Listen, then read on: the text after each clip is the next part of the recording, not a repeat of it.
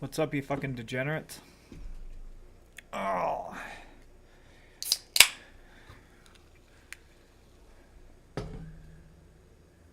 Bro, Lucy's eyes look so fucking creepy in this in the video. What the fuck? Look at that shit.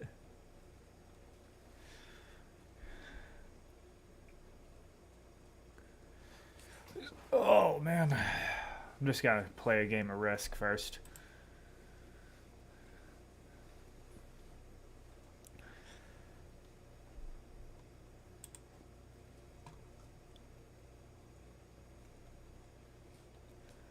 Let's see the secret sex parties that they're having in Dubai.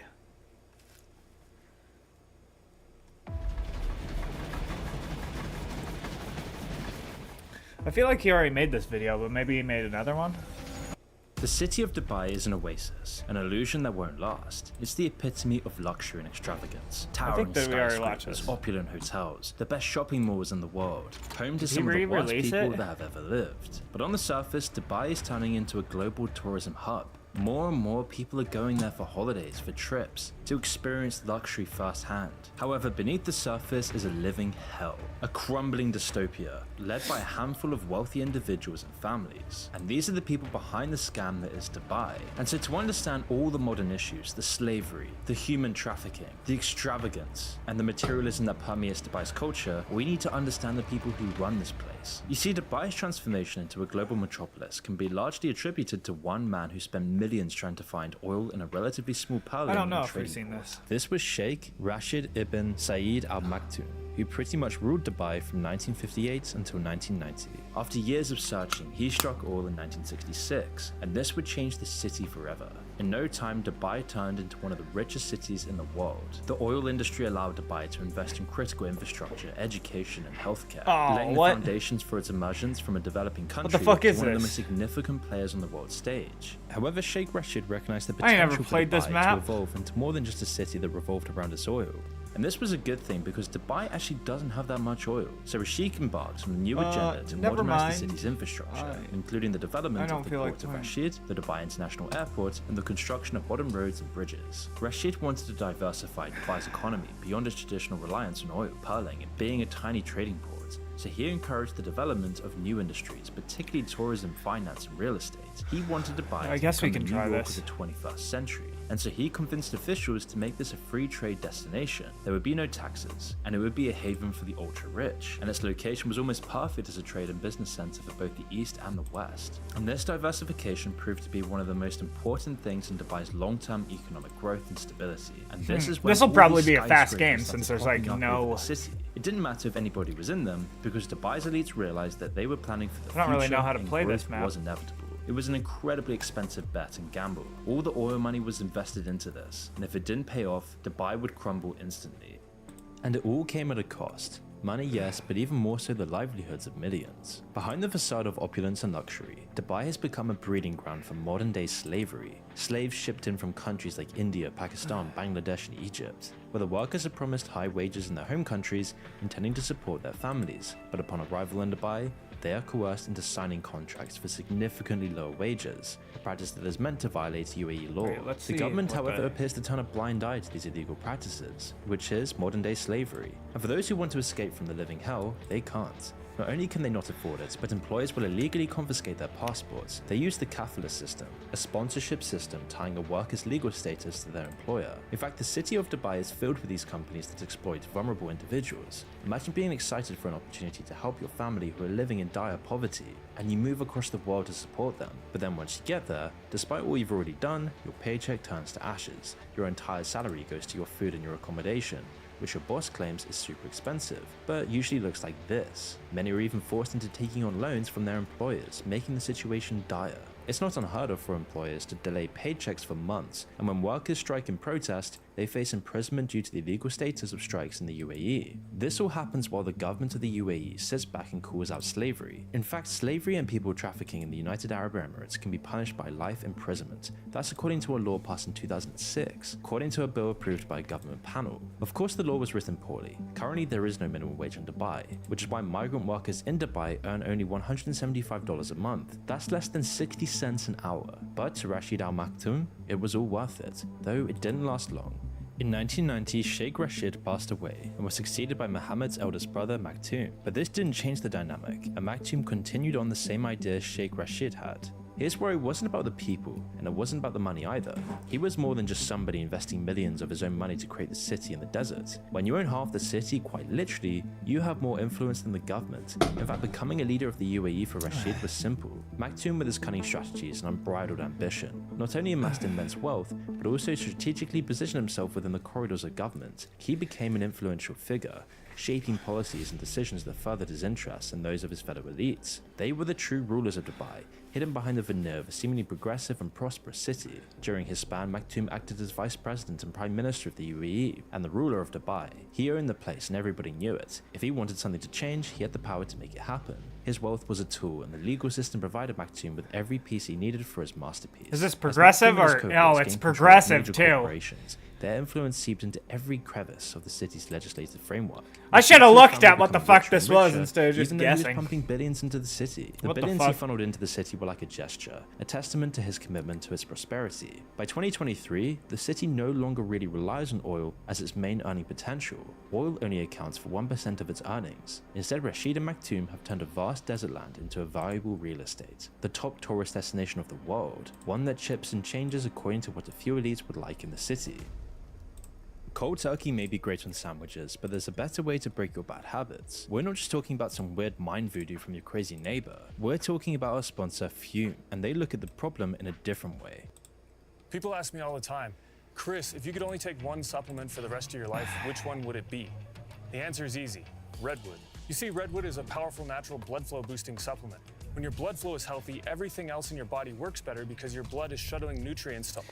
I think I'm gonna Not guard everything this. in a bad habit is wrong. So instead of a drastic, uncomfortable change, why not just remove the bad from your habits? Fume is an innovative, award-winning flavored air device that does just Build that. this up. Instead of electronics, So Fume 1, is 2, completely 3. natural. Instead of vapor, then 2. Fume uses flavored air. And instead of harmful chemicals, You get what I'm Fume saying? uses all natural, delicious flavors. You get it. Instead of we're bad, just gonna Fume is move good. It's a habit you're through free to here enjoy with and this. makes replacing your bad habit easy, filling the void in a natural, guilt-free way. Your Fume comes with an adjustable airflow dial, and it's designed with movable parts and magnets for fidgeting, giving your fingers a lot to do, which is really helpful for de-stressing while breaking your habit.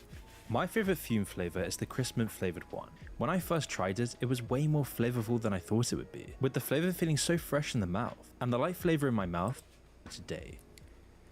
Dubai's legal landscape has turned into a labyrinth of favors, alliances, and puppeteering. Judges who once upheld the scales of justice now found themselves entangled in the webs of privilege, all bowing to a handful of Dubai royalty. The laws were bent to accommodate the elite, and justice became a commodity traded in the shadows. The Al Maktoum royal family, the Al Ghura, the Al Fatim, and the Jumeirah family stand above all the others. They're the ones who own all these skyscrapers and landmarks such as the Burj Khalifa, the Palm Jumeirah, and the World Islands. The symbols of Dubai's ambition and its drive to be a global center of tourism and business. But what happens when you have everything you could ever want and you can do whatever you want to whoever you want? Well, Dubai's leaders are the perfect example of this because for them, they take notes straight from Squid Games. The city's elite, driven by insatiable desires and shielded by immense wealth, engage in illicit activities that defy societal norms and moral boundaries. Sex parties of the vilest nature serve as playgrounds for the elite. These gatherings take place in palaces and are often hosted by wealthy sheikhs. They pay models and other influencers insane amounts of money just so they can defecate on them. More often than not, these influencers aren't even aware of what they're signing up for. They think they just need to please one man, and then they get to experience the lavish lifestyle they've always dreamed of. But instead, their vulnerability becomes a currency. They're exploited and they don't have a way out once they're there. It's forced prostitution that these elite families get away with all the time.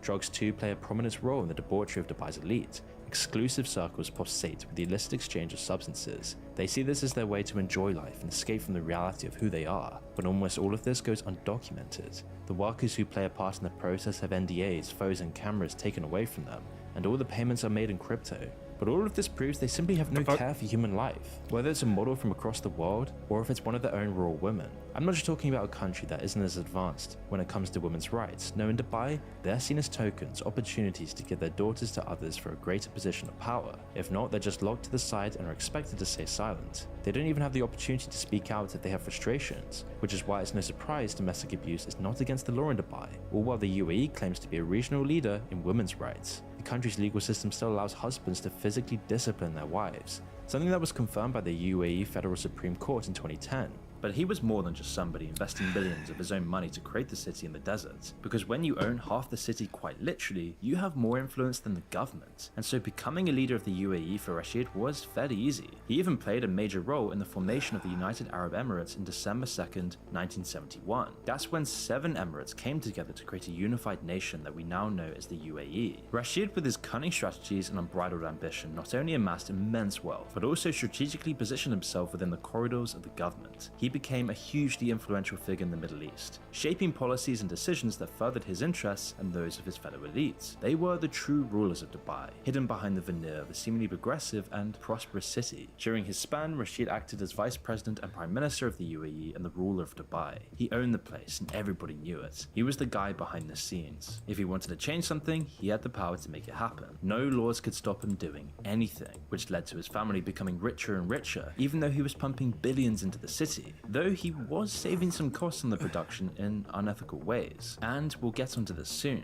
In fact, the oil side of things was not much of a thought anymore. In 2023, oil only accounted for 1% of Dubai's total earnings. And so you would think the daughters in this family would be able to live their dream life, since their family has more money than you could ever imagine. But they're really not happy, and they want out. In fact, they're actually terrified for their life. One of the princesses in particular has tried to get away from her living hell. Sure, this could be an isolated incident, perhaps she doesn't know what life is like in the real world, and it's easy to think this until you hear of what's really happening behind the scenes in Dubai. This is Princess Latifa, the daughter of the ruler of Dubai, who's tried to escape attempts from her family's control and her subsequent attention for decades. In 2002, at the age of 16, Latifa made her first attempt at escape, fleeing Dubai to Oman with the help of a Finnish friend. However, she was captured by Indian naval forces and returned to Dubai, where she faced years of confinement and restrictions on her freedom. For the most part, nobody knew about this at all. She barely had any opportunities to make her situation known. So for many years, all she knew was suppression at its finest. She was locked in a villa, surrounded by police. She could never go outside to get fresh air, and she apparently had no healthcare either. She felt like a hostage and that her life was not in her hands. And so in 2018, with no other option, Latifa took her chances for a second time. This time on a more daring escape attempt, planning to reach the United States and seek asylum. So she would join forces with Hervé Joubert, a French national and former French spy. Together, they planned to sail across the Indian Ocean to India and then fly to the United States. The escape plan initially seemed to be going smoothly. They successfully left Dubai on a yacht and spent several days sailing.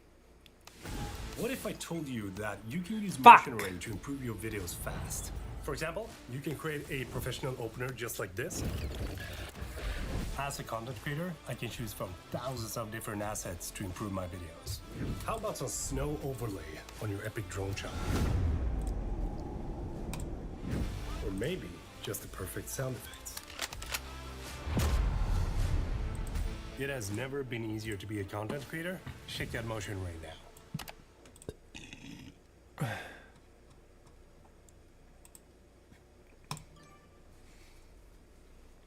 Oh, they are gonna love that one. Just curious, how many more friends are we shopping for? Let's see. Jacob, James, Jayla, Jen. Early on the J's. Jonathan. Holiday shop like a super gifter. Towards India. However, on March 11, 2018, just off of the coast of India, the yacht was intercepted by Indian Special Forces and Emirati commandos. Latifa and Joubert were forcibly removed from the yacht and taken back to Dubai. And upon her return to Dubai, Latifa was reportedly detained in a villa and subjected to further restrictions on her freedom. She was denied any access to her family they already and friends, and pulled her cards. communications were tightly controlled. In 2019, That might mean Latifa that it goes gained boom, international and I'm attention basically after last. BBC Panorama at a Pull documentary cards. featuring videos recorded by That's Latifa sick. prior to her second escape attempt. In the videos, Latifa spoke about her desire for freedom and her deep-seated fear of her father. So yeah, they caught me at the border basically, and then they found out who I was. They brought me back to Dubai, and my father's right-hand man put me in prison. What? Under my father's orders, and then his all his CID guys. Put his own daughter in prison. They put me in prison and they tortured me.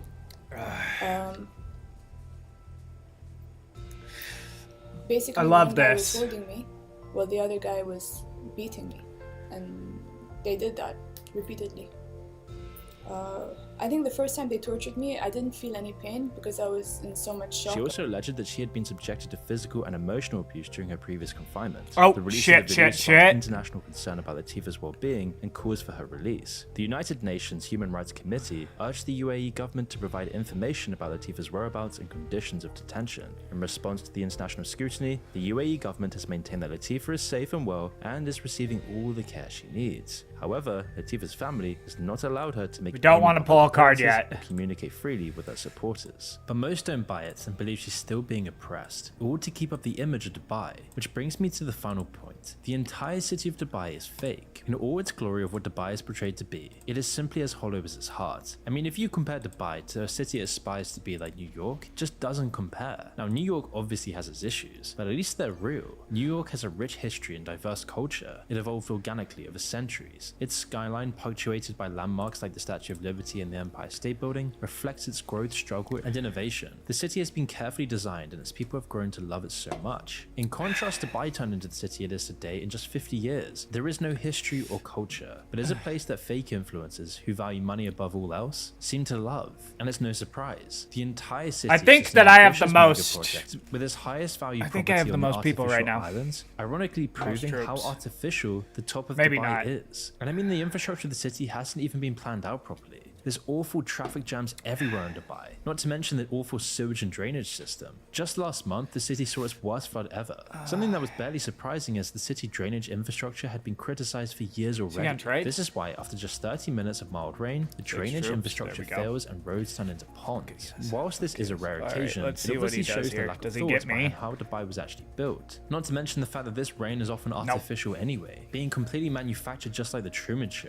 And all of this comes from the fact that the soul of the city just doesn't really exist. If we look at what makes New York great, it's not just the buildings. The heartbeat of New York is found in its people. There's a dynamic blend of cultures, backgrounds, and stories. The city thrives on its neighborhoods, each with a distinct character and charm. It's a city forged over generations. To them, New York has a profound sense of belonging and shared identity. And New Yorkers share a genuine love for their city, and their attachment goes beyond mere economic considerations. And the same is He true is for coming places into like me. London as well, as what it looks residents like. actively participate That's in a the city's big cultural, social, and move, civic though. life that fosters some sense of belonging and community, even if it is rather limited. But when it comes to the facade of Dubai, there is just no soul or culture. It's just a barren desert luxury prison with nothing to do other than to shop, filled by an underbelly of slaves who are doing everything they can to get out of the place. They don't love the city and they don't even want to be there. And if you ask anyone who's been there, they always say that the soul is missing. And the whole city's skyline is just a testament to how Dubai was built in the first place. How many It is is all there? manufactured out of Get this one one man's up to ambition for more power. 17. Its main sites like the Burj Khalifa 15. just stands as a towering Boom. symbol of the vapid, empty plastic culture that permeates the city. While its height is undeniably impressive, it does really nothing for its cultural heritage. There's no real reason for it other than to be big. Similarly, the Palm Islands, often seen as a triumph of human ingenuity, one of the most luxurious places on the world, just seems to be a project of tasteless extravagance. These artificial islands, shaped into palm trees visible from space, are more of a gimmick than a thoughtful addition to the city's landscape, representing a missed opportunity to create something that is both innovative and culturally resonant. Instead, they stand as an epitome of environmental disregard, vacuousness, atomization, and built for the sake of grandeur rather than to enrich the city's cultural fabric. And the result is a bland, uniform aesthetic that permeates the city, lacking any nuance or intricacies of traditional Emirati and Islamic art and architecture. Instead of community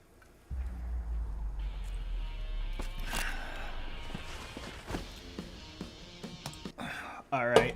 Let's Let's fucking parks, see this. beauty, elegance, and culture, you get gigantic shopping malls, over-the-top luxury hotels, and just a playground for the wealthy and powerful rather than a city to actually live in. And this fake plastic facade also extends to the influencers who love this place. Most of the women seem to be involved with borderline prostitution, paid to be there by the rich, and the others live in the slums of the city but drive around to take photos and pretend their life is so good. And the government's control over the city's image is so stringent that influencers who dare to expose the harsh reality risk arrest or deportation. This is why you don't even see that much criticism against Dubai, because of the authoritarian control behind the entire thing. I mean, you can even get a fine for having a dirty car or using a VPN, or even taking a photo Oh, is he gonna take in the city, or to keep the image squeaky What's he gonna clean. do And here? this manipulation extends to media, acting as a shield for the numerous hidden truths. The unspoken rule is clear: don't speak about extreme poverty, as it contradicts the polished image Dubai wants to project globally. The UAE's inclusion in the Human Rights Watch already signals serious concerns, and they want nothing to do with it. That's because the government's involvement goes beyond turning a blind eye to the slavery issue. They are integral to the issue. Dubai's very foundation, even government-run buildings and jobs use modern-day slavery. This is the backbone. This is what affords them to have no tax. And government data reveals a staggering 96% of the employed population in the city is comprised of immigrant workers. And of course, these are not all slaves, but a substantial percentage actually are. And so for them to make any change to their economic system would be an economic suicide in the city. But that then begs the question, how long can all of this last? I mean, the city is completely contradictory to what it was meant to be. There is no authenticity. It is a hellhole where the temperatures reach 41 degrees Celsius daily. There is no trees, greenery, and even the weather is subject to manipulation. Dubai researchers are increasing artificial rainfall by employing drones to generate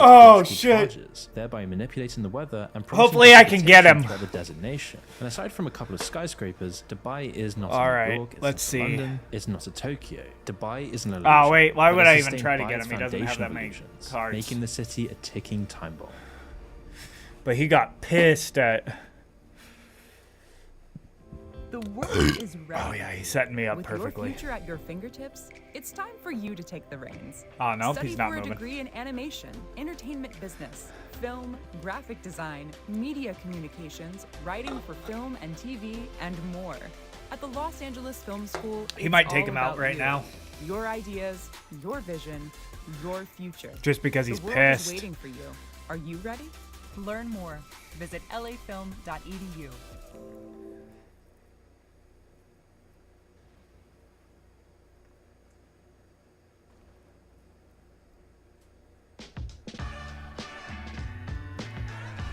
Now, does he run through me?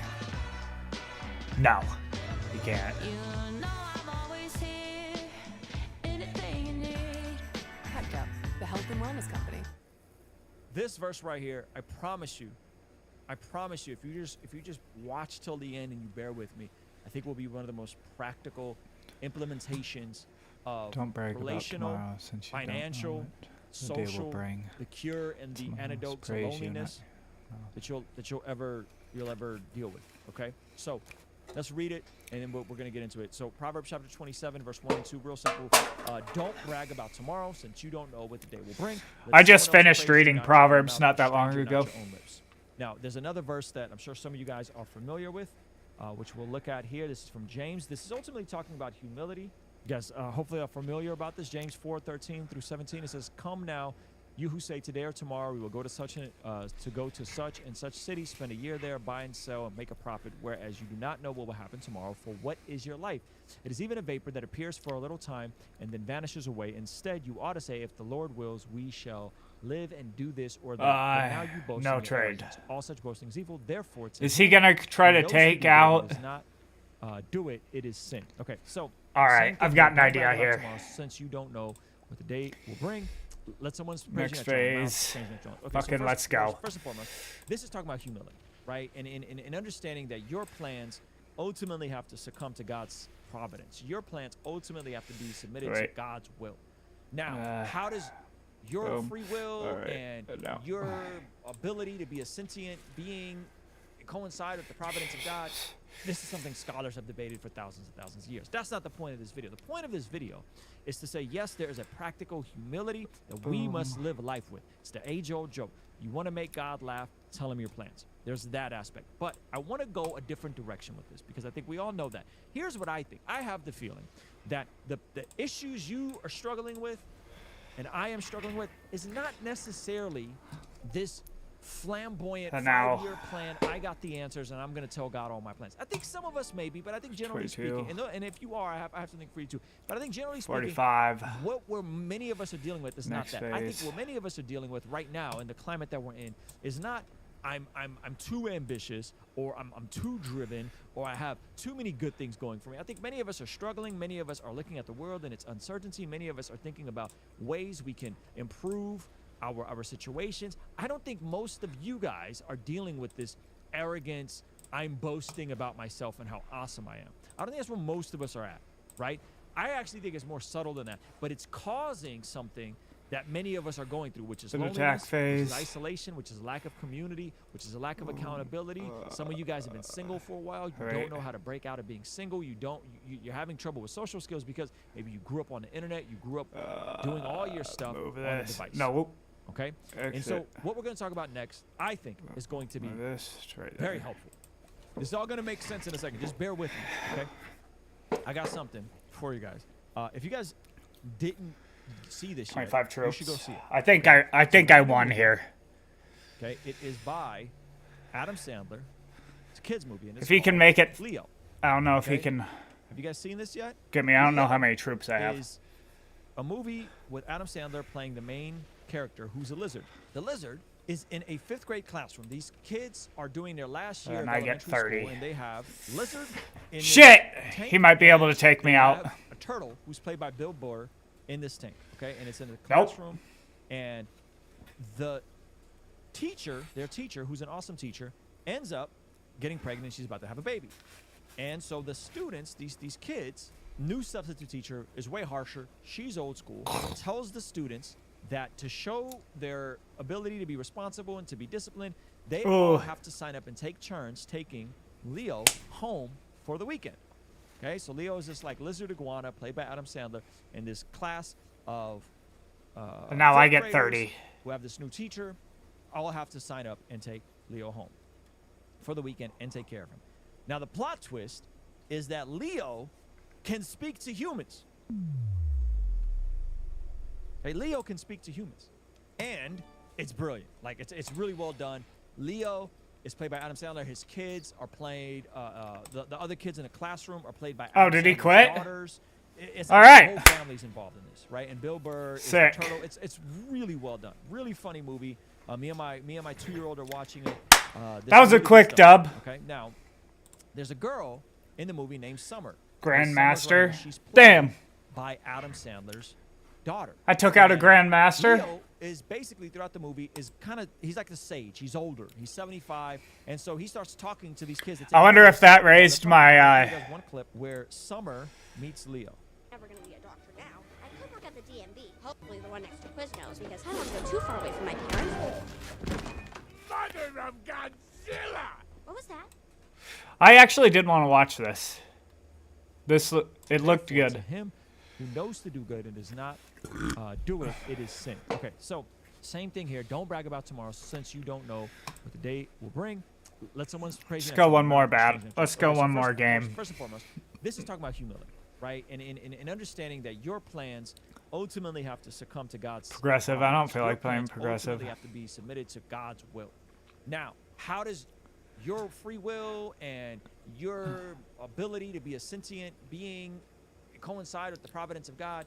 This is something scholars have debated for What thousands is and this? thousands of years. That's not the point of this video. The point of this video is to say, yes, there is a Filter, practical humility that we placement, must live life auto, with. It's the age-old joke. card You wanna make God laugh, bonus, tell him your plans. all. There's that aspect. But I want to Okay. go a different direction with this because I think we all know that. Here's what I think. I have the feeling that the issues you AI are is struggling difficult. with Can it and I easy- am struggling with is not necessarily this all. flamboyant 5-year plan. I got the Turn answers. time. I and don't I'm gonna care tell about God all the that. things. I think some of Portals. us maybe, but I think generally speaking, and if you are, I have something for you too. But I think Fixed. generally speaking, what many of us are dealing with is not that. I think what many of us are dealing with right now in the climate that we're in is not I'm too ambitious, or Off. I'm too driven, or I have too many good Off. things going for me. I think many of us are struggling. Many of us Off. are looking at the world and its uncertainty. Many of us are thinking about ways we can improve our situations. I don't think most of you guys are dealing with this arrogance. I'm boasting about myself and how awesome. There we I go. am. Classic I think that's where fixed. Most of us are at, That's what we- right?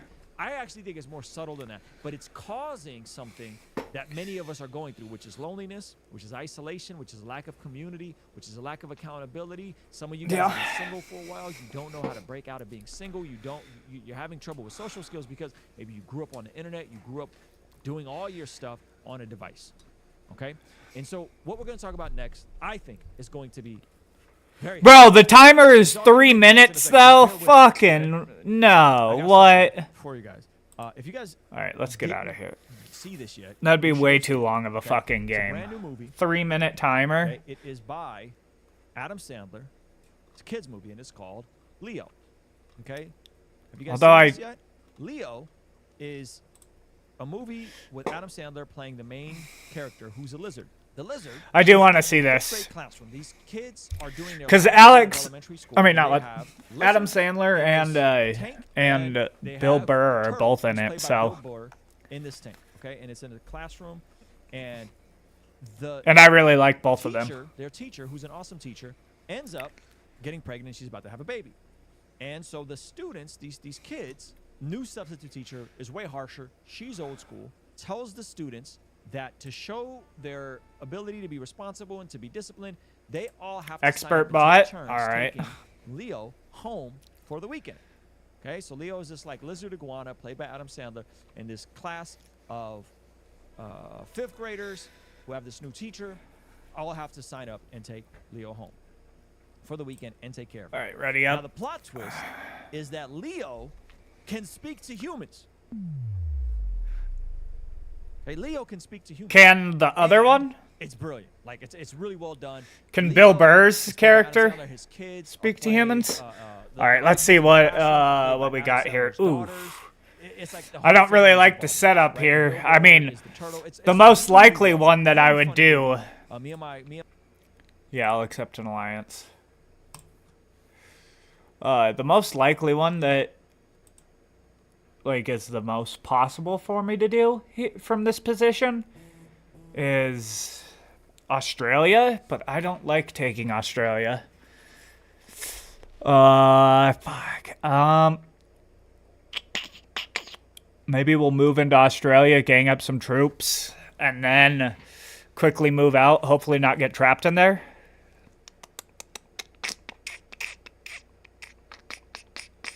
I don't know. We'll see what everyone else does, and then we'll see how the board plays out.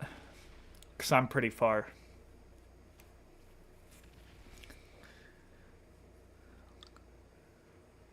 Down. Alright. Alright, let's watch this. Watching it. There's some really good stuff in here. Okay, now there's a girl in the movie named Summer. Okay, Summer's right here. She's played by Adam Sandler's daughter. And Huh. Leo That's pretty cool. is basically throughout the movie is he's like the sage. He's older. He's 75, and so he starts talking to these kids that take a moment and solving all their problems. Now I want to play you guys one clip where Summer meets Leo. Never gonna be a doctor now. I could work at the DMV. Hopefully the one next to Quiznos, because I don't want to go too far away from my parents. Mother of Godzilla! What was that? Okay, so Leo's trying to escape, and this is Summer's first time Hearing him Leo talk. Alright, Ah, so this is going somewhere. this guy's going, no Australia, no win, bro. Walls don't talk. Why would a wall say anything? Yeah, I won't try to take Australia from him then. That's pointless, getting in a battle over Australia. You said something! No! You talked! You're talking! I have to tell my mom or people will think I'm crazy! You'll probably have to go to school in Tampa for kids with issues. People can't know! I guess we'll just go like this. We'll be a nomad for a little bit. They're naturally moist. Please, I'm begging you to keep quiet. If people know I talk, they'll send me to a scientist or something. Alright, then we're gonna move this up. We're just gonna have a 14 or 13 rolling around up there. Connected? I have to tell someone. Please. You're the only one who can hear me. Oh, then why are you whispering? Because you were and it sounded fun. Okay, so that's how Summer meets Leo. Now, something happens here that is real funny. The rest of the scene plays out, and Summer just keeps talking. Summer's a sweet girl, but she doesn't have many married friends. She's lonely. Okay, And okay. she's talking a whole lot, and Leo. Let's see what happens, because they have the bot in there, so the bot's gonna start And she attacking goes, them. Why did you say you understand? And he goes, because I understand. I've been around for a while. And she goes, oh, I thought it was because of something else. And he's like what? And she goes, oh, it's because I talk too much. It's because I talk too much. And Leo goes, oh, you're actually very self-aware. You know that you may be perceived as talking too much. And she goes on to talk about herself.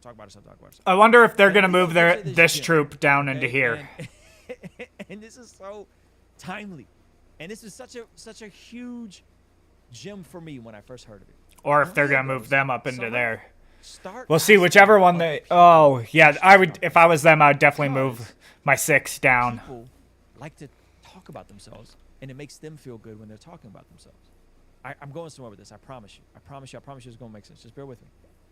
And so Summer goes, asking questions. Huh. She's struggling. It's 5th grade. She's struggling. She can't make any friends. Summer has this epiphany that she talks too much about herself, and she doesn't ask people questions. What is and she 5 doesn't think doing about other here? people. So immediately after, she calls her mom in the room, and she goes, "Mom, what's the square root of 91?" And the mom was like, "What? Go to sleep, Summer."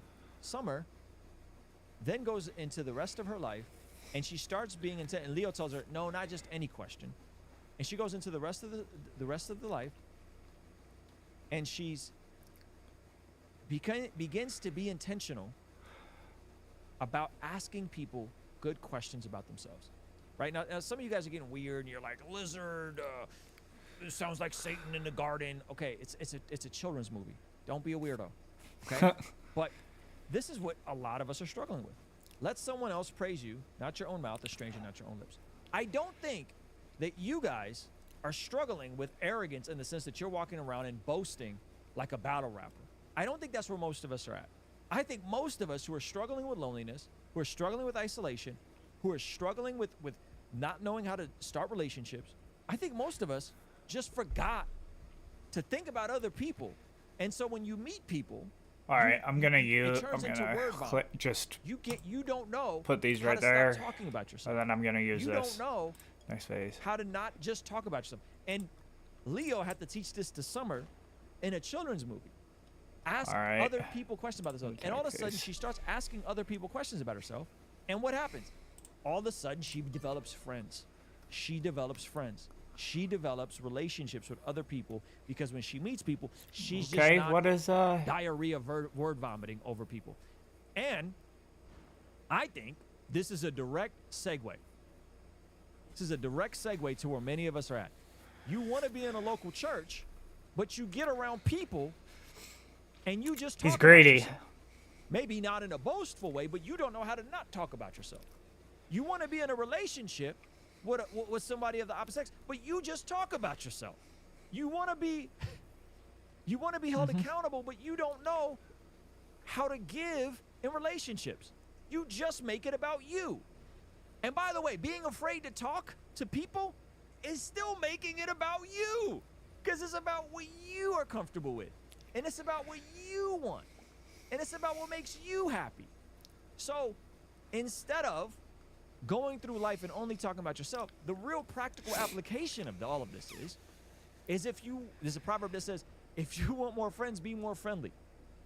If you want to not be lonely, which a lot of us have experienced because of the pandemic, because of social media, because of a plethora of reasons, when you meet people, when you go to a new church, when you meet a young lady or a guy, and there's an interest, and I want friends. I don't want to be lonely. I don't want to be isolated. Here's the most pragmatic, simple quote that just grain this into your brain. Don't make it about yourself. Make it about asking people good questions about them. Find out information about other people and ask about them. And I'm going to add a caveat, because what it does is most people enjoy talking about themselves. Most people enjoy someone caring enough about their day to ask them a very specific question. And here's the flip side to all of this. And how do you know if you want to be in some sort of relationship, friendship with someone, is as you're building and you're asking questions, pay attention on if it's reciprocal. Because if you're talking to a young lady or a young guy and you're trying to be romantic and you're asking good questions, you're not just asking what's the square root of 91 the way Summer did, and you're asking good questions, good thoughtful questions, and they never ask you a question. Damn back, it. They never ask you a question back. That's probably not somebody you want to be in a relationship with, fam.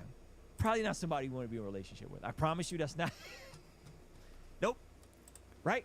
If you're trying to build a friendship and all the person does is talk about themselves and they never ask you how you're doing, right? And so, because here's what I think happened. I think we've been indoctrinated with this: you are a snowflake, you are the center of the universe, the world revolves around you. And You're not. And then COVID happened, and we had to be indoors and not be outside. And then we forgot how to be social creatures. And so I'm just bringing it back to the very, very, very, very, very basics of, hey, be interested in what other people have going on. Philippians tells us to think of others before Is he we think getting of ourselves. greedy? And so if you're lonely, if you're struggling, if you want to, man, I really want to be married someday, and you're just striking out, and you're actually taking care of yourself, right? We're talking about romantic. We're just going to pause for romantic side. Taking care of yourself, right? Going to the gym, trying to better yourself, right? If you're doing that aspect and you're just striking out, you need to examine: am I asking good questions? Am I being friendly? And if you are, I'd move into right there. make sure that it's being reciprocated, right? Because most people give Six a path out. Give Red a path out. And if they don't, you probably don't want to be in any sort of relationship. Because most people usually turn around and be like, what about you? What are you doing about this? And so examples of good questions, obviously it depends on the context. Something as simple as, when I meet people, something as simple as, if I meet somebody at church, so I meet somebody new at church. Hey, how are you doing? Where are you from? How long have you been going to church here? Easy questions to meet folks at church. Smile. How are you doing? Listen to what they say how are they doing? How long have you been going here? Where are you from? Easy questions. We see, according to the Bible, that prayer is extremely important in terms of us being transformed from the inside out when we get aligned with God's will. For the Christians watching this channel, I want you guys to implement.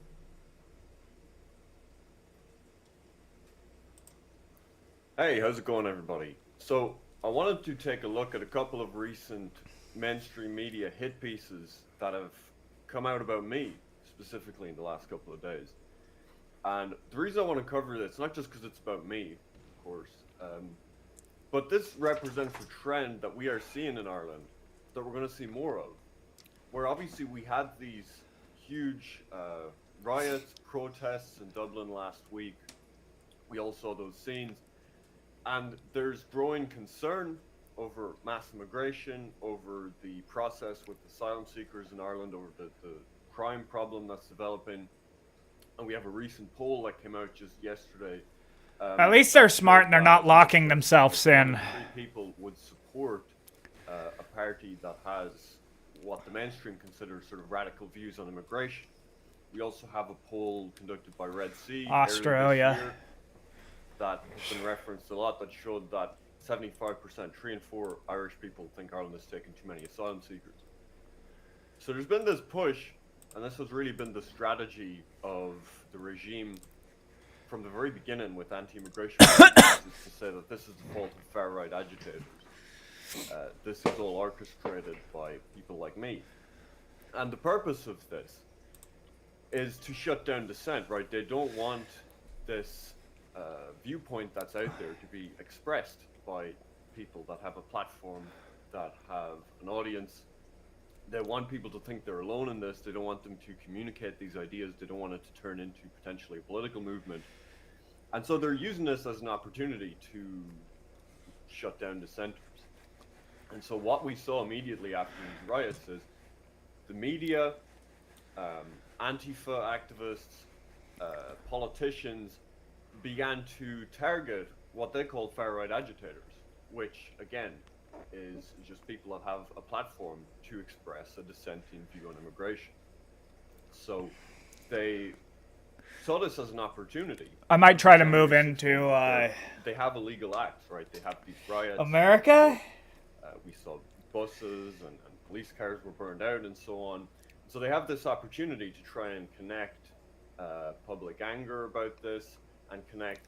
I think that's my move here. I'm gonna move into America, legal, peaceful and then try to by people like me. And that is make an alliance with this guy. The plan now is to say, if you want to deal with illegal acts, things like rioting, violence on our streets, you have to target the supposedly peaceful. I don't want to attack that 3, but I'm gonna have to get through into there. Of these people that are on Twitter, that are on other platforms, that are expressing an anti-immigrant view. Let's see. Right now, they're doing that through the media. I can only trade the pieces, dudes. Trying to connect us to incitement to violence, which is just absurd. Eventually, they will have the hate speech laws, which will make it much easier to do that because they won't have to have direct incitement to violence. They can just have, you know, hateful memes on your device or something that's interpreted as hateful. But for now, they have to work with existing legislation, and so there's this big push. What's his plan here? To incitement to violence. And also, as often happens, you know, they love the foreign interference angle, right? Is he gonna move into Australia? Of Russian interference.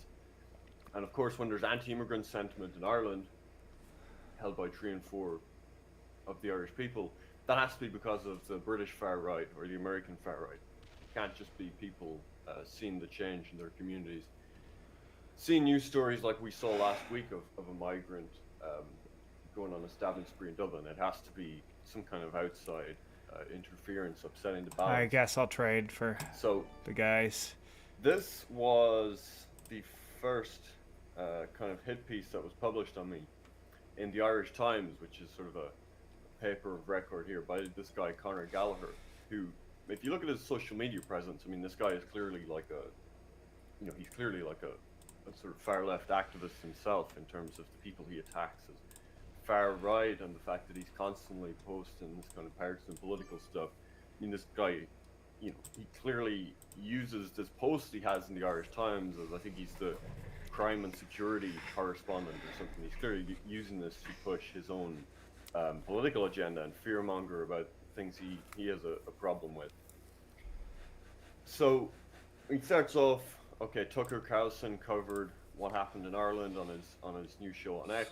Clients. He said Ireland is a powder keg and this government is trying to replace the population with people from the third world.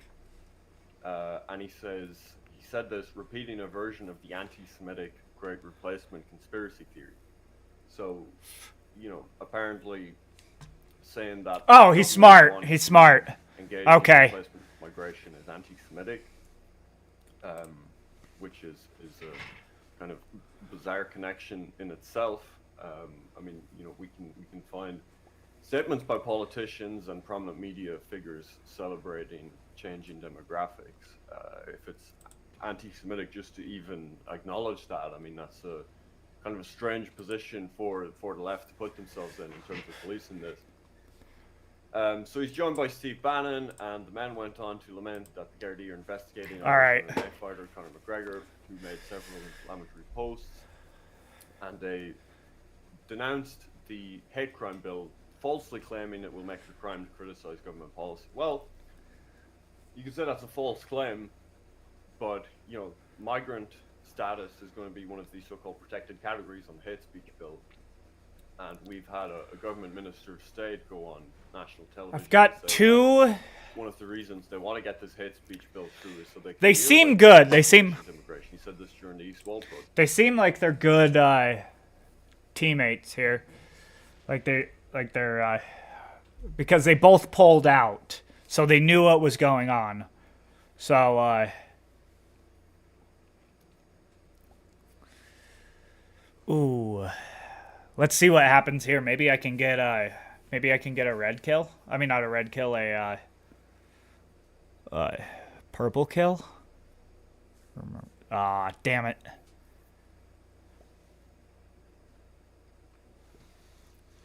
Why are you?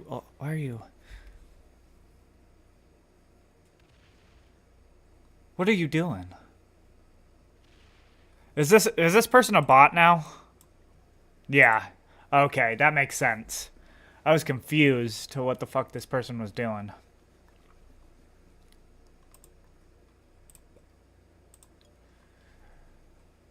So I have claim of this territory, but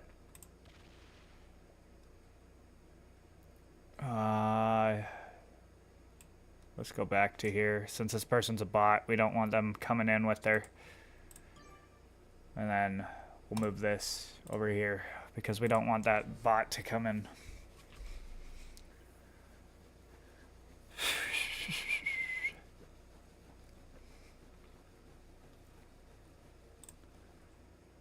Alright, I got 10.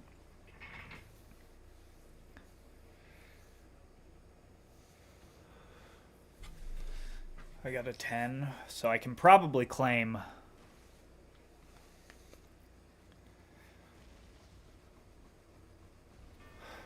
America. I can probably claim America after this.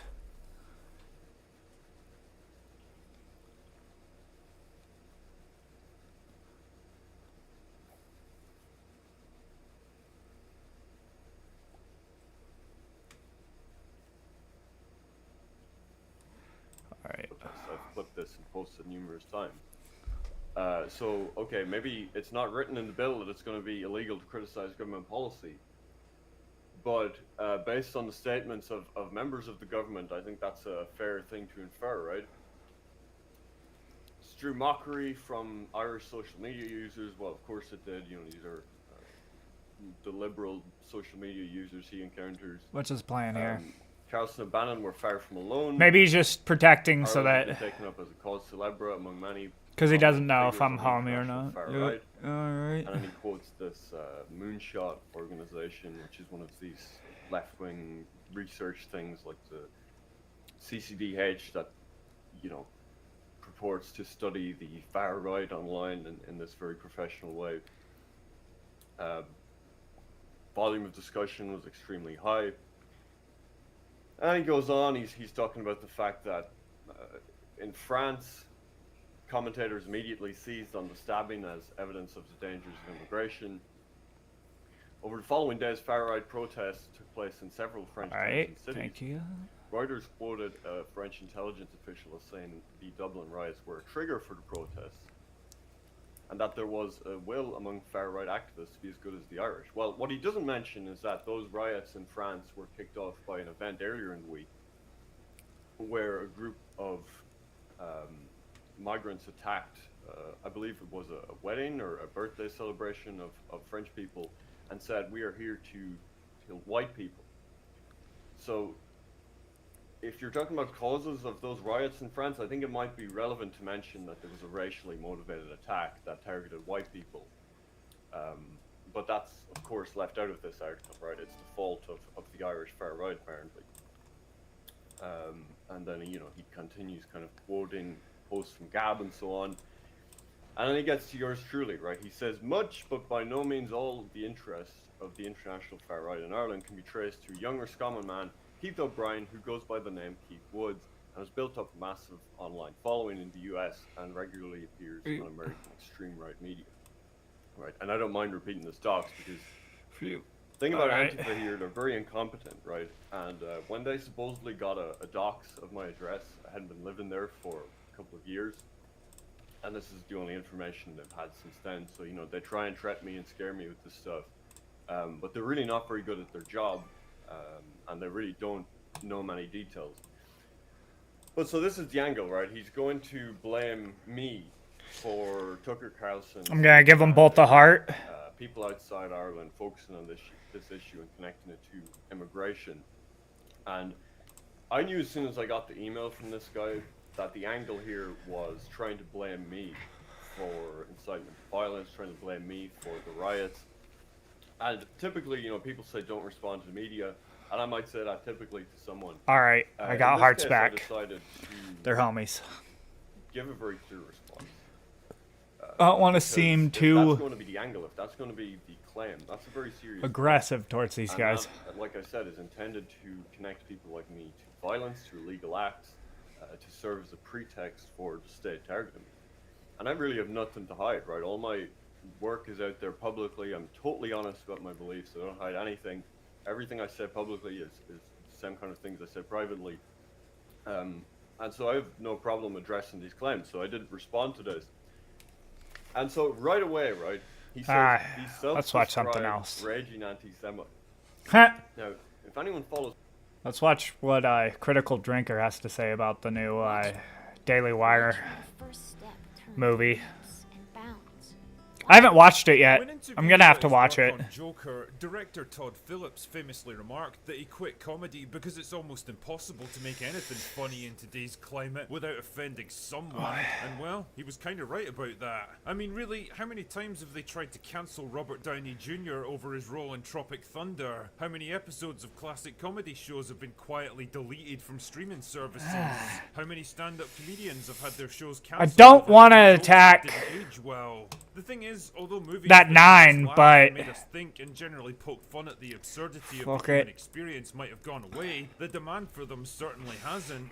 Which is probably what the Daily Wire is hoping to capitalize on with the release of Lady Ballers, a comedy movie that tackles the contentious issue of trans athletes in women's sports. The film seems to be marketed as a kind of throwback to the comedy flicks of the mid-2000s when humour was still allowed to push the boundaries and nothing was off the table. And combined with its attention-grabbing subject matter, it was clearly intended to stir up controversy and attention. But now that it's actually out there in the world, the real question is whether it manages to deliver on that promise. Well, the drinker is here to deliver his verdict. The movie centres around Rob, a once successful basketball coach obsessed with winning that's now become kind of a burnout, divorced from his wife, estranged from his daughter, and with no real prospects for the future. But a chance meeting with Alex, one of his former players, inspires him to get back into coaching, especially when he learns of a local athletics tournament with a $5,000 cash prize for the winner. Fair enough, but a misunderstanding at the entry point sees Alex entered into the race as a woman, where he proceeds to demolish the female competitors and win every event. Fortify, go back Not there. only does nobody object to it, but he actually gets applauded by the news media for being a stunning and brave trailblazer. His unexpected success gives Rob a little idea.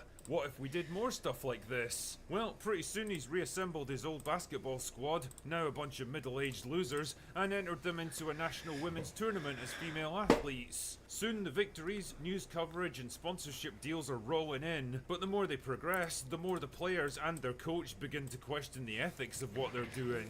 You know, there's something weirdly surreal about watching a movie made from the exact opposite perspective of everything else that's come out of Hollywood in the past 10 years. Lady Ballers makes zero attempt to hide its conservative leanings and gleefully mocks pretty much every major issue that's been considered a sacred cow until now, from environmentalism to female empowerment, racial discrimination, diversity and inclusion quotas, and of course, transgender athletes. The core premise of the movie, that men competing against women gives them an unfair advantage and risks pushing female athletes out of their own sports, is something that's been tackled already, and arguably better, in shows like South Park. The difference is that while South Park tends to present both sides of an issue and mocks the extreme elements of them before committing to a fairly balanced compromise, Lady Ballers comes down squarely on one side of the issue by pushing it to its most absurd conclusion, two teams of men pretending to be women so they can compete against each other in the final match, before hitting the reset button on the whole thing. For the most part, it's not really as edgy or as ruthless with its subject matter as I expected.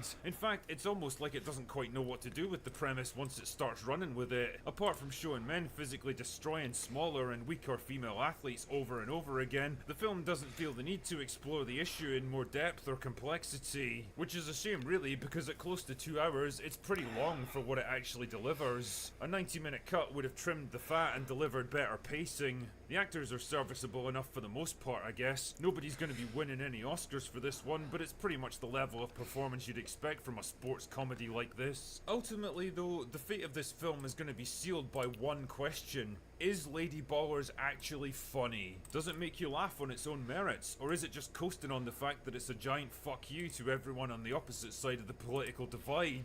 I mean, if you're a Daily Wire subscriber, then I guess it's pretty much tailor-made for you. But what about the average Joe? The guy with no real political leanings, who's tired of the endless culture war and just wants Let's see what I got here. irreverent comedy that'll make him laugh.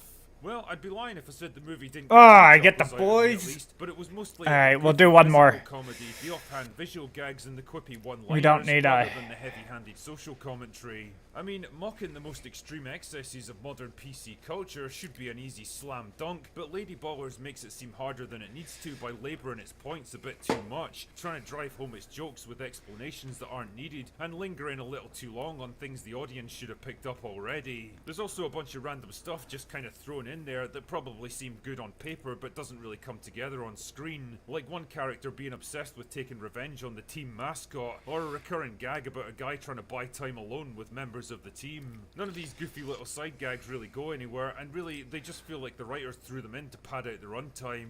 Ultimately, while Lady Ballers is certainly not the worst comedy I've seen in recent years, it's not on par with the mid-2000s classics like Dodgeball, Anchorman or Tropic Thunder that it seems to want to emulate. This movie is very much a rough gem, the imperfect first attempt of a company that's still finding its feet as a movie studio, trying to take on multiple different genres all at the same time, and probably finding out that it's a lot harder than it seems. And it's kind of a missed opportunity when I think about it. Like, if your aim is to crack the Hollywood echo chamber and capture that Wait. things that aren't needed, and lingering a little too long on things the audience should have picked up already. There's also a bunch of random stuff just kind of thrown in there that probably seem good on paper but doesn't really come together on screen. Like one character being obsessed with taking revenge on the team mascot, or a recurring gag about a guy trying to buy time alone with members of the team. None of these goofy little side gags really go anywhere, and really they just feel like the writers threw them in to pad out the runtime. Ultimately, while Lady Ballers is certainly not the worst comedy I've seen in recent years, it's not on par with the mid-2000s classics like Dodgeball, Anchorman or Tropic Thunder that it seems to want to emulate. This movie is very much a rough gem, the imperfect first attempt of a So company we're that's all finding going its feet in. as a movie studio, trying to take on multiple different genres all at the same time, and probably finding out that it's a lot harder than it seems. And it's kind of a missed opportunity you when I cunt. think about it. Like, if your aim is to crack the Hollywood echo chamber and capture that all-important middle ground of general audience appeal, you're unlikely to do it by creating one of your own. Let's see. Anyway, that's all of Yeah, I'm glad that I waited. Go away now. What does your video sound like? Go to artlist.io and get the best music and sound effects for your videos. This is not the real world. This is your creation. The stories you tell, the images you take, and the music you choose. Soundtrack your videos with Artlist. Be creative. With unlimited music and sound effects and a license that covers everything. Join the next generation of creators. Go to Artlist now and start creating without limits. Now let's give him a heart. I think he understood that. Let me ask you a question. Have you ever thought about your blood flow? Redwood uses just a few simple, completely natural ingredients to increase your body's nitric oxide production. This in turn lowers your blood pressure and increases the rate of blood flow in your body. This results in several different... I'm gonna need to attack this next. Heightened memory and concentration, and a fortified immune system. Let's see what Redwood does is actually very simple. Redwood optimizes your blood Alright. flow. My name is Chris, and when I was 19 years old... This horror story begins, as many often do, with the regrettable decision to open Facebook. I use Facebook in such a limited way, so it had to be my involvement in religious trauma recovery groups or rollerblading groups, or maybe being a 28-year-old white cis man in Texas that made me a target for Ben Shapiro ads. You know, I think it was probably that last one. The post it showed me was just golden. So let's read it together. Atheism is no longer simply a belief in the absence of God. It is now an active rebuke against his existence fueled by rage and endless invective. The arguments so many employ against God are as rote and dogmatic as any kind of extremism. Ah yes, the atheist extremists. Now, you might think that the worst thing atheists are known to do is smugly condescend to religious people on the internet, but they do much worse than that. They refuse to vote for any candidate that isn't openly atheistic, constantly cry persecution when minorities gain equal rights to them, the majority. They put references to their atheism on our currency. They've been infiltrating the US government for decades in order to establish atheistic rule, and they've even recently tried to overturn a presidential election using violence. Oh wait, I think I'm thinking of someone else. Religious faith is maligned to exhaustion online and elsewhere unless it involves crystals and witchcraft. Atheists don't just refuse the light, they now seek to extinguish it. I'll give you the fact that plenty of atheists do malign religious faith online. Sometimes they provide valid criticism, but sometimes it's just tribalistic, religiously illiterate nonsense. I'm intrigued by this elsewhere, though. Where exactly is that? Like, can you think of even one real-life place where anti-theism, which makes exceptions for witchcraft, dominates the culture? Like, even one place? If only this was backed up by facts Hollywood. and logic. Or, Like everywhere, honestly. one good example. What really gets me here is that last implication. Atheists, they're not just content to disbelieve anymore. Now they're coming for you. Get people nice and scared and then sell them a sense of security. Classic sales tactic. I respect that. Actually, no, I don't. Why am I saying that? Join me on the following episode of Debunked as I break down the many fallacies and falsehoods atheists attempt to employ against the existence of God. Alright, you know where this is going. I checked out the video and I'm going to give you my thoughts on it 1 point at a time. Hey Taylor, I just bought something from Ben Shapiro. He's playing the. He is playing the. Believe in God because they've experienced enormous amounts of personal pain. He's playing the Australia fairly well, honestly.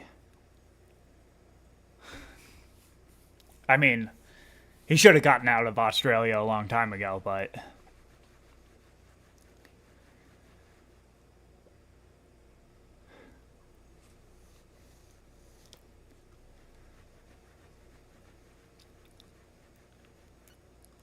Let's see what I have here. Oh, yes. I get another 10.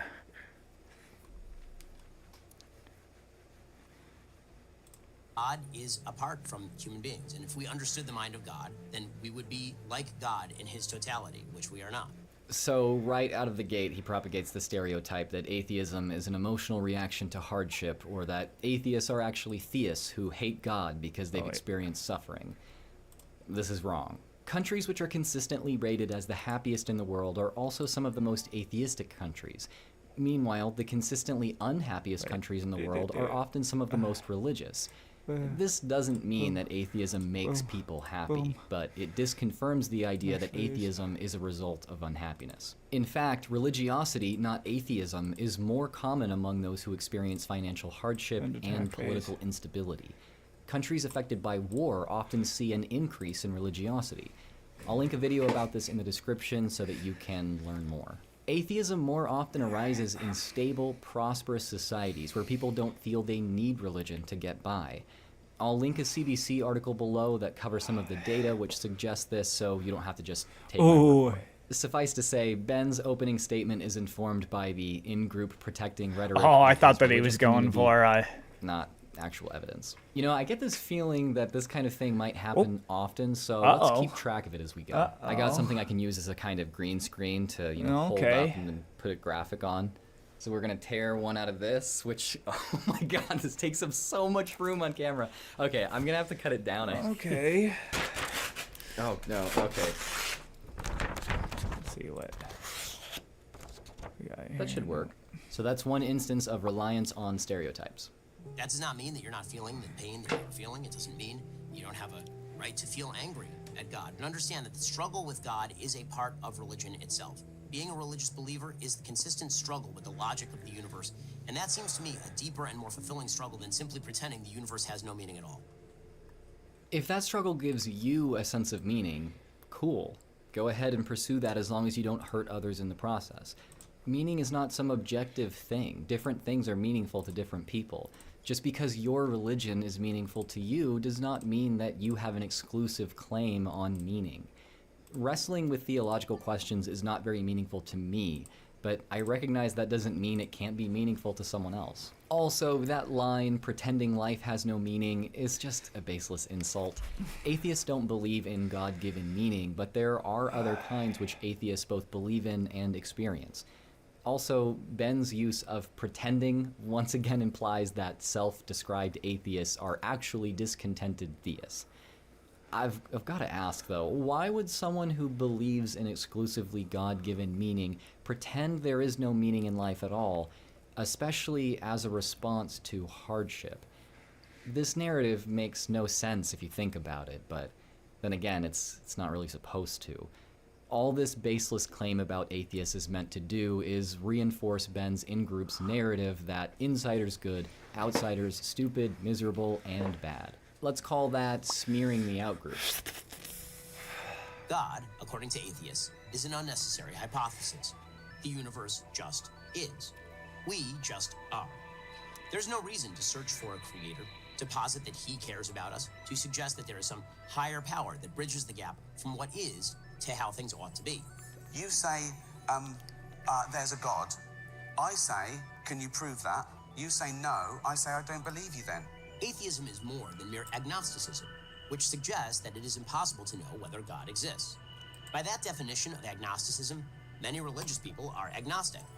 Atheism, however, adamantly opposes the idea of a God who stands behind nature. You scorn churches and the concept of God. Are these accurate criticisms? Yes. Hello, I'm Patrick Stewart.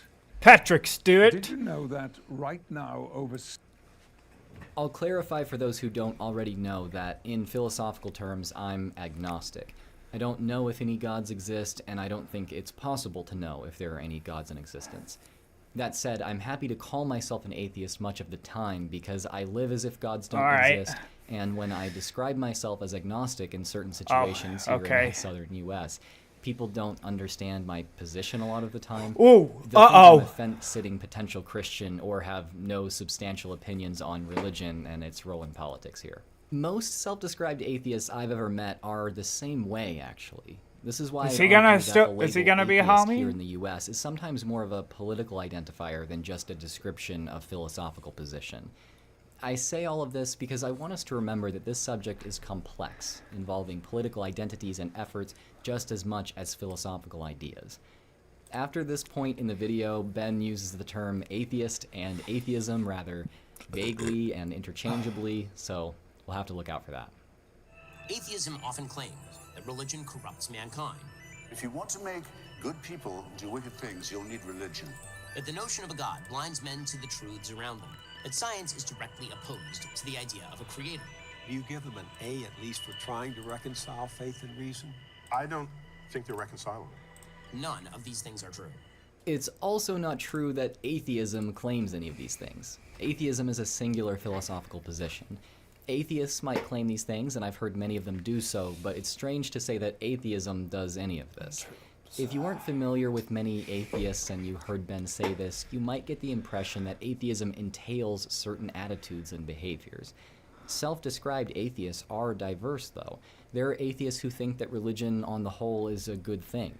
There are atheists who think the opposite, and there are atheists who are somewhere in between.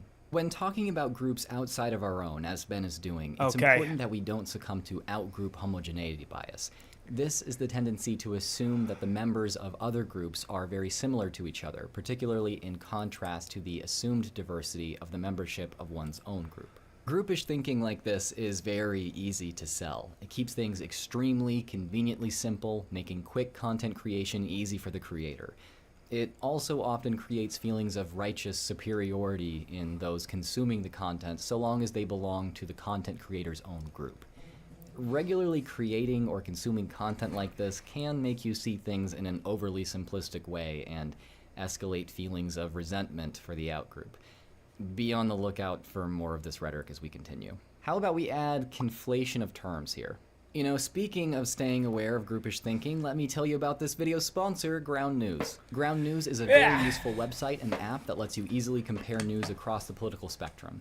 They gather news from 50,000 sources around the world, put them in one place, and show you things like political bias, reliability, and ownership of news outlets so that you can see through spin and actually get informed. Here's a story about the Southern Baptist Church facing federal investigation. It seems like they're in some real hot water right now. So Ground News provides a summary up top. I can see there's over 100 sources reporting on this, and each source is marked with an indication of political bias, locality, and factuality. Let's look at the bias distribution on this one. It looks like most coverage comes from the center, but it only has 11% right political bias coverage.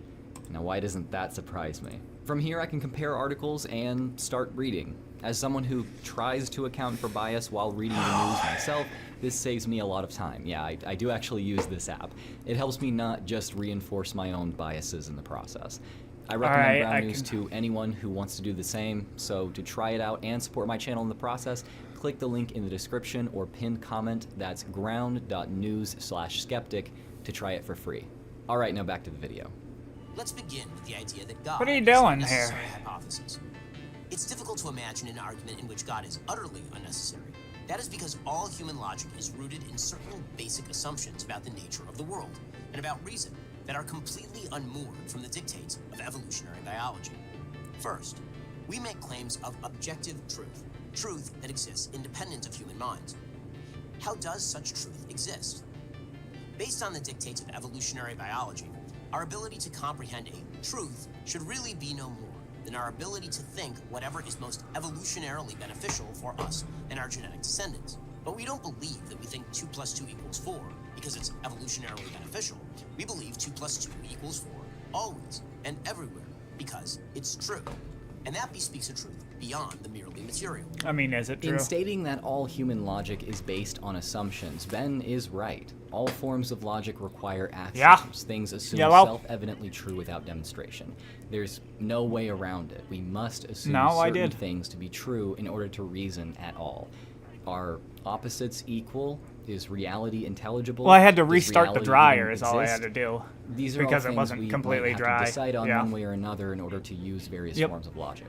I don't think I can agree with the rest. I love you. When Ben says, but we don't believe that we think 2 + 2 = 4 because it's Alright, evolutionarily beneficial. we are in a good let's see. And everywhere because Should I trade? Is he claiming I don't know that if I want to having use the my ability Joker to yet. do math or even regard something as true Yeah, is we'll not trade now. beneficial to survival? Personally, I think being able to collectively reason or believe that 2 predators plus 2 predators equals 4 predators, or that 2 pieces of fruit Next plus 2 phase. pieces of fruit equals 4 pieces of fruit might have been helpful to survival.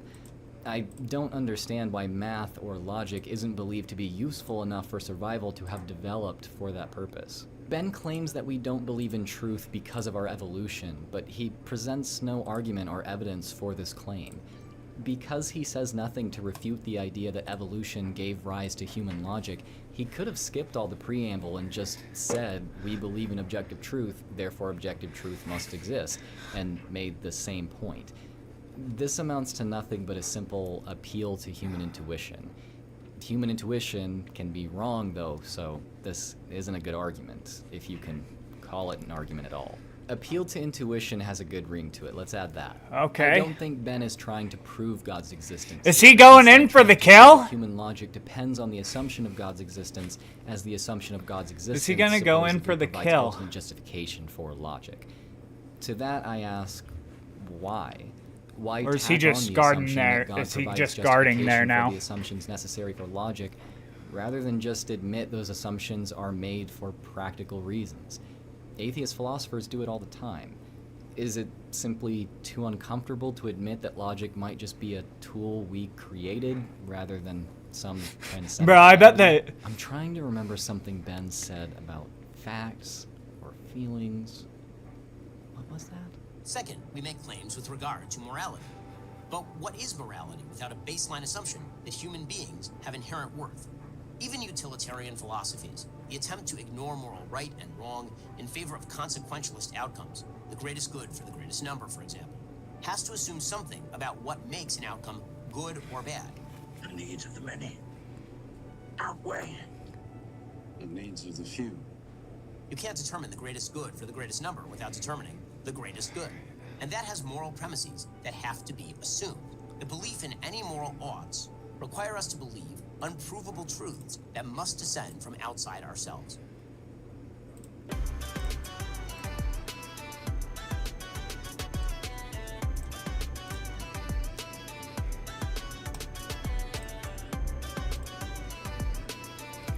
We're just choking Red out. Red's fucked, bro. Again, I agree that moral systems require base assumptions, but I don't agree with the rest. Before getting into the argument, I want to draw attention to this phrasing. Even utilitarian philosophies, the attempt to ignore moral right and wrong in favor of consequentialist outcomes. This paints a picture of people who utilize utilitarian moral systems as knowing right and wrong exist objectively and transcendently, and purposely ignoring that fact. This fits right in with Ben's repeated characterizations of self-described atheists as dishonest, discontented theists. This may seem like an unnecessary nitpick, but he phrases things like this so often that I think it's purposeful. In case anyone forgot, Ben thinks the outgroup is bad. That's another point for reliance on stereotypes. I could count this under smearing the outgroup too, I guess, but we'll just keep it simple. Okay, let's talk about constructing moral frameworks. Shapiro's moral system defines God as objectively good, and therefore derives all its edicts from the authority of God. This system assumes God is good, as that idea can't be anything but an assumption. After all, I guess he as probably Ben didn't want to said, attack God is apart from human beings, and if the we three. understood the mind of God, then we would be like God in his totality, which we are not. Determining what is right and wrong for him, then, is largely a process of determining what God has said is right and wrong. I don't know if A I wanna... utilitarian moral system assumes that some outcomes are more desirable than others. An individual, or more likely a group of individuals, decides what these outcomes are. Then it evaluates, based on observation, what actions lead to desired outcomes and which lead to undesirable outcomes.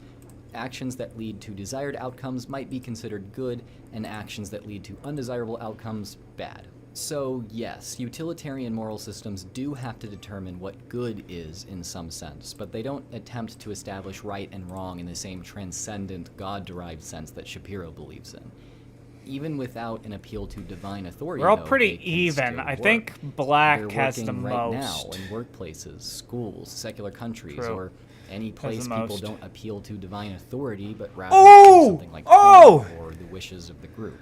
Oh How shit! is this possible? No! Most humans are actually really good at No! determining what Yes! desirable outcomes are, Exactly and coming to what we agreement needed. on that with others. So many of us are Oh, so inherently what good was at this that? that it's almost like this trait has propagated among humans because it's been beneficial to our survival or something. All moral systems require assumptions, but these assumptions do not I'll have to, attack as Red for Ben him now. suggestively puts it, descend from outside of humanity. Moral cooperation Oh, can still bro. happen without invoking God, because people are capable of coming to a consensus on desired outcomes without an assumption of God's authority. Third, we live as though we believe in choice, as though we are capable of making decisions in some way based on our Holy shit! What was that? for such a choice. How would such choice come about? If we're just balls of meat wandering around in space, how exactly do we make choices? I agree that we live as though we have choices. I'm also a determinist, someone who thinks that all events in the universe, including human decisions and actions, are causally inevitable. I don't think humans have some special ability to generate thoughts or decisions randomly or in a way that's detached from the rest of the universe. I'll But take this our one out now. Psychological activity is totally dependent on Oh, causes. bro.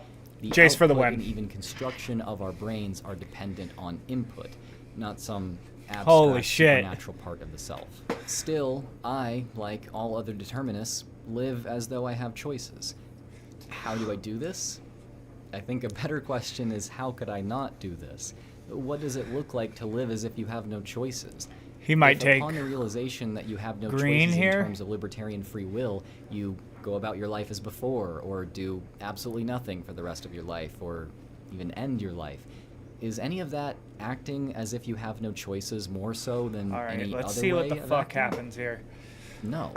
Holy I submit shit, that just acting as though changed we the game have no right there. choices is literally impossible, regardless of your philosophical beliefs. If that's the case, then Ooh. why worry about it? If we can Wow. still live normal lives while accepting determinism, then why do we need God to justify a belief? This in is gonna free turn will? into a Does 1v1 accepting real determinism fast. make people's lives demonstrably worse somehow? If so, Ben should present some data to back that up. Is accepting determinism simply uncomfortable to Ben? If so, he can discard it, I suppose, Alright, but he should break by. clarify that's what he's doing for the sake of his emotional comfort, not out of some Okay. other necessity. God is necessary for these thoughts, or at least the possibility of God. Trash God altogether, and you can't explain why you would believe in objective truth, or morality, or even your own ability to choose. No, you can't believe in the same kind of objective, transcendent truth, morality, or choice as Ben if you don't assume God's existence. But as I've shown, one can still utilize logic as a practical tool, construct and participate in moral systems which foster cooperation, and go about their life as though they have choices. Yes, we must Alright. assume God's existence or the possibility of God's existence to think the way Ben does, but why must we think the way Ben does? There's no argument for that presented here, at least so far. What I worry is that his regular viewers will take these arguments as evidence that atheists have no access to truth or morality at all, even in a practical sense, even though that's not what these arguments demonstrate. For now, we'll reserve judgment on whether or not that's what Shapiro was aiming for. If he gives us reason to think that's the point he's actually trying to make, we'll consider it. Foreshadowing. Oh, no! Claim that logic ought to forbid God. That belief I didn't go fast enough. Shit. actually irrational. I was suggesting that somebody as intelligent as Jesus would have been an atheist if he had known what we know today. In the words of Adam Gopnik, writing for The New Yorker, those who are atheists have, quote, a monopoly on legitimate forms of knowledge about the natural world. But that isn't true. It's good to hear Ben finally refer to a subset of atheists when that's who he's discussing, rather than speaking about atheism as if it's a monolith. That said, I am not one of the atheists he's referring to here. I don't think logic forbids or disproves the existence of God or gods. Logical arguments for God can be internally consistent, or, in other words, logically valid. In order to show the truth of its conclusion, though, such an argument must also have premises which are true. The reason I have never found any logical argument for God's existence convincing is he gonna that unlock I've my never found one which is both logically valid and 74? contains only Nope, true he's smart premises. enough not to unlock my 74. I'll give my thoughts Okay. on the argument to follow, but mainly because I think you guys would find it entertaining, not because I think logic necessarily forbids or disproves God. As it turns out, there are a bevy of logically consistent arguments offered on behalf of God. Take, for example, the first cause proof advanced by Aristotle as refined by Thomas Aquinas. Edward Feser lays out the argument in his book, 5 Proofs of the Existence of God. The argument goes something like this. First, change exists in the world, but all change is the actualization of a potential for that change. So if something is changing, it's because there is a potential for that change in the thing. No potential can be actualized unless something already actual actualizes it. So that means that all change is caused by something already actual. This means either there is an infinite regress of actualizers, or there is a purely actual actualizer. This is sort of like the old joke about the philosopher and the turtle. The philosopher is asked, what supports the earth? And he says, a turtle. And somebody says, well, what supports the turtle? And he says, another turtle. So what about that one? He said, it's turtles all the way down. The infinite regress argument is just not convincing. There has to be something underlying the final turtle. There has to be one prime cause. That cause I shouldn't can't have any potential. Because if it had potential, something else could activate it into changing. So there's one unchanging cause that is purely actual. That is the thing that we call God, and it actualizes all of the other changes.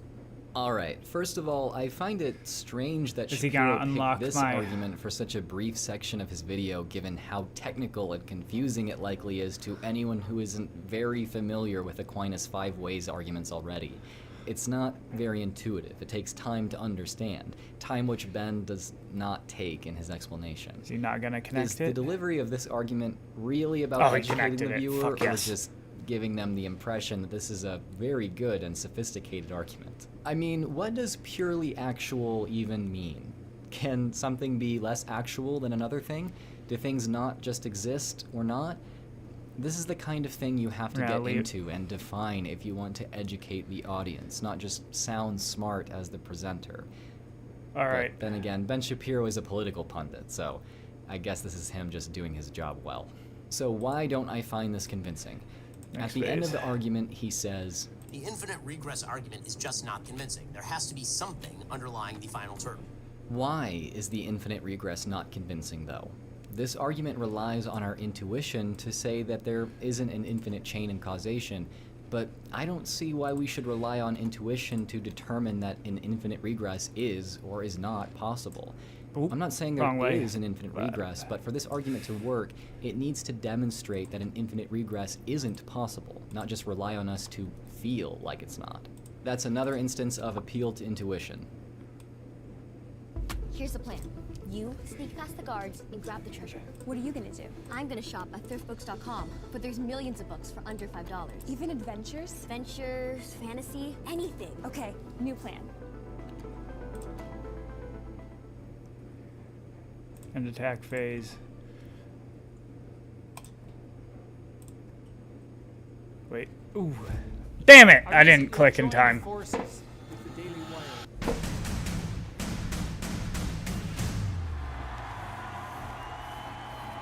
The plan is to build a multimedia empire offering services on the philosophical, educational, journalistic, and entertainment front, and an empire that will not fall prey to the woke authoritarianism that has become increasingly I mandatory. got that locked in there and I need to get it out.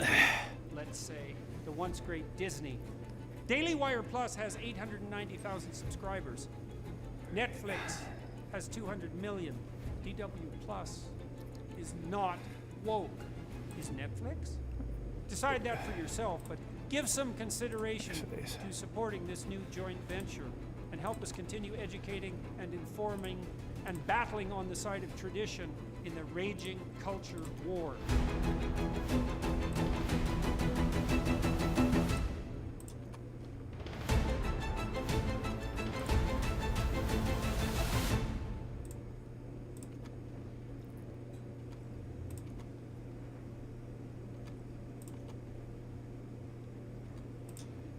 Also, even if I grant the entire argument, why call the purely actual actualizer God? This argument doesn't point to an anthropomorphic being in any way. Why assume that this actualizer is conscious or intelligent? Lastly, why assume it's a single thing rather than multiple? Why can't there be multiple purely actual things if there has to be at least one? If the consciousness or intelligence of this thing is being assumed, couldn't this argument be used to support forms of theism other than monotheism? There are several logically coherent arguments for God. That does not mean the arguments are dispositive, but the notion that it is illogical to believe in God is untrue. Yeah, again, I generally agree with this. Arguments for God can be logically valid, so I don't think saying otherwise is particularly defensible. A logically valid argument for God with only true premises, though, that would be something.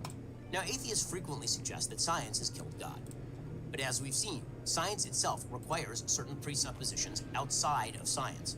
As mathematician Kurt Gödel stated, any internally consistent system of mathematical axioms cannot be completely comprehensive. There must be assumptions made outside the system. This phrase, something has killed God, is used to mean a couple of different things.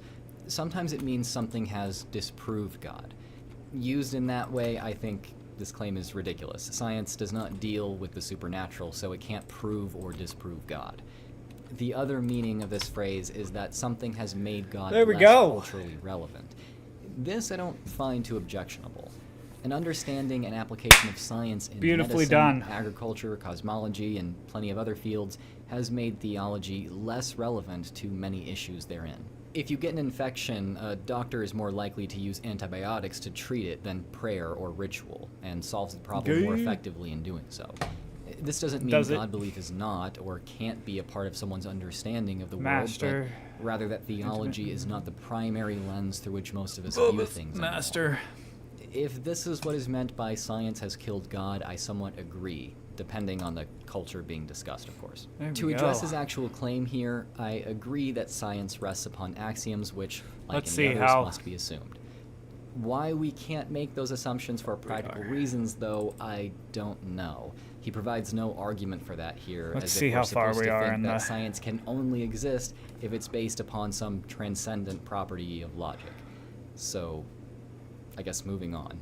Incomplete argument, we'll put that one up there. I kind of want to play one more game and then to get up to After all, if God wasn't directing the process of the creation of human beings in the literalistic interpretation of the biblical creation story, who needed God? The problem, of course, is that evolution is an extraordinarily complex process that does not forestall the possibility of a directing hand. Oh, that was good. That was good. Points out that the transmission of information via cellular processes looks an awful lot like an intelligent creator transmitting information. Our experience of the world shows that what we recognize as information invariably reflects the prior activity of conscious and intelligent persons. What then should we make of the presence of information in living organisms? Alright, for this one, I'm actually going to bring in someone who is a good deal more knowledgeable on the subject than I am. If you have good taste in science education content, chances are you've seen his work before. John Perry here. I teach genetics, evolution, and chemistry, and I have been invited to come on and talk about this little trick that Stephen Meyer has been playing on his audience. Here is the Stephen Meyer quote that deceived Ben Shapiro. Now, in order to spot the deception here, the deception which Stephen Meyer presents in the form of a carefully crafted half-truth, we need to understand signaling theory. This is a subfield of evolutionary biology that's not super well known to the general public and apparently is not known to Ben Shapiro, given that he seems to have fallen for Meyer's trick. Let's unpack the deception by first looking at what Stephen Meyer says that is true, and then we'll look at what he is carefully hiding from his followers. So when he says the transmission of information via cellular processes looks an awful lot like an intelligent creator transmitting information, that's a pretty fair claim. Man. The world of biology is chock full of signaling systems.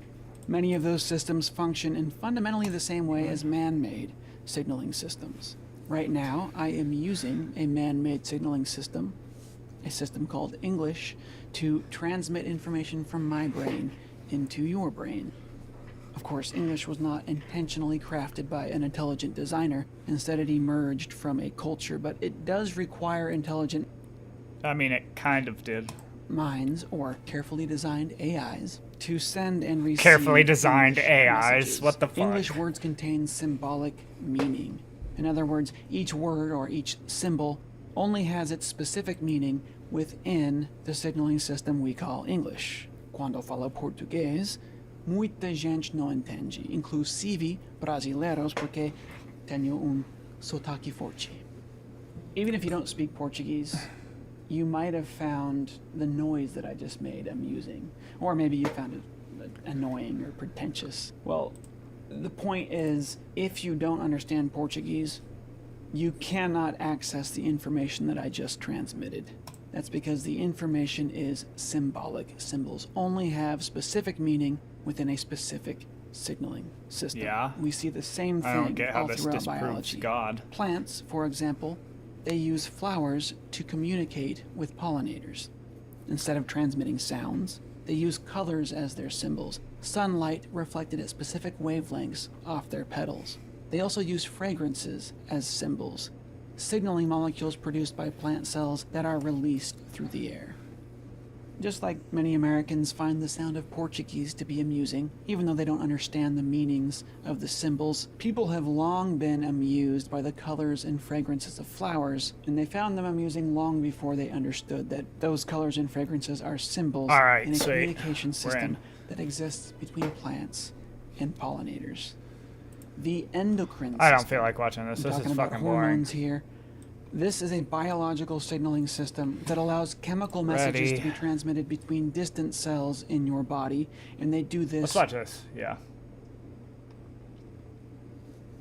We dare you to find a place where you show your family a new view. Let them fly. What like am I? angels, Ooh. and teach them All right. about gravity. All Not too before stoked December on my is down. placing. We dare you. Plan your trip today. I assume 6 is gonna. I mean, I assume. I chose Wix for my business because of its massive. I have scope never for played functionality and the freedom of creation. European Being able to integrate and change and develop at my own continent pace. before. I offer a range of So products let's see and what happens. Maybe I'll services. try that to one. manage it all from one place is essential. It gave me time back in my day to get going on actual projects. It really just made everything feel more achievable. Yeah, it seems like some people are gonna be wearing it out for. My name is Richard, last name Burgess. I'm a sadist. I enjoy hurting people. My YouTube channel's Vegan What the Games. I'm a vegan. But I animal remember rights when him and Leafy got in a big beef, and he like pulled out a knife on the camera, and he was like saying that he was gonna fucking kill Leafy and shit. It was funny as fuck. The only use I can see getting out of you is cutting your fucking skin. Oh, this is. And that's That what was most of my exactly what I content was centers talking about. around, but I also do health and fitness and political stuff and social issues.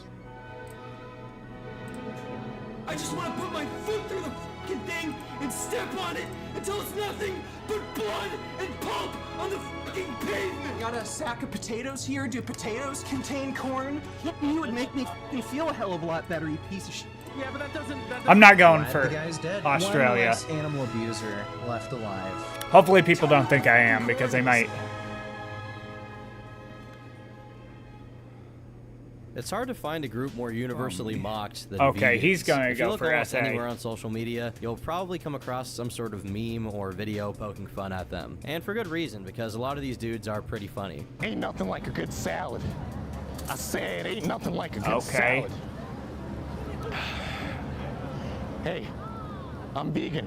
Many people see them as pretentious overreactors to a relatively trivial issue. Okay, what's Groups this like guy PETA gonna do? haven't helped this reputation in any way and have actually done the opposite from what they regularly post on He social look- media and what is he they've done going for- outside of social media, like abducting people's dogs. Vegan YouTubers, to their credit, have worked Yeah, to he is. challenge and dismantle the prevailing narrative that's built up that vegans are annoying over the years. One man trying to spread the vegan lifestyle is Richard Burgess, also known online as Vegan Gains. Richard has gained quite a reputation over the Vegan years for his Gains. unwavering dedication to promoting a vegan lifestyle. His journey into the world of veganism began back in 2015, and since then, he's gone to great lengths to showcase the advantages of this dietary choice, albeit sometimes employing rather unconventional methods. I fucking hate children. They literally make me sick. When I see babies in a commercial, I start to gag and almost throw up, and I have to look away and mute it. From laughing at his What the grandfather fuck? dying of a heart attack, to getting into actual real-life confrontations with other vegan YouTubers, supposedly making fun of a kid who was dying of cancer, and even having short feuds with massive creators like Leafy, Grade A Under A, Onision, and Moist Critical, it's fair to say he's an abrasive personality. Did you see Andrew Tate is claiming to have lung cancer now?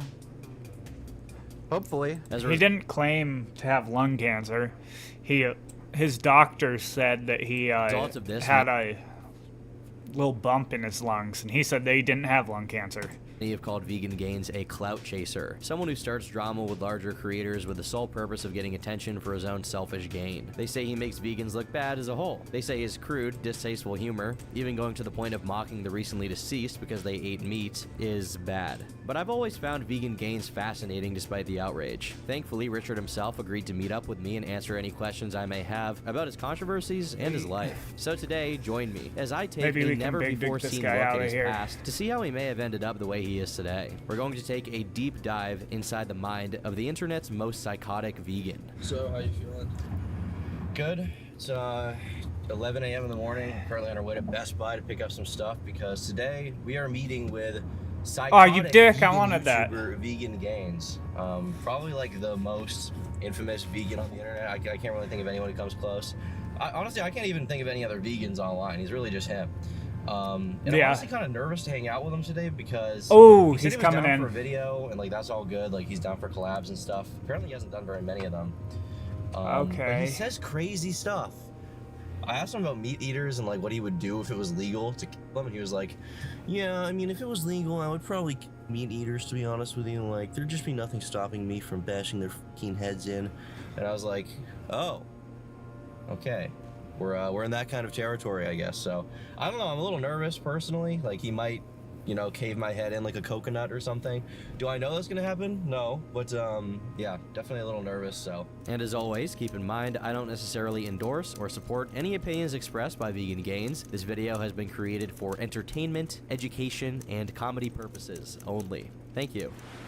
Much of what we know about Vegan Gains' early life comes from his own mouth. That being said, given a lot of the information he shared doesn't exactly paint him in a positive light, I'm willing to believe his stories. Richard Burgess was born in 1991 in Canada. These formative years were marred by an atmosphere that he himself describes as somewhat hostile. Okay, so the he is primary going reason for this for, was his parents' relentless obsession with his involvement in hockey. His parents were extremely committed to making sure he had a strict training regimen. The weight of this expectation bore heavily on his shoulders, creating immense pressure for a young boy. The intensity of that obsession would lead them to shame and humiliate him, especially when he didn't perform up to their lofty standards, or if his team suffered a loss on the ice. Richard recalls the uncomfortable car rides home, I don't marked by like their my angry position right tirades, now. where they would berate him with scathing criticisms, accusing him of playing poorly and insinuating that he should feel ashamed for merely attempting to try to play hockey. Richard has also said he had asthma as a child, and he attributes this to potentially being the reason why. It's rumored that the ice rinks he would constantly play on actually had ammonia spilling out of the fridges, which could have killed him.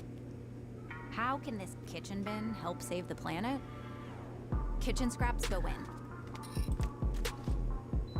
Food grounds come out. Looks To the planet face. eating landfill? Nope. We're gonna Back go to like the this. farm, so they can become food for Boom. chickens. Circle of life and all Alright. that. But you don't have to And remember attack any of that phase. stuff. To use a planet-saving, game-changing, chicken-loving kitchen bin, All you have to do is this. Sometimes big change is easy. Sometimes as a child while riding his bike, Richard would start choking profusely and eventually collapse before passing out. He would wake up soon after and barely remember anything, and the doctors would subsequently diagnose him with asthma. These recollections of his family life in those early years are far from fond memories. Instead, they represent the lowest point in his childhood, a period marked by his family fighting and emotional hardship. There were small benefits, though. He recognizes that enduring such harsh criticism and relentless pressure may have inadvertently equipped him with the ability to deal with criticism in the future and overcome any obstacle. These early lessons in resilience would prove invaluable as he started making online content. I'm gonna For the shoot YouTube out. comment Ah, section there's can be no just as no unforgiving as the ice alliances. rink. Damn I it. got into, like, it's a pretty hostile environment growing up. I had some pretty crazy hockey parents. I had to do a lot of training, had a lot of pressure on me, and if I, like, just didn't play well, I was kind of, like, shamed and humiliated by my parents. Like in front of other kids, how would they shame you? No, it was usually, like, in the car ride home, just for, like, fucking straight hour, them saying, like, I played like shit. There's no point in them, like, supporting me playing anymore because I suck, like, you know, that sort of crap. Do you feel bad about that? Do you think it gave you a thick skin? Do you appreciate your upbringing, or No, that was definitely not a good thing. not a good thing? Do you think Yeah. it shaped how you are now?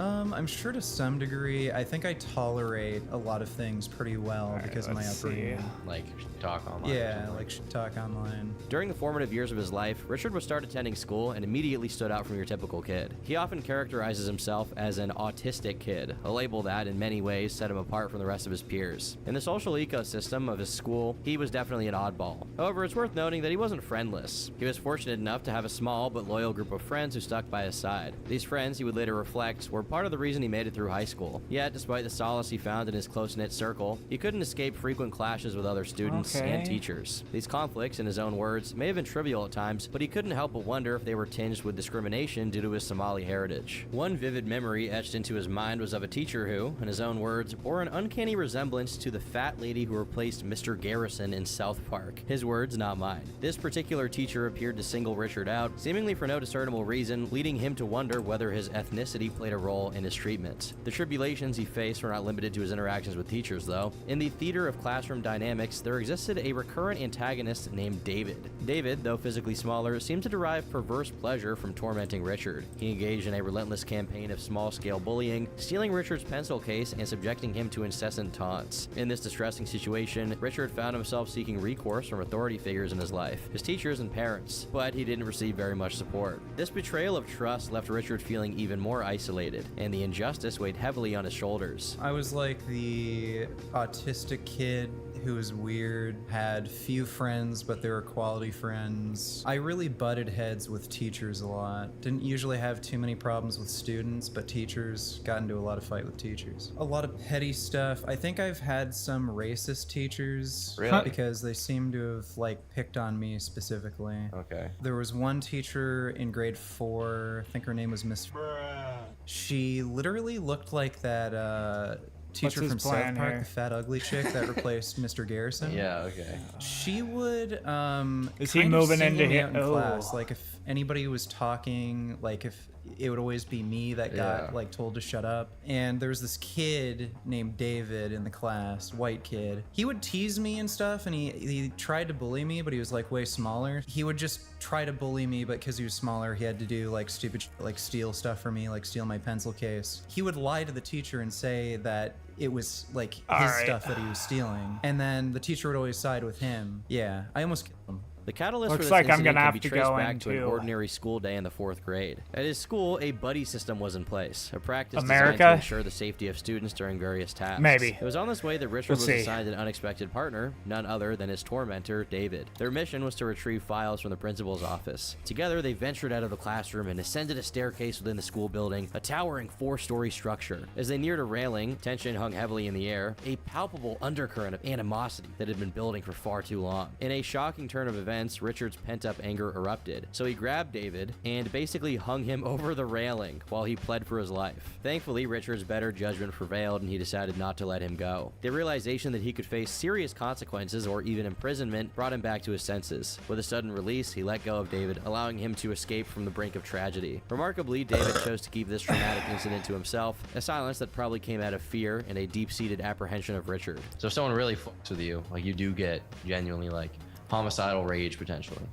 Yeah, like, I think I had a lot less control over my anger when I was a kid, so yeah, when I was like really young, and again, your frontal lobe isn't like developed when you're that age, so I could really easily just go off on people. And this wasn't even the only incident like this. In another instance, Richard almost killed him again. The backdrop for this particular encounter was supposedly a school project about Native Americans, a topic that piqued Richard's curiosity at the age of 6. Let me ask you a question. Have you ever thought about your blood flow? Most people don't. But what if I told you that poor blood flow is the single most important health issue plaguing you today? Let's take it back a few years. My name is Chris, and when I was 19, I was diagnosed with a pituitary tumor that almost killed me. I survived, but the results were catastrophic to my hormonal health. As a result, I was placed on synthetic tea and antidepressants. I gained over 70 pounds. My academic and bedroom performance plummeted. At the time, I was at Duke University getting my degree in neuroscience. While sitting in class and learning about the natural processes of the brain and the body, it dawned on me, there is no way that synthetic pharmaceutical drugs are the answer. Nature has provided us with everything we need. What we got here. There's got to be a natural solution to every health problem. I immediately got off my synthetic therapy and used the academic resources and laboratories at my disposal to accumulate research behind my theory, and I found one thing that His fascination with archery, an art he had recently begun to explore, became a pivotal factor in this unfolding drama. When this event actually occurred, he was 9 years old. In a decision that would prove to be very ill-fated, Richard decided to bring his bow and arrow to school for the Native American project. Little did he know that this prop would become a symbol of his escalating anger and frustration. It was during a moment of pure rage that he drew back an arrow, taking careful aim at David. His desire, as he admitted to me, was for David to see his death coming. This marked a second occasion during which Richard had threatened David's life. However, as before, legal consequences loomed large in his mind. The realization that he could face incarceration and the profound moral implications of taking a life led him to relent once more, sparing David from the brink of disaster. The aftermath of this incident left David undoubtedly shaken, perhaps nursing not only a profound fear of his fellow classmate, but also a metaphorical fear of shitting his pants. I did archery since I was like pretty young, like probably around like maybe 6, 7, 8 years old, something like that. And there was like this class project thing with Native Americans and pilgrims and shit. And this is pre 9/11, so things were more lax, you know. So I brought the bow and arrow as part of my like Native American character, and I had actual arrows. So I just knocked an arrow. I was gonna just shoot him because, like, again, I don't like him. I wanted him to see his death coming. So what the fuck? He wasn't paying attention.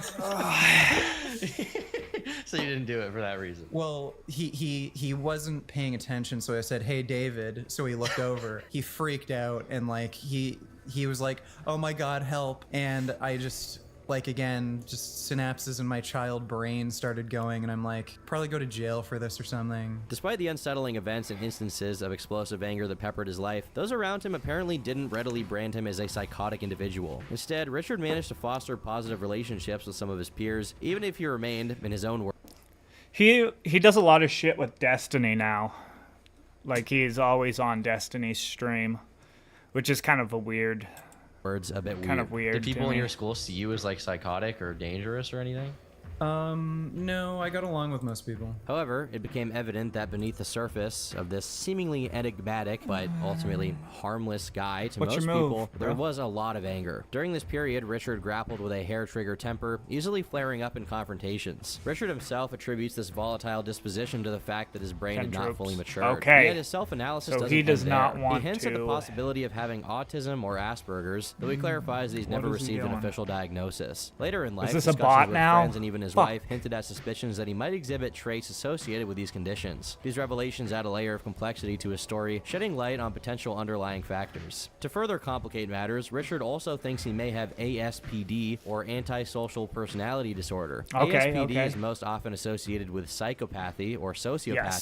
which in turn is characterized by a lack of empathy for others. Traits that would definitely align with his behavior in childhood, and even as an adult, it makes sense. He doesn't shy away from confronting this possibility head on, acknowledging that he perceives himself as a possible sociopath. But obviously this is not an official medical diagnosis, this is just what he believes. The way I think, like, as long as people don't get in my way, I don't care. Like, I'd rather just generally not be around too many people or associate with them or get to know them. There's some people that I think are cool that I, become friends with, but I don't know if this they guy's a kind bot of or get in not. my way and start fucking with me. Oh, he's I have offline no right now. problem Yeah, fucking he's a with them. fucking bot. By high school, he had already started weightlifting, Damn it. resulting in a remarkable That's increase not in good muscle for mass me. and physical stature. But this weightlifting did little to blow off steam. During this time, Richard forged a friendship with an individual he likens to the Eric Cartman of their group, a comparison that effectively described this friend as pretty much being an asshole. And I guess it's also worth noting, I think he probably likes South Park. At one point, this friend borrowed video games from What Richard did- only what to is this never guy return doing? them. A breach of trust that left him disillusioned Okay, and feeling betrayed. okay. Even more, this friend displayed a What is he callousness that doing? extended to the mistreatment of dogs, kicking them off it. In a perplexing turn of events, Richard found himself engaged in a brutal physical confrontation Is with he- this friend. oh, he's The getting a story goes roamer. He was walking past his friend's house one day, and he spotted his friend outside, or now former friend, enjoying a cigarette near the high school. So Richard then approached him and unleashed a vicious beating. His explanation for this act of aggression was devoid What of a was specific that move? provocation. It seemed to be a culmination of past incidents and the need to assert What the dominance fuck over did he someone just who had do? repeatedly pushed his limits. You mentioned there was one time when you like brutally beat some kid. Yeah.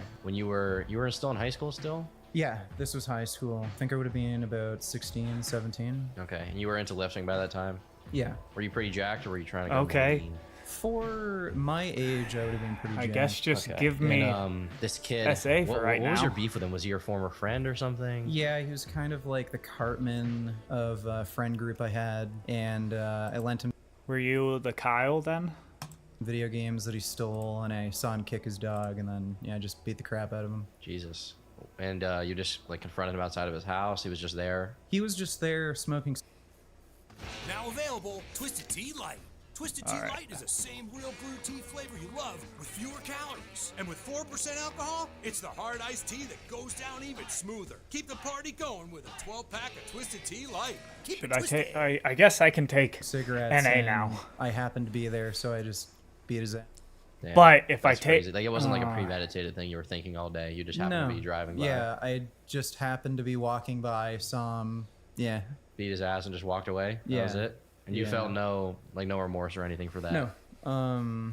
Think he got what he deserved. Rich didn't try very much in high school and didn't do very well when it came to grades, but that didn't stop him from making a significant change right before his 19th birthday that would go on to pretty much define his life from there on out, going vegan. This decision to fully go vegan, he claims, was because of two main events. One of them was a Wish I could near-death make alliances experience, so I which know came what- from an E. coli infection that put him in the hospital due to an infection in his knee. Richard was in extreme amounts of pain from this, so the doctors gave him a large dose of morphine, along with a mix of oxycodone and Percocets. Rich thinks that he took so many of these painkillers that it almost killed him. So much so that he could hear his heart stop, at which point he claims to have had an out-of-body experience where he realized the preciousness and value of life, therefore becoming extremely sensitive to animals. Despite this, one of the most interesting things about Vegan Gains is while he has a relatively high amount of empathy This for guy animals, offline, he has a okay. very low amount of empathy for this guy. humans, especially those who are hypocrites. The second incident that influenced his decision to go vegan was when his friend showed him a speech called The Most Important Speech You Will Ever Hear by Gary Yourofsky, an animal rights activist. In this speech, Gary discusses the cruelty and suffering that animals endure in the meat, dairy, and egg industries, highlighting the horrors of factory farming and animal exploitation. He argues that it is morally wrong to harm animals for human consumption when there are viable alternatives available. Gary also addresses the environmental no. impact of animal agriculture, emphasizing the role it plays in deforestation, greenhouse gas emissions, and resource depletion. He asserts that adopting a vegan diet can significantly reduce our ecological footprint. Furthermore, Yourofsky claims that there are many health benefits that come from a vegan lifestyle, citing studies that link animal products to various health issues. He promotes a plant-based diet as a way to improve personal well-being and the well-being of animals. Throughout his speech, he uses graphic imagery to engage the audience and drive home his points. The golden rule states, do unto others as you would have done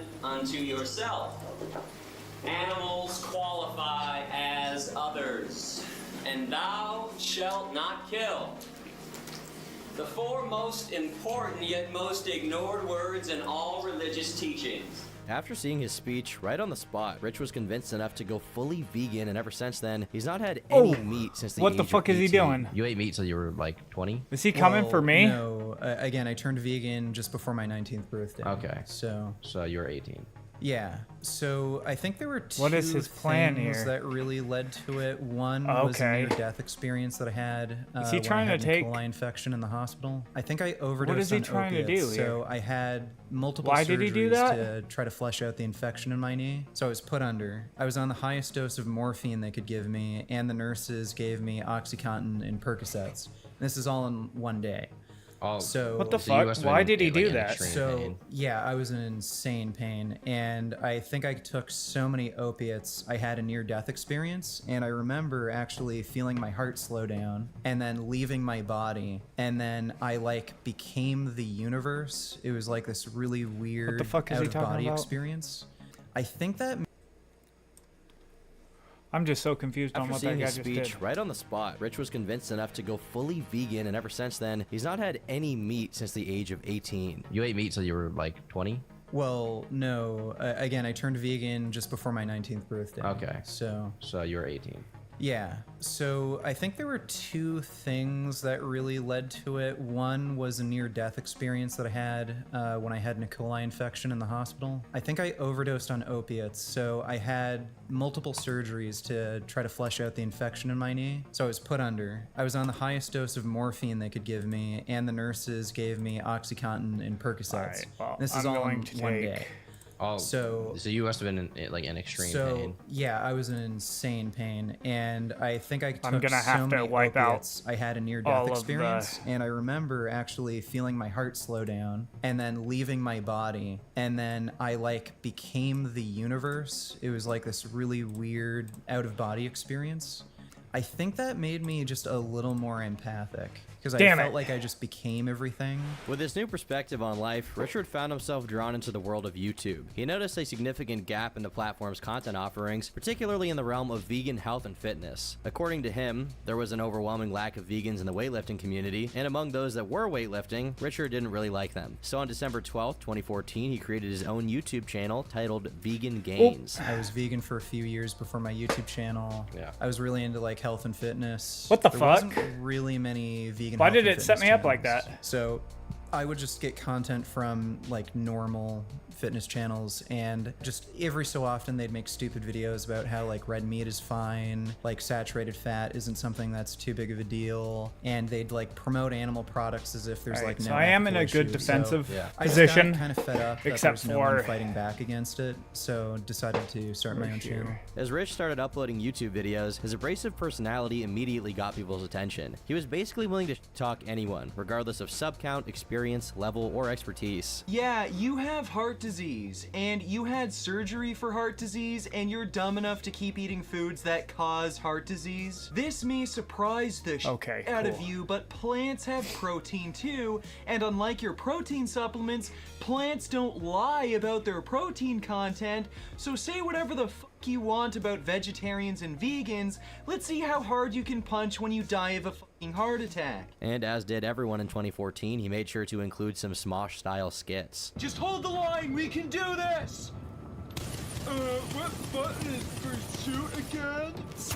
One series in particular proved to be the catalyst for channel growth and solidified his presence on YouTube, Worst of the Fitness Industry. This series was a scathing critique of fellow fitness YouTubers, whom Rich perceived as not only promoting an ethically questionable diet, but also embodying what he considered to be more unsavory aspects of the fitness genre as a whole. Not long after launching Worst of the Fitness Industry, his channel experienced a meteoric rise, accumulating 55,000 subscribers Alright, within a mere since 6 there's months. no- Viewers were drawn to his unapologetic approach in dismantling larger fitness channels.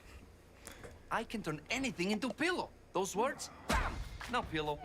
Alright. Cat, steak, gold, I guess football man, we're doing movie exactly stars, what we did sports last team. time, Your except beloved for dog? You love him so this much? time I'm gonna have to have a defense up here. Your beloved Mima that you haven't seen since you were 12. Yababushki, pillow. I miss you, Mima. She is with the angels now. But she is also on my couch. We can turn anything you love into pillow. If you can take picture of it, we can turn into pillow. Like this adorable baby. You want bigger? Bigger? Okay, that is too big. But if you want, we can do it. Is he We just try- made the world's is largest he going pillow. to kill We can fucking- make your pillow too. Oh, hello. Do you love Okay. your wife?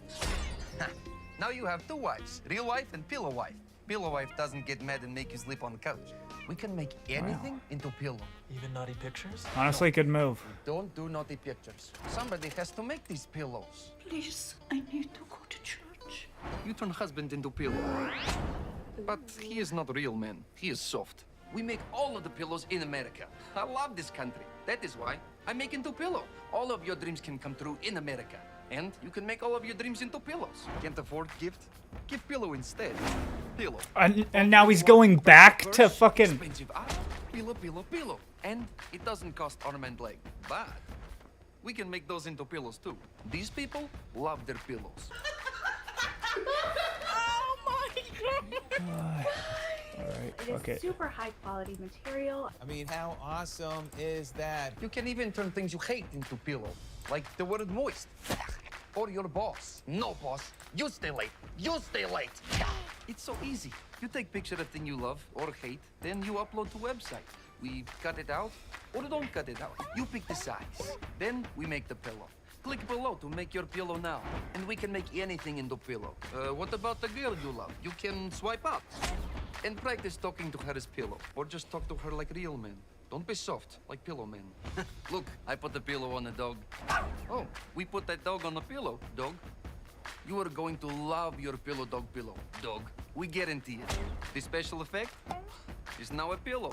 You can turn anything into pillow at allaboutvibe.com. You like this commercial? It's pillow too. Any Alright. color, any style, any vibe. You can turn into Is he pillow. gonna take Get your pillow now at allaboutvibe.com. Australia? I'll take my men out. I'll take my guy out. If you want.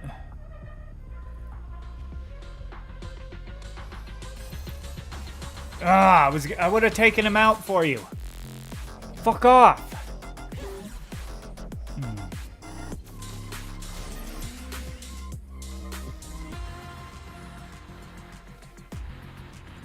Okay, I won't take.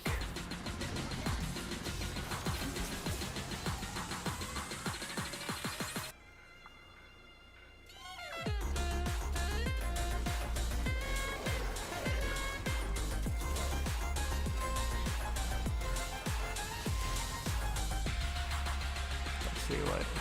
All right.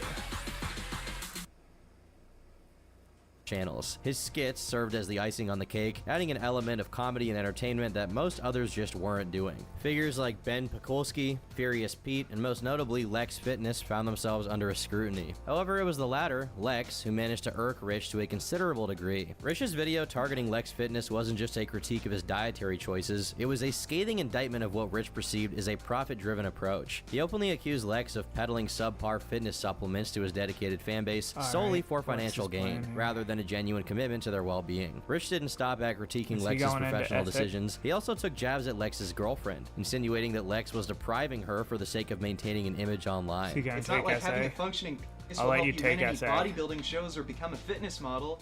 And when your girlfriend looks like this, erections become pretty overrated anyway. Lex Fitness responded to Rich's video with a challenge of his own, urging Rich to meet him in person if he believed his words held weight. And, true to his form, Richard accepted the challenge. In June of 2015, Rich attended the 2015 Toronto Pro Super Show, an annual bodybuilding event. His primary intent was clear, to confront individuals he had critiqued online, and Lex was high on his list. The video capturing their face-to-face encounter at the event is a snapshot of this unfolding drama. Lex promptly demands an apology from Rich for the comments made about his girlfriend, while Vegan Gains says no, and then turns around and flexes his bicep to the camera. The exchange escalated when Lex threatened to involve security, prompting Rich to Scooby-Doo run out of there. Lex proceeded to upload a video where he vehemently expressed his disdain for Vegan Gains before challenging him to a physical confrontation, showcasing clips from his MMA career as evidence of his preparedness. According to Lex, Rich did eventually extend an apology to Lex's girlfriend, Lainey, but notably omitted one directed towards Lex himself. The full extent of that that conversation remains unknown, but it's assumed this controversy is resolved because it's basically forgotten by now. Another thing to note about his content around this time was that Vegan Gains was trying to be as edgy as possible. I mean, it was YouTube 10 years ago, who wasn't? The start of his videos usually had an audio clip of a distorted voice saying "Pray to Satan," while text flashed on screen saying the same thing.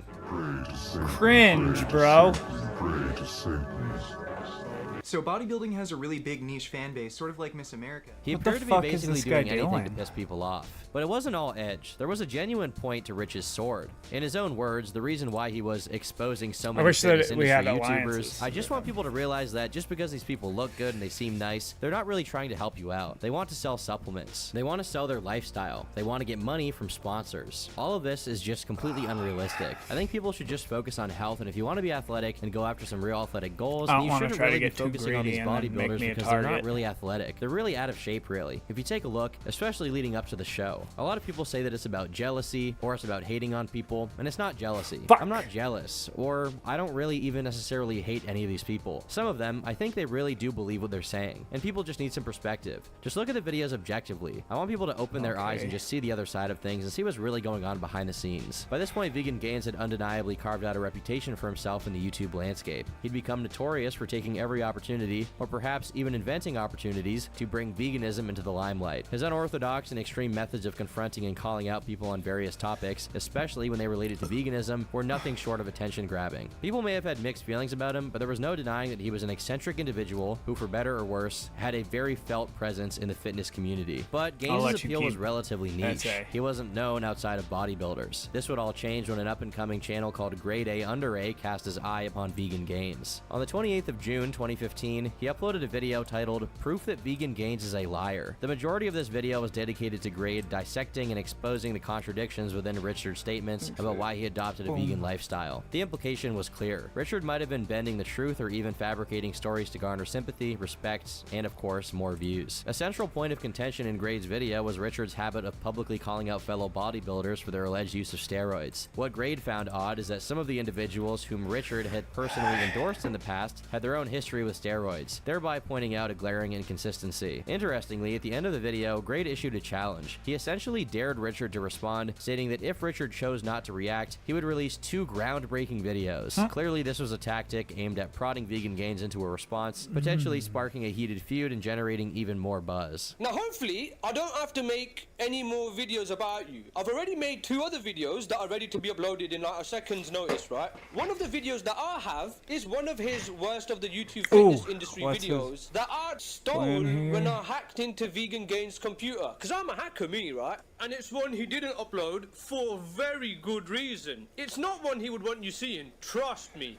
And as if that wasn't saucy enough, the other video that I've got is a personal video message to Vegan Gains from a very fucking surprising source. What was surprising was that Richard chose to remain silent in the face of provocation. At that point, it was widely acknowledged that he had a knack for engaging in verbal battles and creating controversy, yet he inexplicably turned his back on this opportunity to fire back at Grade. As Grade promised, just 5 days later, he uploaded another video urging people who dislike Vegan Gains to tweet at him if they wanted to see the new video on Saturday. 2 days passed, and the video was released titled Vegan Gains versus Grade A Under A. However, what unfolded in that video was far from what viewers might have expected. Instead of being a harsh takedown or scathing expose, it turned out to be more of a joke or a roast, straying far from the notion of a hit piece. In fact, the first 3 minutes of the video consisted of edited clips designed to make Richard appear stupid, and Grade himself acknowledged this approach within the video. I carried on snooping and I found some more dirt on him. And this dirt, if I'm honest, is actual dirt. Like the video you just seen, that's a joke, right? But this is actual dirt on him, right? The remainder of the content didn't live up to the anticipation of real dirt that was promised. Instead, it mainly featured embarrassing comments that Richard had made on YouTube in the past, far from the explosive revelations that had been hinted at. After both videos had been released, both Vegan Gains and Grade A Under A experienced a noticeable surge in growth. This boost in popularity occurred despite the fact that Richard chose to remain completely silent. That being said, once the videos were all out on the table, Richard released a response where he criticized Grade for avoiding the topic of veganism altogether and called his voice annoying. He seems very aggressive. 3 videos about one person, and they're nothing but 10 minutes of personal ad hominem attacks.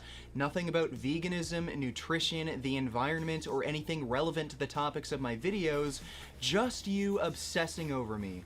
Why don't you just come out and say what you really feel? By August, Richard had amassed over 80,000 subscribers, and he was about to pull one of his wildest stunts yet. In late July, Richard made an announcement on his Facebook, sharing the distressing news that his grandfather had suffered a heart attack and was being rushed to the hospital, accompanied by a stark declaration that he might not survive. However, many found the last sentence to be pretty offensive. My grandfather just had a heart attack, seizure, or stroke. I'm not sure exactly what yet. His heart stopped beating and he stopped breathing, but the paramedics were able to get his heart going again, but he still can't breathe on his own. He's on his way to the hospital right now, and I'm not sure what's going to happen to him. He's 82, and there's a very likely chance he's going to die. This is the price you pay for a bad diet, and you can expect to see a video on this very soon. I'm going to warn you all ahead of time, it will be graphic. A few days later, Rich uploaded a video titled, "My Grandfather's Heart Attack and Death." The video's description mirrored that closing sentence from his earlier Facebook post. Within this video, he provided his own personal account of his grandfather's demise, confirming that he had indeed succumbed to a heart attack. I wish that we could form alliances, because I would say viewers was something that Rich admitted within this video, that he wanted to record his own grandfather's death and share it with the world via YouTube. I called 911.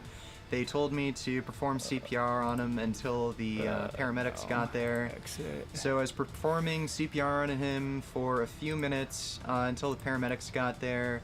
Then I took out my camera, started filming, and of course you can't see the footage, but that's what happened. His family obviously reacted with horror and staunch disapproval, promptly forbidding him from carrying out such a disturbing plan. Rich's evident sadness in not being able to execute this intention only added to the unsettling nature of the situation. His rationale for wanting to publicly document his grandfather's death was as insane as it was unsettling. He articulated a belief that his grandfather's dietary choices had contributed to his fatal heart attack. In Rich's view, sharing this grim spectacle on the internet would serve as a cautionary tale, a stark example of the dire consequences of an improper diet. Naturally, that video attracted an enormous wave of criticism from virtually everyone who came across it. People from all corners of the internet began labeling Richard a psychopath for wanting to film that and post it to his YouTube channel. However, in response to this barrage of criticism, Richard displayed a remarkable degree of unwavering conviction. He doubled and then tripled down, seemingly not caring that people were upset at him at all. A YouTuber named Repsion stepped into the controversy and issued a video strongly condemning Richard's actions. In that video, Repsion suggested that Richard might have a mental disability, claiming that only someone lacking in empathy or humanity could do such a thing. Repsion's video, which criticized Richard in no certain terms, added a lot of fuel to the already raging fire. Who in their right mind, unless they're mentally ill and sick, like beyond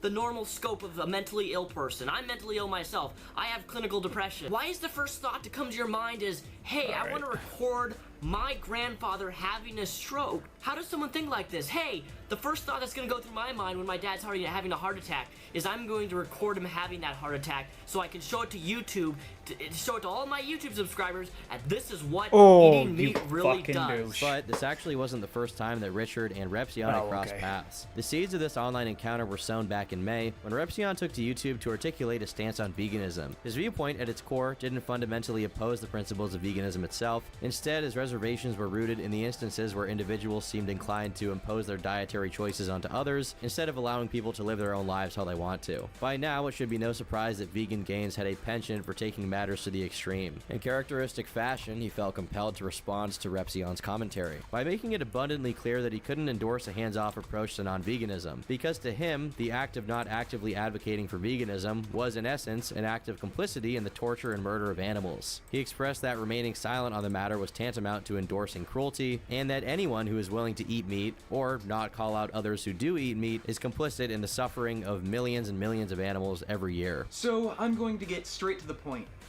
Mr. Repsion. Yes, Mr. Repsion thinks that unless it's affecting you directly, you have no right to protest. So let's just let people torture, murder, do whatever sick and horrible acts they want to animals, because unless it's affecting you directly, it doesn't matter, because we're all just selfish little children who feel no responsibility to help others. Repsion, in turn, issued a follow-up video reiterating his initial points. He contended that Richard had misconstrued and taken his comments out of context, Don't want to seem thus too setting greedy. the stage for a rebuttal. The drama that ensued followed a pretty predictable trajectory, gradually fizzling out and fading into the background until Richard's grandfather passed and he wanted to film it and post it to YouTube, at which point Repsion got involved again. Of course, Vegan Gains saw Repsion's video about his grandfather, and in typical fashion, he responded by launching into a heated rant while playing Call of Duty during a live stream. He did not hold back, calling Repzion a little bitch and even making death threats, which, I mean, while he is kind of joking about it, I think he does feel that way a little bit. Repzion's a little fucking bitch. Like, I usually don't have a huge issue with people I make videos about, but yeah, if I had the opportunity, I'd kill him. He even goes as far as to display a you knife on motherfucker. camera as part of his rant. Witnessing this, Repzion felt compelled to create another response. He expressed his concern that Rich had gone way overboard by making explicit threats, and that he was documenting this for the future in case something happened. Repzion held his firm belief that Rich exhibited psychopathic tendencies, reiterating his initial assessment of the situation. But as Vegan Gains looks back on this situation, he acknowledges that he would have handled it much differently. His initial impulse to record his grandfather's passing for public consumption stemmed more from emotional trauma that had occurred to him as a result of his grandfather, which also extended to the rest of his family. The reasons he had given previously, such as wanting to showcase his grandfather's dietary choices and how that led to his death to his audience, served more as excuses for his actions rather than representing the actual motivation behind them. I didn't post it to YouTube. Okay. My family stopped me from doing that. But you would have, I guess. Yeah, I would have. So the real reason, I've had years to think about it. I've had a lot of issues with my grandfather. He was pretty abusive to me. A little bit physically, like he's hit me a few times, but a lot like mentally and emotionally. Okay. And he was a scary guy. Even like my mom and my uncles, so his kids, they would talk about having like nightmares about him throwing like explosive glass at them and shit. So like he was kind of a scary, intense dude. It's a bit of a love-hate relationship though. He's kind of like the nicest asshole you could ever meet. I think he was mistreated a lot as a kid, and he would do things to kind of like make up for that, like make sure you get every Christmas present you want. That being said, this wouldn't even be close to the last time that Richard managed to piss off the audience and attract the ire of commentary channels who sought to profit off of criticizing him.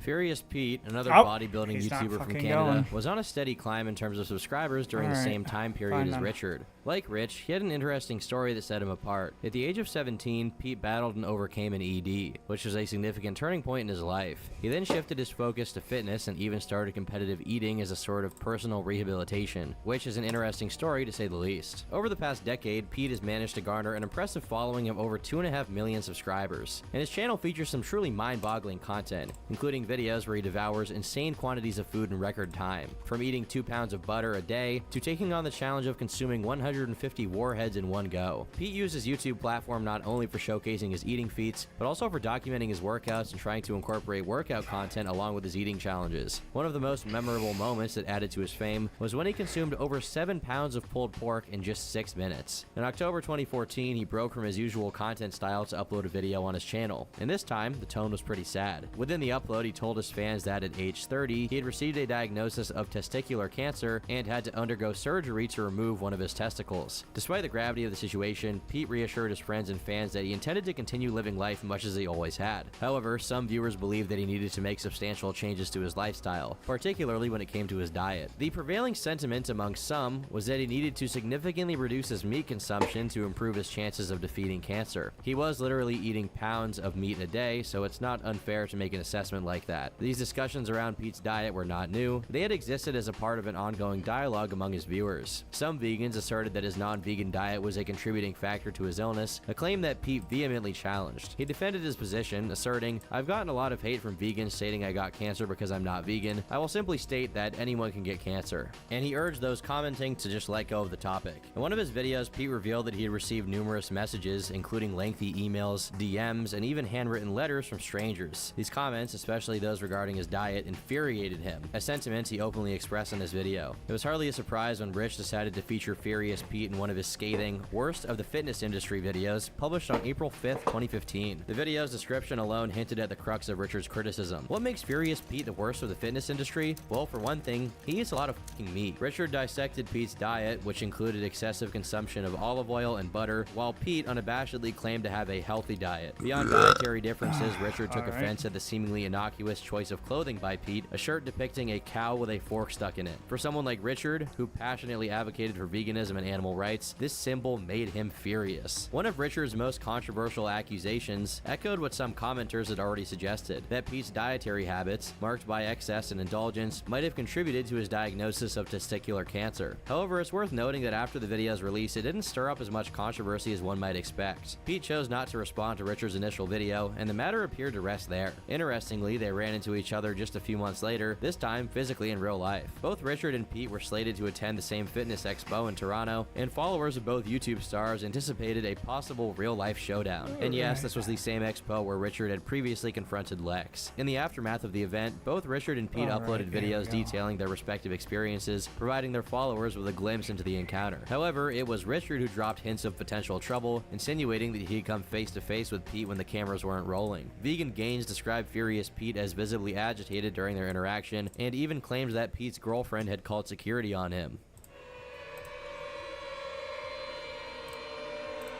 Alright, so here at the Toronto Fitness Expo, I tried to talk to Furious Pete, but he was kind of pissed off, didn't really want to see me. Hey Pete! Pete! Pete! Hey Pete! Yeah, he won't say hi. However, Pete's account of the situation differed quite a bit. According to Pete, Richard had approached his booth where a line of fans eagerly awaited their turn to meet him. Rather than waiting his turn like everyone else, Richard decided to confront Pete directly in front of his fans. Pete said that he had simply asked Richard to leave. He clarified that if Richard genuinely wanted to engage in a conversation, he should have followed the same protocol as everyone else and waited in line. Despite pussy! the tantalizing prospect of an on-camera confrontation, the alleged face-off between Richard and Pete at the Fitness Expo never really happened, leaving the drama somewhat inconclusive until a few months later. Pete had recently gone into remission, which means that the cancer looked like it was going away, which is obviously great news to his followers and him. Richard, however, kept on the warpath. As the Vegan Gains channel continued to grow, he once again took aim at Furious Pete, this time with a scathing video denouncing Pete's new weight loss supplements as nothing more than a scam. Surprisingly, even in the face of these accusations, Furious Pete chose not to react, maintaining a stoic silence. However, events would soon take another grim turn for Pete. Later in that very month, news broke that Pete's cancer had made a return. Meanwhile, behind the scenes, reports emerged that Pete had initiated a series of private copyright infringement claims against Richard for using his footage without permission. In one of his video uploads, Pete candidly disclosed his choice to undergo radiation treatment to combat the resurgent cancer. While the majority of comments on this video offered heartfelt support, one particular comment stood out for its lack of sympathy. It was a comment left by Vegan Gains, where he said, "By the way, you're not going to be able to make fallacious copyright claims on my videos when you're dead." Perhaps as a response to Richard's callous comment, visitors who clicked through to Vegan Gains' account discovered a new video titled "Furious Pete Has Cancer Again. Oh no." In this video, Richard did not hold back at all. He seized the opportunity to reiterate his unyielding stance on animal products and their association with cancer. In characteristically blunt fashion, he didn't mince words when referring to Pete. So there you go, animal products greatly increase your cancer risk, and Furious Pete is a dumb, selfish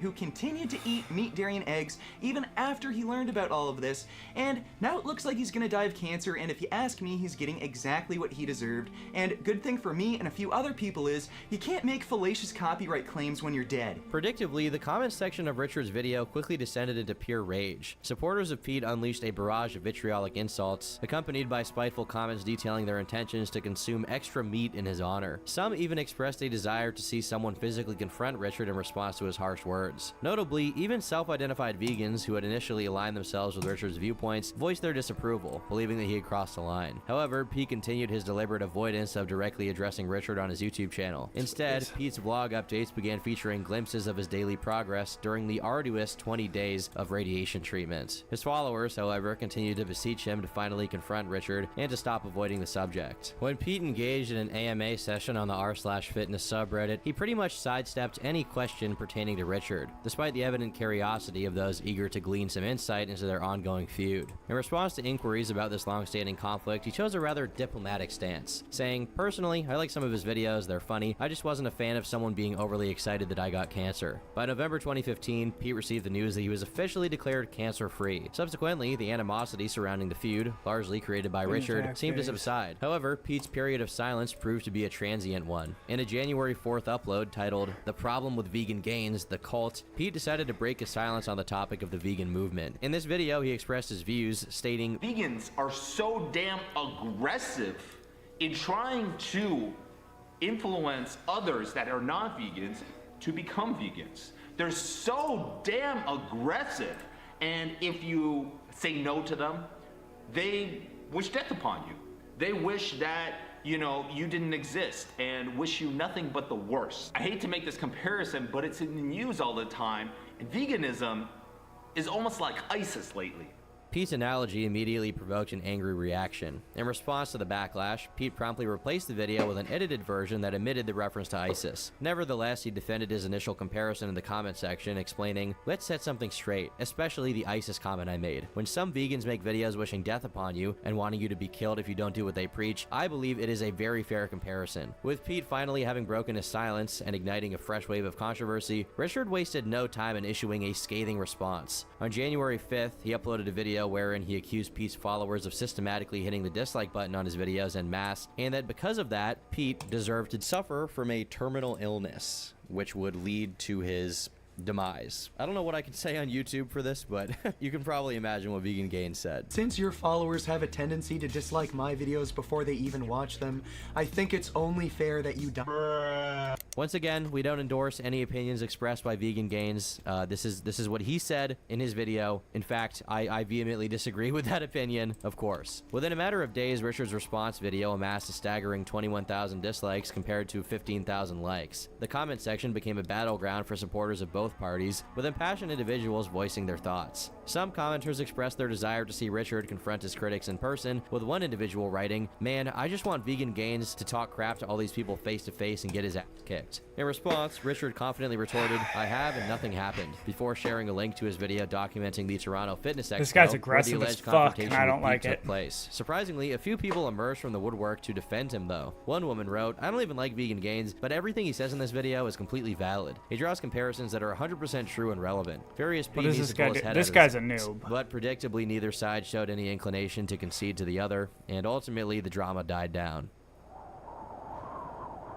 In 2016, the Vegan Gains channel experienced continuous growth, and this year could probably be considered the pinnacle of his internet fame, or perhaps more fittingly, his internet infamy. If you scoured Reddit around that time, you'd come across some individuals, often referred to as fedora tippers, likening him to the Donald Trump of vegans, a truly insightful comparison that added a touch of intellect to his online persona. Throughout 2016, Richard began adopting an even edgier approach in content creation, aligning with the prevailing trend of commentary videos and scathing critiques of fellow creators. This period witnessed the creation of some of his most infamous videos, such as How I Humanely People. In this video, Richard sat in a dimly lit room, casting a shadowy silhouette across his face as he delved into explicit details about his method of meticulously targeting individuals with seemingly great lives and consuming them for his own pleasure. And if it's not clear, that video is satirical. He's not being serious, I think. Another highly talked about video from this era was If Elliot Rodger Was Vegan. And not to be forgotten is his classic invite to the Toronto Veg Fest, a vegan festival where he hoped to connect with his fans in real life. It's a great opportunity to meet me, and don't be shy, I say hi and talk to everyone.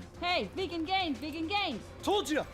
God! Several other edgy videos would keep skyrocketing him in popularity until finally the final boss of 2016 would cover him. Leafy is here. Leafy was at the time experiencing his own zenith of internet fame, and he had a penchant for creating content centered around individuals who were unconventional, offbeat, or peculiar. In this context, There we Vegan go. Gains fit the bill perfectly. Leafy's video about Vegan Gains, much like his usual content, wasn't known for its in-depth or artistic merit. Instead, it boiled down to the Oh, what is time-tested he doing? formula of poking fun at the weirdest and most infamous moments of Vegan Gains' YouTube career. Leafy dove into the controversies that had embroiled Vegan Gains, including stuff with Repzion and Furious Pete. At the outset of the video, Leafy featured what might just be one of the most widely circulated clips of Vegan Gains. In this infamous snippet, Vegan Gains expresses his vehement aversion to babies, albeit in a very unique way. What? Holy shit.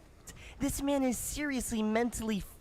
This dude needs to straight up be locked up, and I'm not talking about jail, I'm not talking about prison. I feel like the US government needs to drop some budget and redo Alcatraz, and then put this man in a helicopter, fly over to Alcatraz. Once the helicopter and this man-child are about 100 feet above Alcatraz, toss him out of the helicopter like a horseshoe. And also with no parachute. Trust me, he'll be fine. The shock value was undeniable. However, it's worth noting that Vegan Gains later revealed that his revulsion towards babies wasn't just a persona he put on for the internet. He claims to have harbored a deep-seated and irrational fear of babies since childhood. He finds their appearance unsettling and even underwent a vasectomy, a drastic step that he attributed to his discomfort around babies. This vasectomy was the original inspiration behind the controversial video, which features his tirade about infants. They're not cute. They have like these weird bald heads, bulging eyes, creepy little toes and fingers. Yeah, they just creep me out, and they make really annoying sounds. So you would never want to have kids? Nope. I have a vasectomy, and my wife has a hysterectomy, so it would be literally impossible for us to have kids. Do you think if you had a kid, you would come to love it? No. No. I don't think I have any paternal instincts. That's crazy. I thought everyone kind of had that. That's interesting. Yeah, Has it always been the case, like since you were young? Yeah, even when I was like when I was old enough to be lucid, so probably like around 3, 4. Is he gonna come when, for you know, me? your memories start to form. Yeah. Really creeped out by babies. While many of the clips, including the baby segment, were clearly exaggerated for comedic effect, Leafy didn't seem to interpret them as such, despite likely understanding the satirical nature of Vegan Gains' content. This discrepancy in perception prompted Vegan Gains to respond. In his rebuttal, Vegan Gains accused Leafy of being a bully who targeted mentally disabled individuals. He argued that Leafy took his blatantly exaggerated jokes as serious statements, equating it to slander and libel. Vegan Gains didn't mince words in defending his content and his intent. Interestingly, despite any negative sentiments Vegan Gains may have held towards Leafy, the fallout from this exchange was undeniable. The video Leafy created catapulted Vegan Gains to even greater heights of online recognition. In the wake of Leafy's video, Vegan Gains saw a surge in subscribers, with his sub count soaring beyond the 200,000 mark. The views on his channel were also skyrocketing, regularly raking in millions of views each month. The year 2016 wasn't just a pivotal moment in Richard's online career, it also marked significant personal milestones and improvements in his life. On November 1st, he shared a video with his audience, revealing that he was about to get married with his longtime girlfriend, Jasmine. For those who followed Richard's vlogs, Jasmine wasn't an unfamiliar face. She had made appearances in his real-life segments even before this announcement, blending into the fabric of his channel. Familiarity had already bred comfort for fans, as they often spotted her popping in and out of the vlogs. Before Jasmine came into his life, during his teenage years, Richard harbored vivid fantasies about engaging in casual relationships with many women, believing it to be the epitome of coolness. However, he claims that as he matured and had the opportunity to explore those desires, he found that such a lifestyle didn't really resonate with him. His growing popularity on YouTube exposed him to various vegan gyats who sent him direct messages, seemingly interested in one-night stands, something he didn't want to pursue. It was during this time that Jasmine entered the picture. She reached out to Richard on Facebook, expressing her admiration for his videos. Richard sensed that she was seeking something more substantial than a mere one-night stand. They initially bonded over their shared interest in playing Call of Duty, and from there, their relationship grew, with them being together to this day. Before I became sexually active, so when I was in my early teens, I always fantasized about like fucking tons of different women. Thought it was hot to like have sex with people you don't really know that you just met. Then when I did it, it sucked at. So you were intimate with a few people, and then you were like, yeah. this is not for me. Yeah, it's not for me. Then I only really looked for good long-term relationships, and then I met Jasmine online, and we just really clicked, and then things just grew, and you know, we eventually got married. Was it like a dating app? How'd you meet? No, Facebook. She messaged me on Facebook, and we ended up playing. Shit. Switching to Shopify helps you sell smarter at every stage of your business. Take full control of your brand with your own custom online store. Wow, looks amazing. Find more customers with our easy-to-use marketing tools. Piece of cake. And let the best converting checkout on the planet do its thing.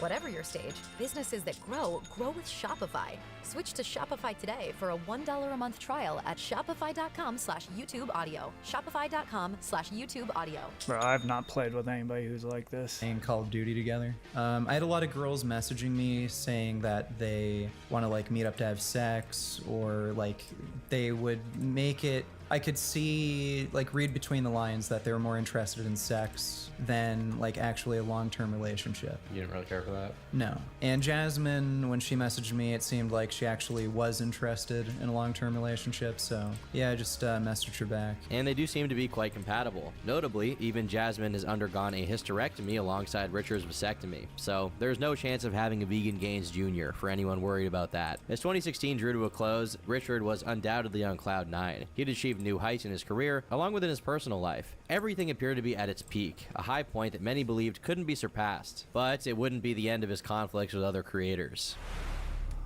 As 2017 and 18 rolled by, it became increasingly evident that Richard's YouTube channel was This guy might experiencing a fucking noticeable take me. decline in views. The very edgy Nope. style of content Oh, that had once he's- garnered him a he's substantial dumb. following was losing its Or maybe popularity, he's just and in the eyes of the being loyal YouTube towards me. algorithm, making jokes at the expense of people's appearance and other sensitive subjects was no longer favorable. Adding to the challenges Richard faced during this period, he found himself in a series of run-ins with the police. According to Yes. Rich, the local police force in the Toronto area had developed a level of familiarity with his persona, to the extent that officers would approach him with phrases like, "Oh hey, you're Vegan Gains. Our whole station knows you." This apparent recognition raised questions about whether or not he was under some form of surveillance, or if he was a point of interest for an investigation. The initial episode unfolded when Richard made the usual statements such as, "All meat eaters should die," or "Be nice to animals or I'll kill you." Subsequently, he found himself under arrest and placed within the confines of a mental evaluation clinic. The second incident, by contrast, unfolded under rather unusual circumstances. Richard inadvertently purchased a pair of leather gloves from a store. However, he used this as an opportunity to create content for his YouTube channel. In a video titled, "I bought leather gloves, #NotVeganAnymore," he held a BB gun while crafting a thumbnail that depicted him pointing the BB gun in his own mouth. The intention behind this thumbnail was unmistakably tongue-in-cheek, an overt attempt to generate interest from viewers. In this particular case, Richard contends that a law enforcement officer went to lengths to deceive a judge. Allegedly, the officer was aware that the BB gun in question was, in fact, a non-lethal fake firearm. Nevertheless, the officer purported it to be real, perhaps in an effort to secure a warrant for Richard's arrest. Notably, despite these claims, the officer faced no consequences due to the lack of concrete evidence. The cop actually admitted that he lied to a judge, and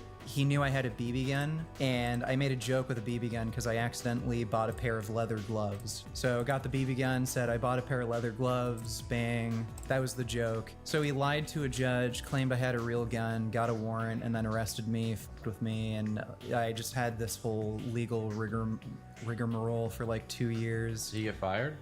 No.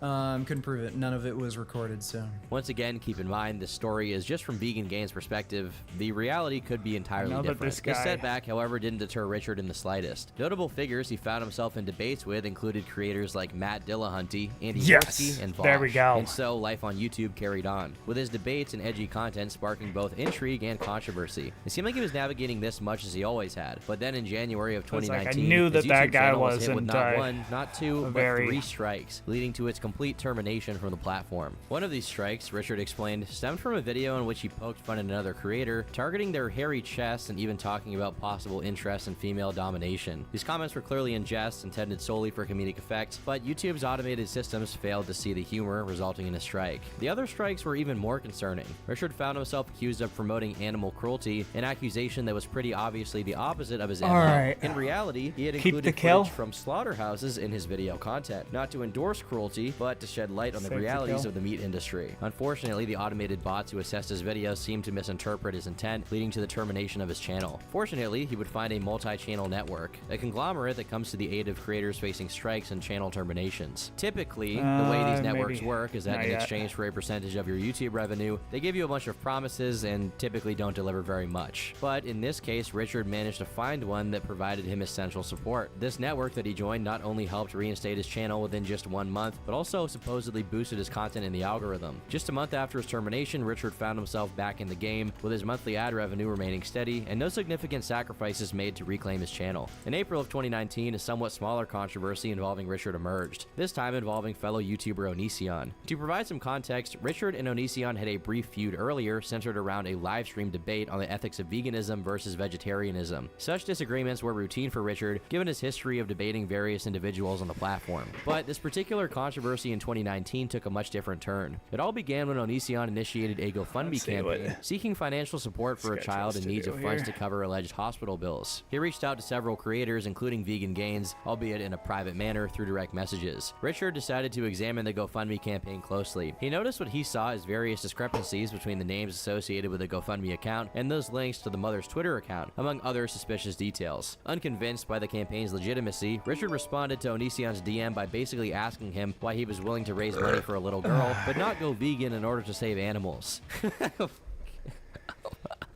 This guy is so funny, man. Onision countered, persistently requesting a donation. This prompted Richard to reiterate his doubts about the campaign's authenticity while reinforcing his argument. Onision then responded by insinuating that the little girl's life held more value than that of any cow or chicken. Richard, in his characteristic edgy manner, replied by asking, "But where will the worms and maggots get their protein if they can't eat her dead, rotten corpse?" Unsurprisingly, this remark infuriated Onision, leading him to create a video titled, "I Can't Believe Someone Would Say This," in which he elaborated on the trauma and passionately defended the value of this girl's life. So then, Richard posted his own video, clarifying that he had never intended to donate due to his suspicions about the campaign's legitimacy. He explained that the point he aimed to make wasn't about equivalence, but about acknowledging his own hypocrisy and advocating for saving the girl's life while not adopting a vegan lifestyle. Cows and chickens are being horribly abused, mistreated, and eventually killed in these industries, and Greg has absolutely no problem supporting that, but he wants to virtue signal to us all that he cares so much about this little girl. Well, okay,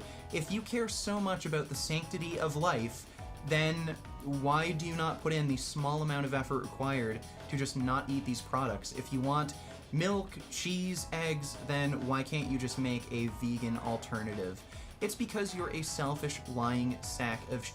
And the only reason you shared this GoFundMe campaign, the only reason you're trying to slander me in this video is because you only care about yourself and you're coming up with I don't know what to do when lies you're and playing with bullshit some people that who are just like this. pops into your head so that you can maybe stop losing subs so quickly. And to be honest, I don't even know what to say to this. Like, I've almost never heard someone say something so wild on YouTube. Vegan Gains is one of the most entertaining people of all time. As for any subsequent response videos, if they exist, they seem to have disappeared into the annals of internet history, implying that the controversy likely concluded. It's important to note that any traces of edginess associated with Richard were confined to Twitter and not presence in his YouTube response video. The shift in demeanor was likely influenced by the recent termination of his channel, leading him to really tone down everything. Even though Richard has started to veer away from his edgy persona, he wasn't entirely done with it. In the early months of 2020, he released a video titled Eddie Hall vs. Vegan Gains. In this video, he adhered to his well-established routine of critiquing bodybuilders for their dietary choices, the supplements they endorsed, and various other aspects of their lifestyles. However, it was during this video that he did something that would incite a significant amount of anger and backlash from viewers. About halfway through the video, Richard stumbled upon a Facebook post made by Eddie Hall, in which he shared his experience visiting a child with cancer. Richard decided to read the post, concluding sentences in a very mocking voice. Cancer is an almighty killer, and I wish there was a cure for it. I, for one, will be supporting Team Lewis in the future and hope you guys will too. One day, cancer will be a thing of the past, and the memory of Lewis will live on in the cure when it's found. Well, Eddie, since we're still waiting for that cure for cancer to be found, how about in the meantime we try and prevent ourselves from developing cancer in the first place? You eat red and processed meat all day, which is classified by the WHO as a cancer-causing carcinogen. Doesn't really make sense for you to eat these foods and promote these foods if you care so much about cancer. And on top of that, you're talking about vegan and vegetarian diets. Oh, they're so yucky and disgusting. Oh, I hate it. Well, guess what? Vegans and vegetarians have a lower risk of cancer. This action triggered a big wave of outrage, leading to an overwhelming barrage of dislikes on the video. It became abundantly clear that a large portion of the audience vehemently disagreed with Richard's approach. Richard, in his defense, contended that he wasn't mocking the child with cancer. Instead, he argued that the target was Eddie Hall himself, who he accused of exploiting the child's illness for views and attention, despite Eddie's charitable contributions to cancer foundations. On his professional Facebook page, he was promoting this fundraiser for a child who has cancer. Now, to me, it seemed as though he was exploiting the situation and this kid so that he could make himself look better, and he didn't really care about this kid with cancer. That was just what I thought. I could have been wrong, not saying I'm right, but that's what I thought. I guess a lot of people would say, like, well, even if he is exploiting him, I mean, the kid still gets benefit, you know, if he raises money for him, right? Yeah, but that wasn't really my area of concern. My concern was this guy is exploiting somebody who is going through something bad for his own benefit, even if it benefits the person ultimately. And people turned that into, oh, you're making fun of a kid with cancer. No, I was criticizing somebody who I thought was taking advantage of a kid with cancer. While Vegan Gains maintained that he was critiquing Eddie Hall's intentions rather than the kid, the video's execution didn't sit well well with many viewers, ultimately resulting in this incident going down in history as one of the most infamous moments in Vegan Gains' online reputation. During this period, the Vegan Gains channel was continuing to experience a decline in terms of views and subscribers. However, it wasn't long before one incident would send him right back to the spotlight of mainstream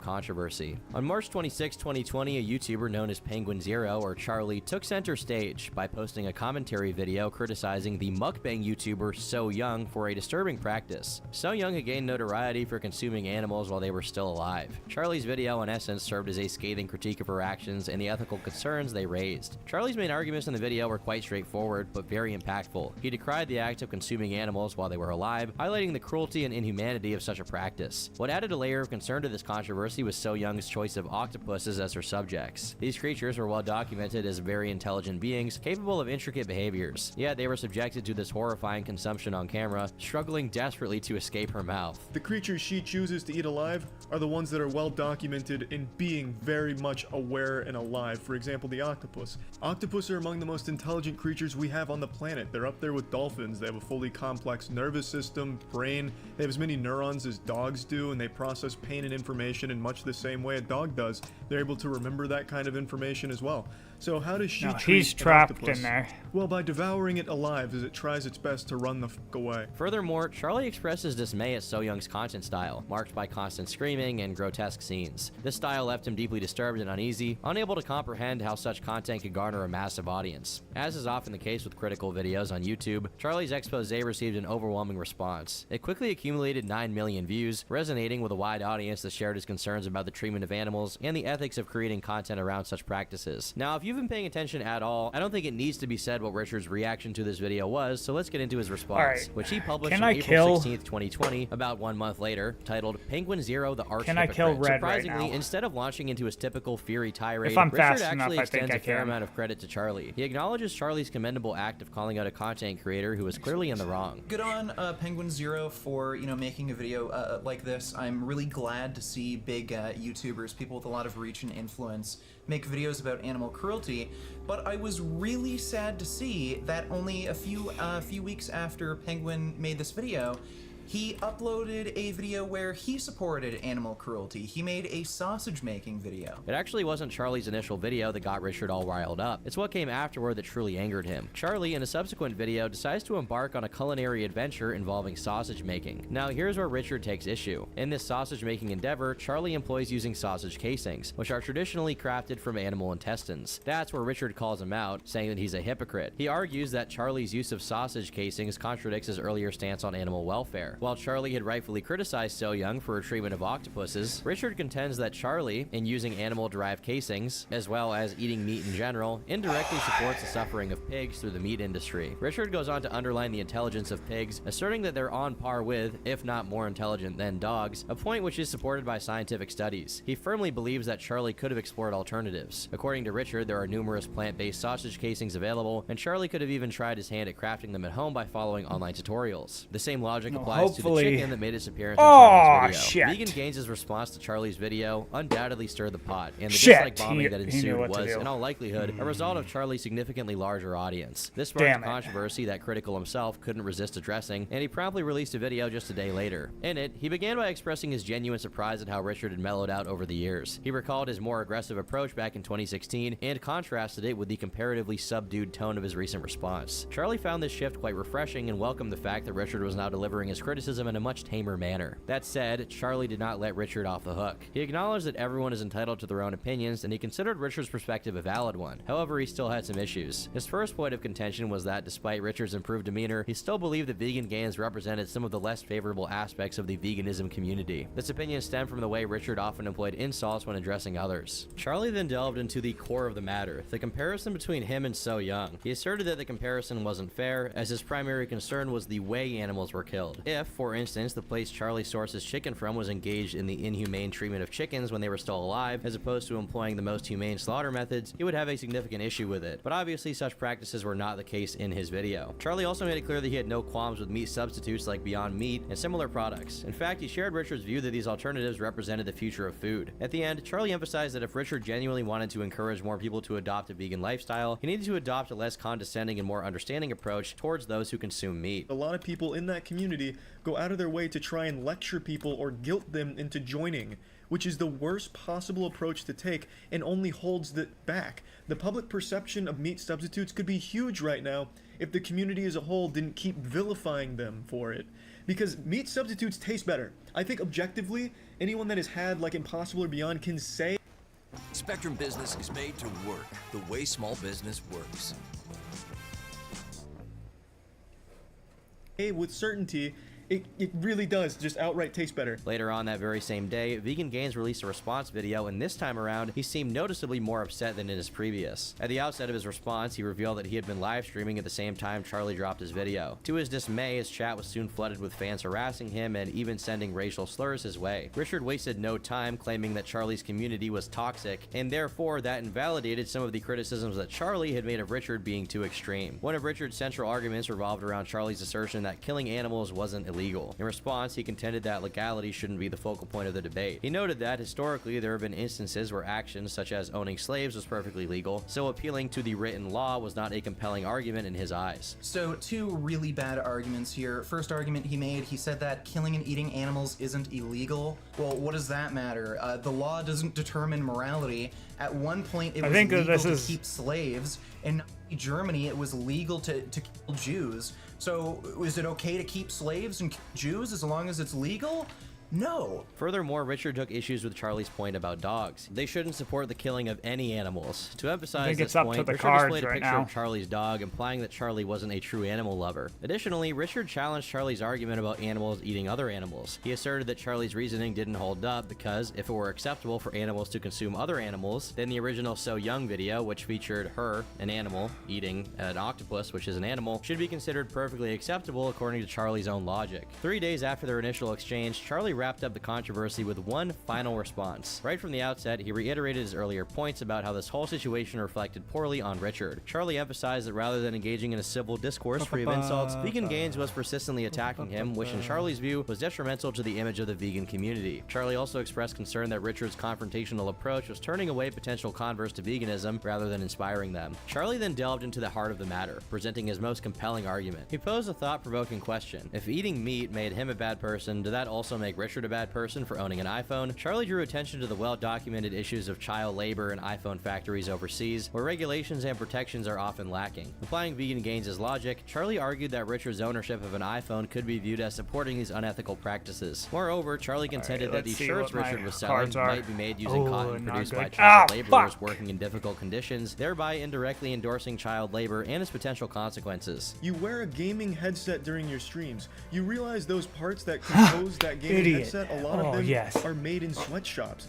Very, very immoral means of getting those parts, and you're wearing it freely. So by wearing that, you're supporting that kind of terrible thing in the world. I'm of course not the only one to make this comparison, but you keep dodging it. On Twitter, a user proposed the exact same thing, and your response was, "Oh, you're just retarded. You're not nearly on the same level of intelligence that I am. You don't know what you're talking about. I'm holier than thou. You're wrong. Look at Foxconn." I don't know if you're joking or if you're actually dumb, but Foxconn actually does use minors at their factories in China. Lock himself They're being investigated for it. It's pretty well documented. And Foxconn's an extremely terrible place to work that's well known for workers committing suicide.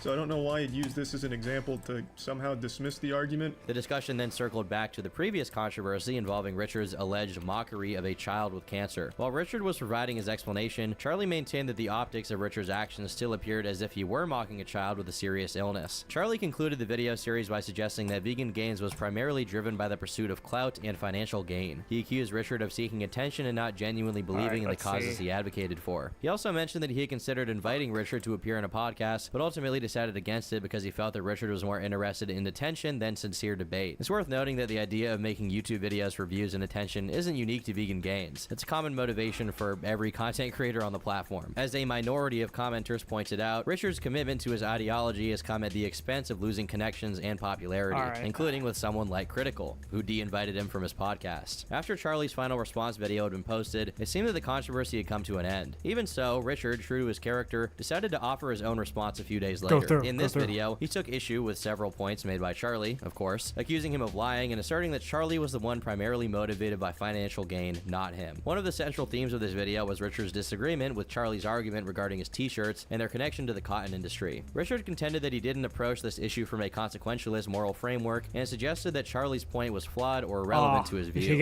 So first of all, again, this is a tu quo qui fallacy. Charlie is trying to suggest that because it's wrong to farm cotton and because I support the cotton industry, therefore it's okay for him to do something else that's wrong, like eat meat. Again, this sort of reasoning can lead to justifying anything. It could justify the Holocaust. It could justify eating animals alive. So again, why would you end up criticizing So Young when you're going to rely on this sort of logical fallacy as the basis of your argument against me? It doesn't make any sense. Despite Richard's attempts to defend his stance, it seemed that the video was destined for a negative reception, much like many of the previous videos in this controversy. True to form, it received over 22,000 dislikes and was inundated with comments, most likely from Charlie's fans who disagreed with Richard's position and the way that he expressed that position. So far, we've explored various individuals critiquing Richard's views and making claims about him, but we haven't really delved into what Richard's own beliefs actually are regarding veganism. After all the criticism and debate, it's only fair to hear directly from him himself what he truly believes and why he's so passionate. Why do you feel this way about animals? Why do you feel like they deserve so much empathy, or shouldn't be killed, or we shouldn't eat them? When, I mean, a large portion of society, I mean, myself included, eats meat. I don't really feel bad about it. Well, I do feel a little bad about it, but I don't feel that bad about it. Not enough to stop eating it. Yeah, I don't like injustice. I don't like it when weaker people or beings are kind of like picked on.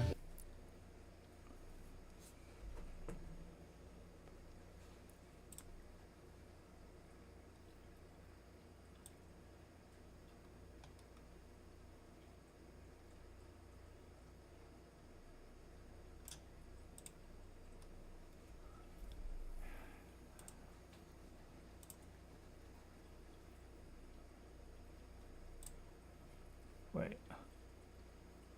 Fixed. 60 seconds. There we go. Yeah. I just don't like the idea of that, and I think that's why I'm especially sympathetic to animals, because they have no way of even fighting back. Yeah. It's like not a battle they can win. And I do believe in the idea of like fundamental human rights, and I believe it's just a logical extension of human rights to grant human rights to animals. Holy shit. That's bad. So stop straining your eyes and start listening instead. I have to do a lot of reading for my job. You know, emails, contracts, PDFs. To stay focused, I use a free Google Chrome extension called Speechify. It's like the voice of the internet. I get a play button everywhere. So if I click play on email, it reads. If I click play on a PDF, it reads. If I have physical books, I take a picture, it reads. Speechify can read to you in the highest quality digital voices available anywhere. So let's say you have to read an incredibly long email from your boss that you have to finish before the big meeting starts in 10 minutes. Or you're cramming for an exam the night before, but can't bear to keep your eyes open to read one more textbook chapter. Or you're reviewing a dense legal document that would change your life forever. Or you're proofreading your thesis one last time before you submit it to make sure there aren't any errors. No matter what you have to read, we could all use a second pair of eyes to help us retain information and put our best foot forward.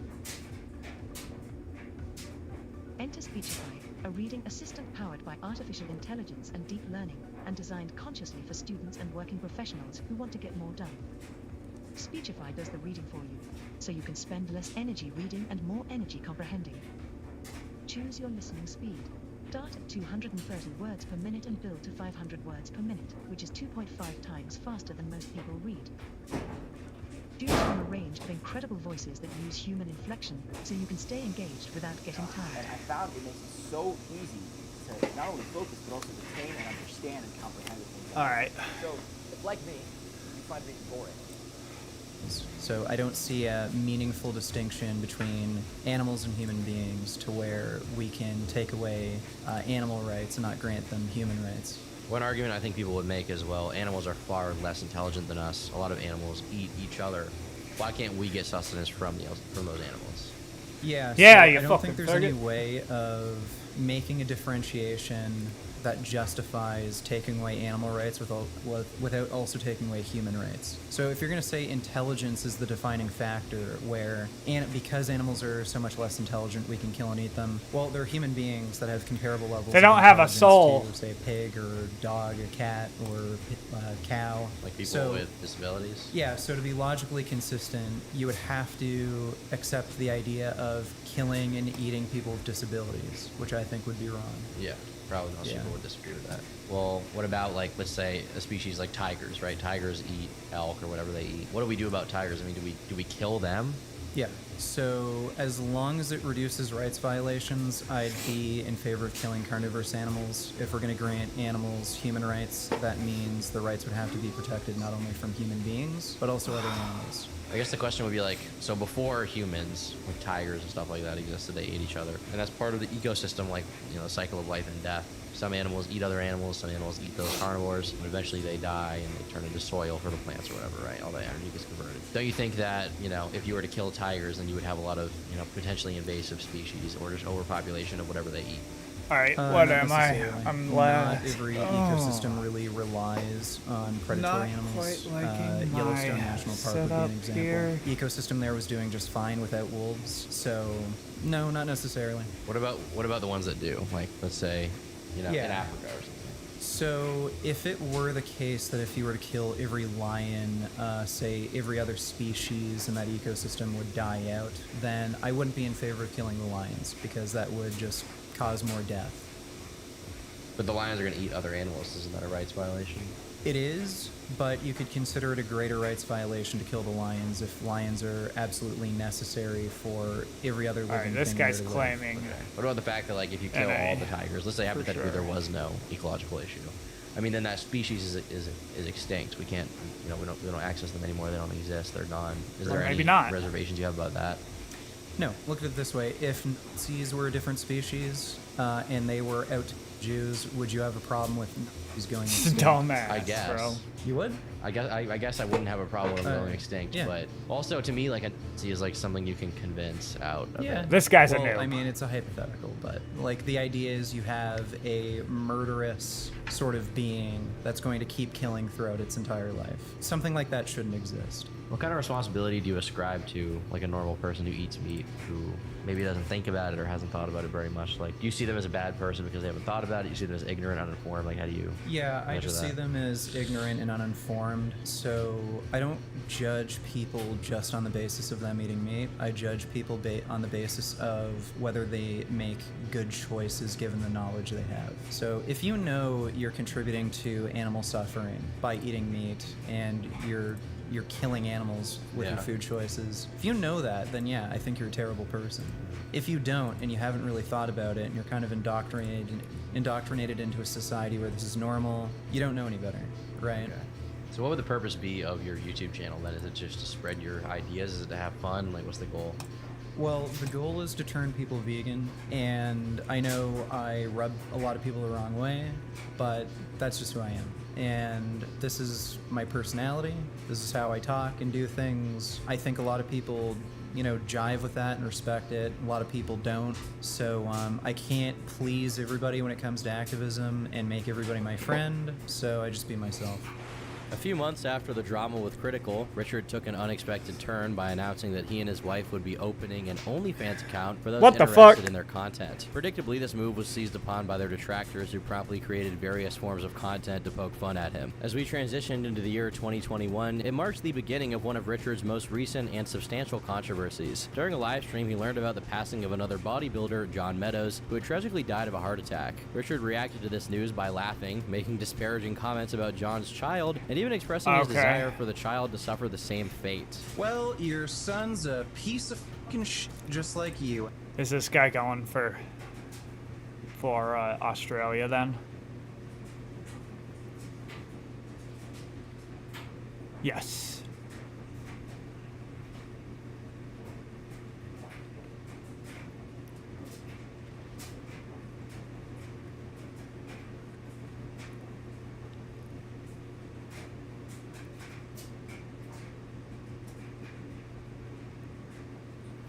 Alright, I'll get out of your way so you don't noob slam me. Toll. Yeah, there he is. Torturing animals. Yeah, putting a hook through a fish's mouth.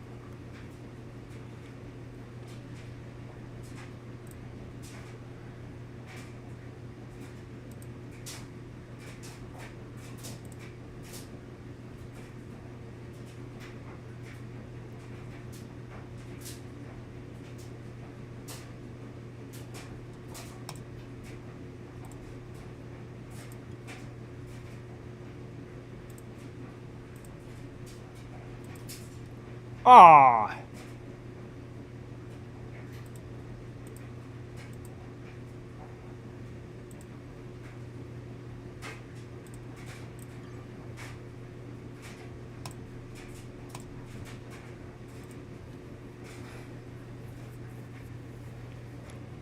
I'm gonna make a claim for Australia. I mean, not Australia, Europe here in a minute.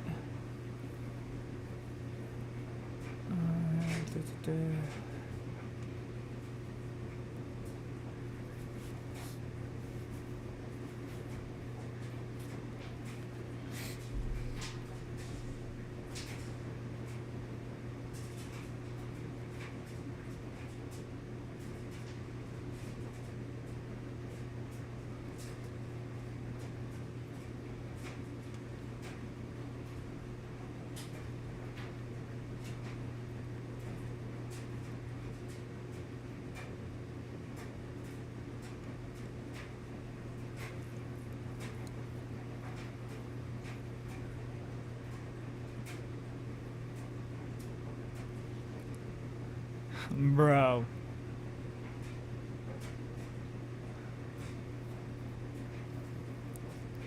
Just noob slamming into it. This is fucking hilarious. Red and purple are gonna be out here soon if they're doing what I think that they're trying to do.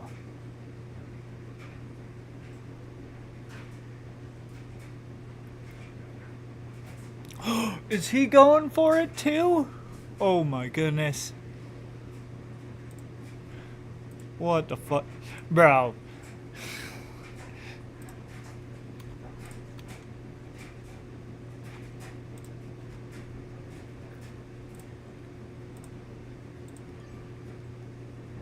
Now, all I have to do is go to here and wait for the chaos to wait for it all to happen.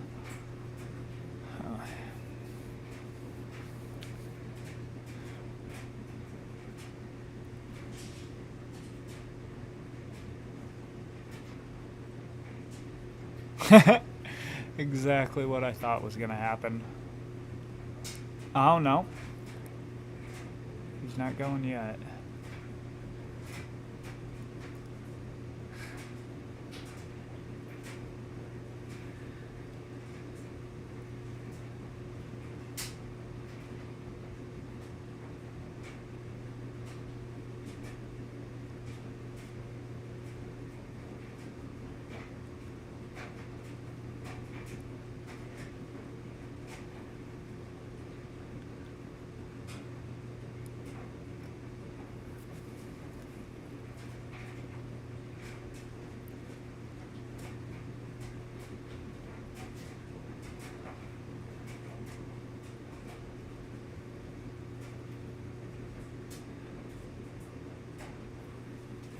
What the fuck?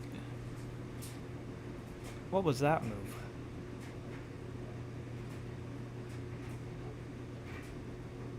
Is this guy a bot? No?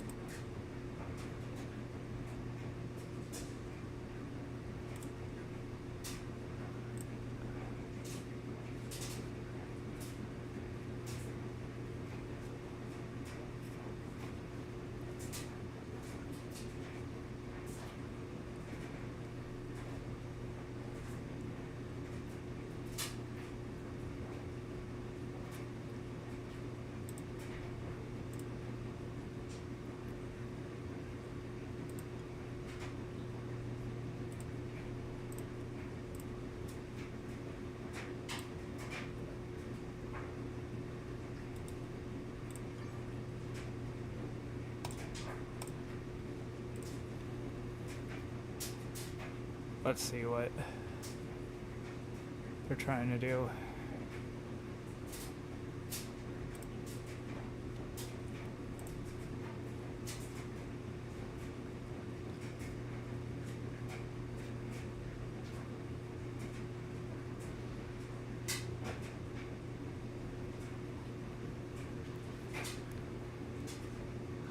Are they gonna come down into here now?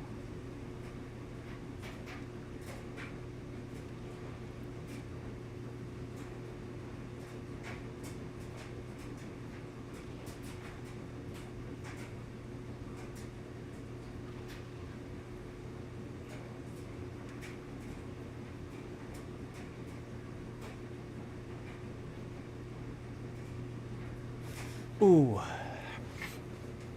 I could probably kill. Oh no, I can't. If I had this on the outside, I could.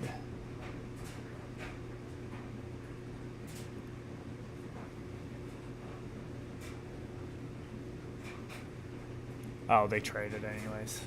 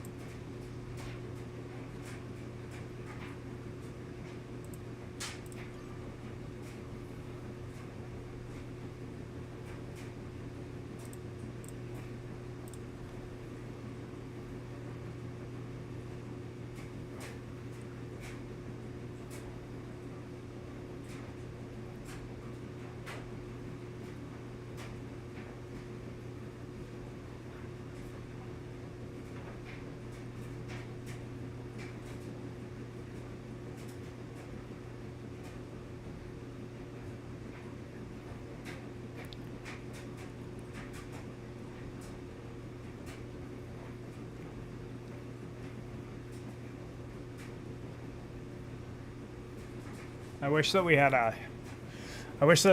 a the alliances, because then I could talk to some of these people and try to I need to start looking for when there is alliances. All right.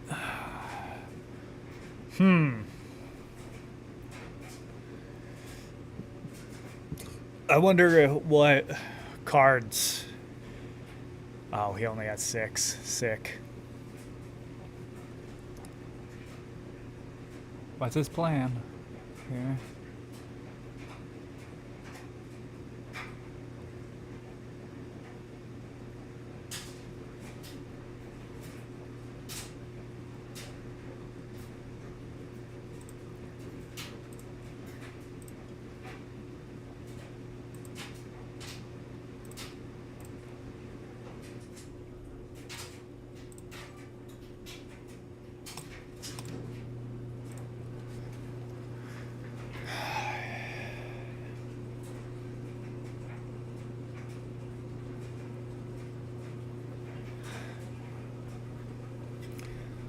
Kind of forcing yellow out of here, so he's gonna, I don't know exactly what yellow's gonna have to do.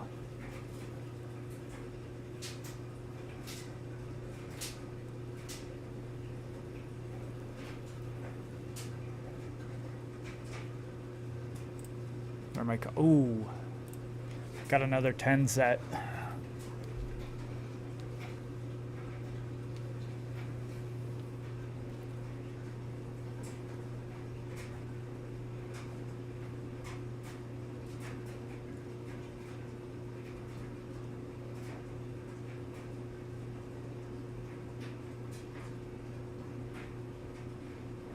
Yep, I forced yellow out.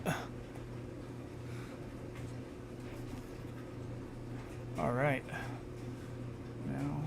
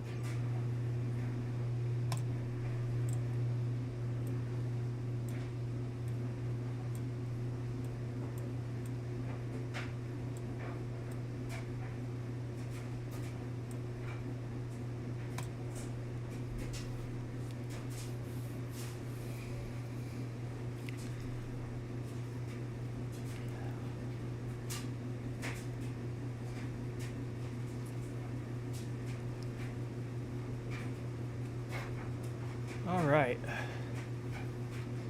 Let's see.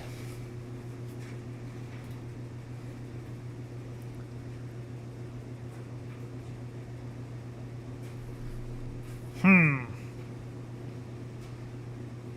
right, I'm going to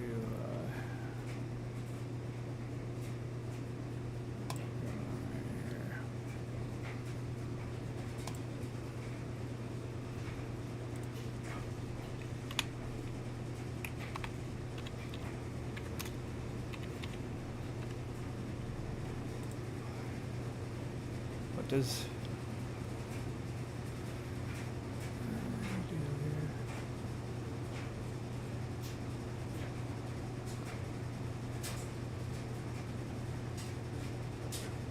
yeah, that's what it is. This looks. This channel is part of the History Hit Network.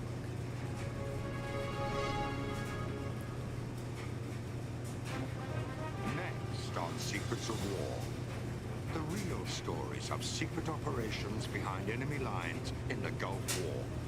The German undercover agent who worked for Iraq. The secret role of the U-2 spy plane. The hunt for Mogul Scud missile launchers and the Allied coalition's intelligence blunders. The Gulf War, Secrets in the Sand is next on Secrets of War.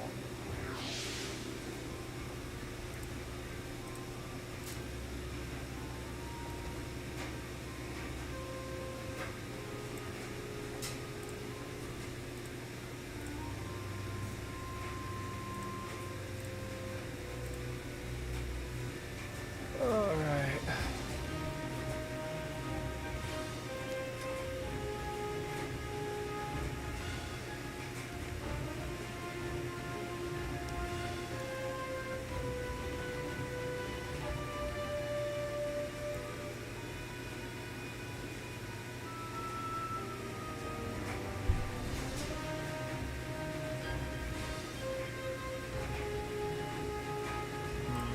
I'm not feeling this.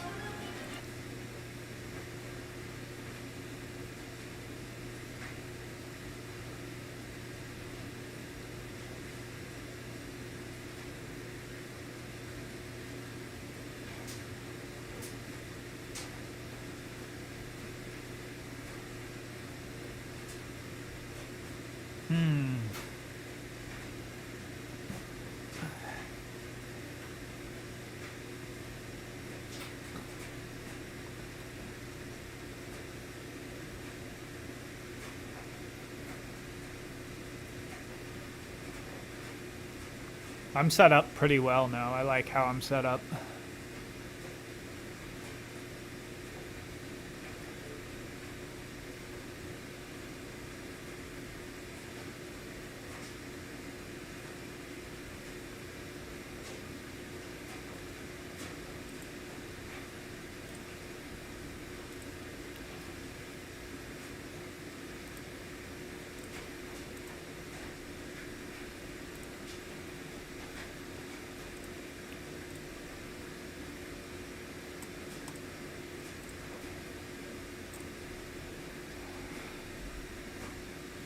go.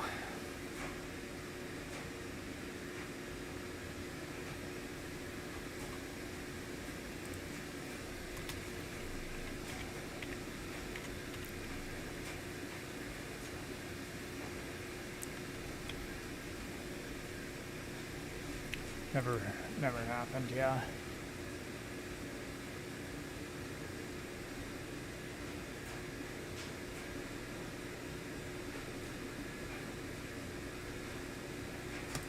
There we go.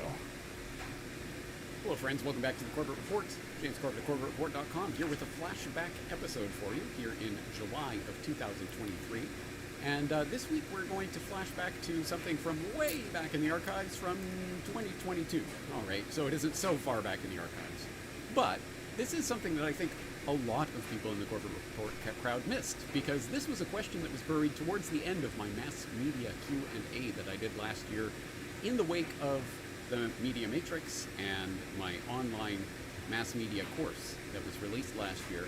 I did a Q&A and answered several questions about media and media history and mass media, etc. But in that Q&A, I saved the best for last, and I do this from time to time. I put the most interesting thing towards the end of a video. He's getting greedy. He's gonna be I taken think out it's a good by. way of checking who's paying attention. Anyway, this was such an important question and answer that I would like to. I think it bears repeating. Okay. So I hope you will stick around for this one. I guarantee you, this question about embedded reporting in the Gulf War probably goes in a direction you're not expecting. Anyway, without further ado, here's this week's flashback. Hey there, James. This is Vinny, and I think you know which Vinny this is. In any case, I've never really submitted a question to Corbett officially on the website. I thought I'd do that now because I did watch your media course very closely, and it was really, honestly, mind-blowing, really great, and I learned so much from it. I have a question because you hadn't mentioned the practice of embedded reporting that began to occur during the Gulf War under Bush 1. And I'm just wondering, what do you think the practice of embedded reporting did in terms of shaping the people's perception of the Gulf War? Thanks for taking the time I to only get the answer. I horses. really appreciate all the work you do. Take care. Ooh, is he coming in I on very me? much appreciate the question, and it is very much in keeping with the spirit of the course, because as people who've taken the course know, I do spend a lot of time going through that history, talking about news and the conception of even what news is, let alone how it is reported in the different manifestations of this mass media technology as that develops. It's very interesting to think about how our conception of what the news is develops in each different iteration of technology and in the different historical environments and contexts in which they're placed. So, yes, for the last few decades, this has been a feature of war reporting. We noticed it really in the first Gulf War, and then really with Afghanistan and Iraq in the past couple of decades. There's been an increase in the number of reporters being embedded journalism. So reporters riding along with military teams as they do their operations and then reporting from You the better war scene fucking take in them. that way. And obviously, I would like to say that for the most part, I think the Corbett Report audience will probably get why that is probably not a good idea, or at any rate is going to present a very skewed version of events. But if you would like a greater elaboration on that, Patrick Coburn wrote a very, I think, thoughtful piece from back in 2010 on the dangers of embedded journalism that I will commend to your attention. Of course, I will link it in the show notes for today's episode, so I hope you will check it out and read it in its entirety. I think it is worth reading. It's got some interesting reflections from a reporter who has done real reporting in very dangerous war zones in a non-embedded way, reflecting on the nature of embedded journalism, but also, as I say, in a thoughtful way. He doesn't simply dismiss it. There is a recognition of the fact that doing genuine reporting and journalism in a war zone is inherently exceptionally difficult and dangerous, and there has to be some sort of accommodation for that in some way or other, and embedded journalism is one of the ways you could do that, right? Well, as Coburn writes, many allegations against the system of embedding journalists mainly with the American or British military, are unfair. Accompanying armies in the field is usually the only way of finding out what they are doing or think they are doing. Nor is there an obvious alternative way for correspondents to operate today. Given that Al-Qaeda and Taliban target foreign journalists as potential hostages, it is impossible to roam around Iraq or Afghanistan without extreme danger. But having made those concessions, he does then go into Media course very closely, and it was really, honestly, mind-blowing, really great, and I learned so much from it. I have a question, because you hadn't mentioned the practice of embedded reporting that began to occur during the Gulf War under Bush 1. And I'm just wondering, what do you think the practice of embedded reporting did in terms of shaping the people's perception of the Gulf War? Thanks for taking the time to answer. I really appreciate all the work you do. Take care. Thank you, Vinny. I very much appreciate the question, and it is very much in keeping with the spirit of the course, because as people who've taken the course know, I do spend a lot of time going through that history, talking about news and the conception of even what news is, let alone how it is reported in the different manifestations of this mass media technology as that develops. It's very interesting to think about how our conception of what the news is develops in each different iteration of technology and this in the guy's different loving it historical environments and contexts in which they're placed. So, yes, for the last few decades, this has been a feature of war reporting. We noticed it really in the first Gulf War, and then really with Afghanistan and Iraq in the past couple of decades. There's been an increase in the number of reporters being embedded journalism. So reporters riding along with military teams as they do their operations and then reporting from the war scene in that way. And obviously, I would like to say that for the most part, I think the corporate report audience will probably get why that is probably not a good idea, or at any rate is going to present a very skewed version of events. But if you would like a greater elaboration on that, Patrick Coburn wrote a very, I think, thoughtful piece from back in 2010 on the dangers of embedded journalism that I will commend to your attention. Of course, I will link it in the show notes for today's episode, so I hope you will check it out and read it in its entirety. I think it is worth reading. It's got some interesting reflections from a reporter who has done real reporting in very dangerous war zones in a non-embedded way,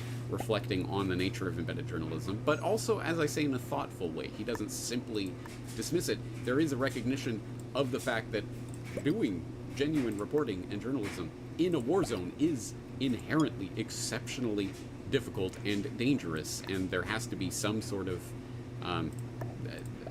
accommodation for that in some way or other. And embedded journalism is one of the ways you could do that, right? Well, as Coburn writes, many allegations against the system of embedding journalists, mainly with the American or British military, are unfair. Accompanying armies in the field is usually the only way of finding out what they are doing or think they are doing. Nor is there an obvious alternative way for correspondents to operate today. Given that Al-Qaeda and Taliban target foreign journalists as potential hostages, it is impossible to roam around Iraq or Afghanistan without extreme danger. But having made those concessions, he does then go into the sorts of problems, not just the surface level, but the structural problems with embedding, noting, for example, it produces a skewed picture of events. Journalists cannot help reflecting to some degree the viewpoint of the soldiers they are accompanying. He talks about embedding, putting limitations on location and movement. You are going to be wherever the forces are, which means that the correspondent embedded with the American or British military units is liable to miss or misinterpret crucial stages in the conflict. And then after a very lengthy discussion, he summarizes by saying, I used to get a certain amount of undeserved applause at book festivals by being introduced as a writer who has never been embedded, as if I had been abstaining from unnatural vice. Embedding obviously leads to bias, but many journalists are smart enough to rumble military propaganda and wishful thinking, and not to regurgitate those in undiluted form. They know that Afghan villagers interviewed in front of Afghan police or US soldiers are unlikely to say what they really think about either. Nevertheless, perhaps the most damaging effect of embedding is to soften the brutality of any military occupation and underplay hostile local response to it. Above all, the very fact of a correspondent being with an occupying army gives the impression that the conflicts in Iraq and Afghanistan, countries which have endured 30 years of crisis and warfare, can be resolved by force. End quote. Once again, please do read through that article. I think it is worth your attention if you're interested in this issue, but I think raising the right kinds of questions. It isn't just a question of sort of skewing the report in favor of the military. It's that you only see what the military sees. You only understand the conflict in military terms. It starts to affect not only the way you report, but what you report in the first place. And obviously, that ends up affecting the audience and their perception of what that war is about, or how it is being waged, or in what way, etc., etc.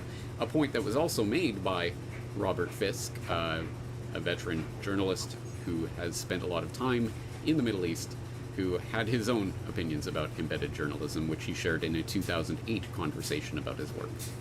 Oh, motherfucker. This glomming across of journalism into power, I saw it very clearly actually in 1990 when American troops were gathering in Saudi Arabia for the Gulf War, the first Gulf War, to liberate Kuwait from Saddam. And the funny thing was, lots and lots of journalists were turning up, especially from America, Midwest guys who'd never been abroad before, in military costume. One guy turned up from actually Denver, wearing shoes with camouflaged leaves on.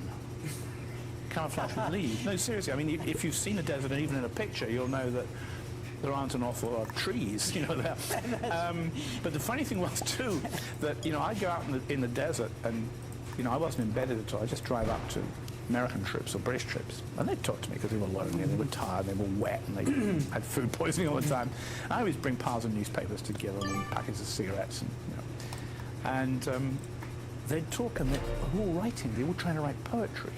One guy in an Abrams tank had worked at a huge board game about flying between planets and knowing when they could refuel their spaceship. It was, of course, about being a tank crewman in a desert, not knowing you could get a resupply of fuel, as I quickly realized. And these were quite literary people. A British guy was trying to write poetry. It wasn't very good, but he was trying. And it suddenly dawned on me that all the soldiers wanted to be journalists, and all the journalists wanted to be soldiers. You know? There's something there which was very dangerous, getting loose. Now that is actually an exceptionally telling little anecdote, isn't it? About this whole phenomenon of media and its relationship to reality, or lack thereof, and how the two interact and interplay with each other. You've got these reporters dressing up in what they think is, well, I'm a soldier now, I'm a soldier reporter, so I'm going to dress in my camo gear for the desert, which has nothing to do with the actual terrain, because, again, they're going off of media representations of war. And then you've got the soldiers who want to be journalists or writers themselves, because they don't want to be doing the actual drudgery of the work they're in. No, they want to be in media.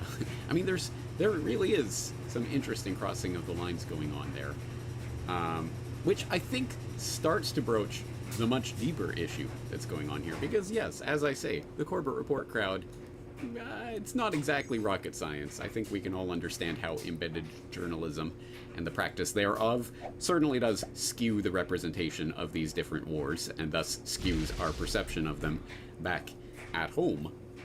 But go into fucking... It's actually much, much, much deeper than that, isn't it? And this is where we start to question that blurring of the line between reality and the virtual, the media representation of that reality, and how the two interact and interplay with each other. Here's where things get really deep, and here's where I potentially lose the non-philosophically inclined, but I'll do it anyway. Here's a statement for you. The Gulf War did not take place. Now, I know what you're thinking. Probably something along these lines, right? CNN's Carl Rochelle is here with me, just came up. Carl, I know we can't be very specific given these restrictions, but within those parameters, what did you see? Well, what I saw, I didn't see anything hit. I looked almost straight above us. There's a vapor trail coming from my right to my left, and there's a cloud of something. It looks like it might have been an explosion, a cloud. I'd say it was...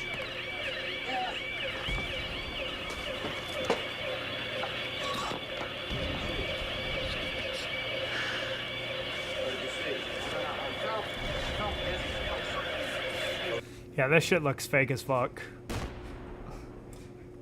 Like, how the fuck did they even think that anyone was going to? Potentially reflecting to some degree the inclined, but I'll do it anyway. Here's a statement for you. The Gulf War did not take place. Now, I know what you're thinking. Probably something along these lines, right? CNN's Carl Rochelle is here with me. Just came up. Carl, I know we can't be very specific given these restrictions, but within those parameters, what did you see? Well, what I saw, Yellow, do something! Fuck! There's a vapor trail coming from my right to my left, and there's a cloud of something. It looks What like a fuck! What the fuck is this idiot doing, bro?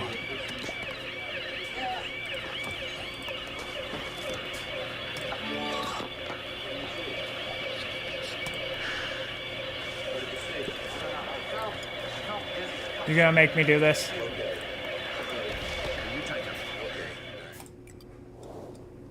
Yes, of course. If you've been around in the conspiratainment space for long enough, you have undoubtedly seen the unedited behind-the-scenes footage and takes of Charles Jaco and his reporting from Saudi Arabia back in 1991 during Operation Desert Storm, or was it really from Saudi Arabia? And of course, that is the tenor of much of the misreporting in the conspiratainment space that has taken place around that particular footage and the other footage that has been released. Look, it's all trying to fake. be It nice. was done on an Atlanta soundstage. It's a blue screen behind them with fake palm trees, and it's all a show. It's not. None of it was real. None of it really happened.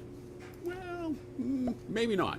In fact, as Aluminum Theory demonstrates in a video that was filmed at the Darhan International Hotel in Saudi Arabia, on the specially constructed plywood stage that they had set up there for the TV crews. You can see it from different angles and different shots. I hope he doesn't have any from fucking even cards, different and I'm networks, just gonna etc. take him out next That was turn. where they were broadcasting from.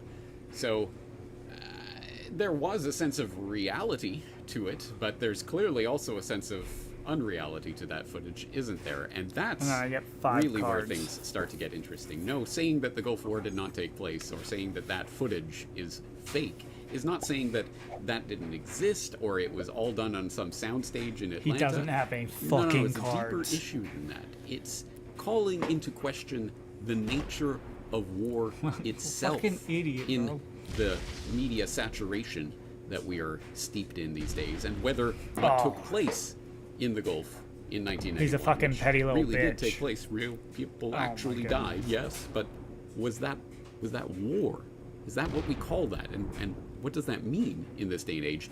Actually, a much Yellow much might take more him, though. deeply philosophically interesting question than you might think. And if all of these questions about the virtual and the real and simulation and simulacrum start to evoke certain ideas, that's because you are good students who were paying attention in lesson 3 when I was talking about Jean And Baudrillard. what? And in case you weren't paying attention, let's get into it, because as you may or may Is not Yellow know, coming to Jean take Baudrillard me? wrote a series of Oh, essays that Yellow were is collected going. and Oh, published in a book. what the that was then published. fuck, The Gulf dude? War did not Yellow? take place, which, of course, is the English translation available there on The archive.org. fuck? The link will be in the Bro, show he notes. could have So gotten let me go in NA and so borrow long this ago. book so we can at least read some of the excerpt together. Although I must say, All right. as usual, Baudrillard exceptionally dense. So let's read a bit from the introduction, which makes things in a little bit clearer, more easily understandable language. Let's switch to one-page view. So for people who don't know, again, this was a collection of essays that were published in Le Libération in early 1991. The first essay was published on January 4th, 1991, so after the UN resolution had been approved, but before any bombing or anything had commenced, before Operation Desert Storm actually took place. That was published on January 4th of 1991, and it was called "The Gulf War Will Not Take Place." A rather bold statement, which seemed to be proven untrue by subsequent events, right? Well, the Gulf War started, and then it was on CNN 24/7, so it must have been taking place, right?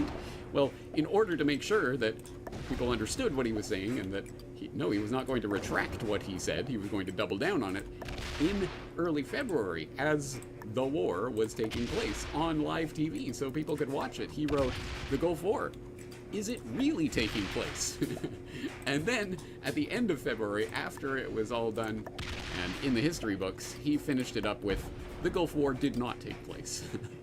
A very provocative and interesting concept. So let's take a look at it. Fuck you. Or at least start to broach the question of what this really means. So again, reading from the introduction by the translator here, I think he puts it in perspective nicely. He says, at the time, as this was taking place in 1991, the TV Gulf War must have seemed to many viewers a perfect Baudrillardian simulacrum, a hyper-real scenario in which events lose their identity and signifiers fade into one another. Fascination and horror at the reality which seemed to unfold before our very eyes mingled with a pervasive sense of unreality as we recognized the elements I knew of he's gonna Hollywood's have to script come which had after me. preceded the real. Oh, no. The John Wayne language and bearing of Fuck the military yes. spokesman. And He's the going for- signifiers of past events faded into 'Cause he those of the respects present. The oil-soaked seabird what I did. recycled from the Exxon Valdez to warn of impending eco-disaster Yes. in the Gulf. Occasionally, the This is absurdity perfect. of the media's self-representation as purveyor of reality and immediacy broke through. In moments such as those when the CNN cameras crossed live to a group of reporters assembled somewhere in the Gulf, only to have them confess that they were also sitting around watching CNN in order to find out what was happening. Television news coverage appeared to have finally caught up with the logic of simulation. It was not the first time that images of war had appeared on TV screens, but it was the first time that they were relayed live from the battlefront. It was not the first occasion on which the military censored what could be reported, but it did involve a new level of military control of reportage and images. Military planners had clearly learned a great deal since Vietnam. What's his plan Procedures here? for controlling the media were developed and tested Oh, in man, Falklands, does he not know how to- Panama.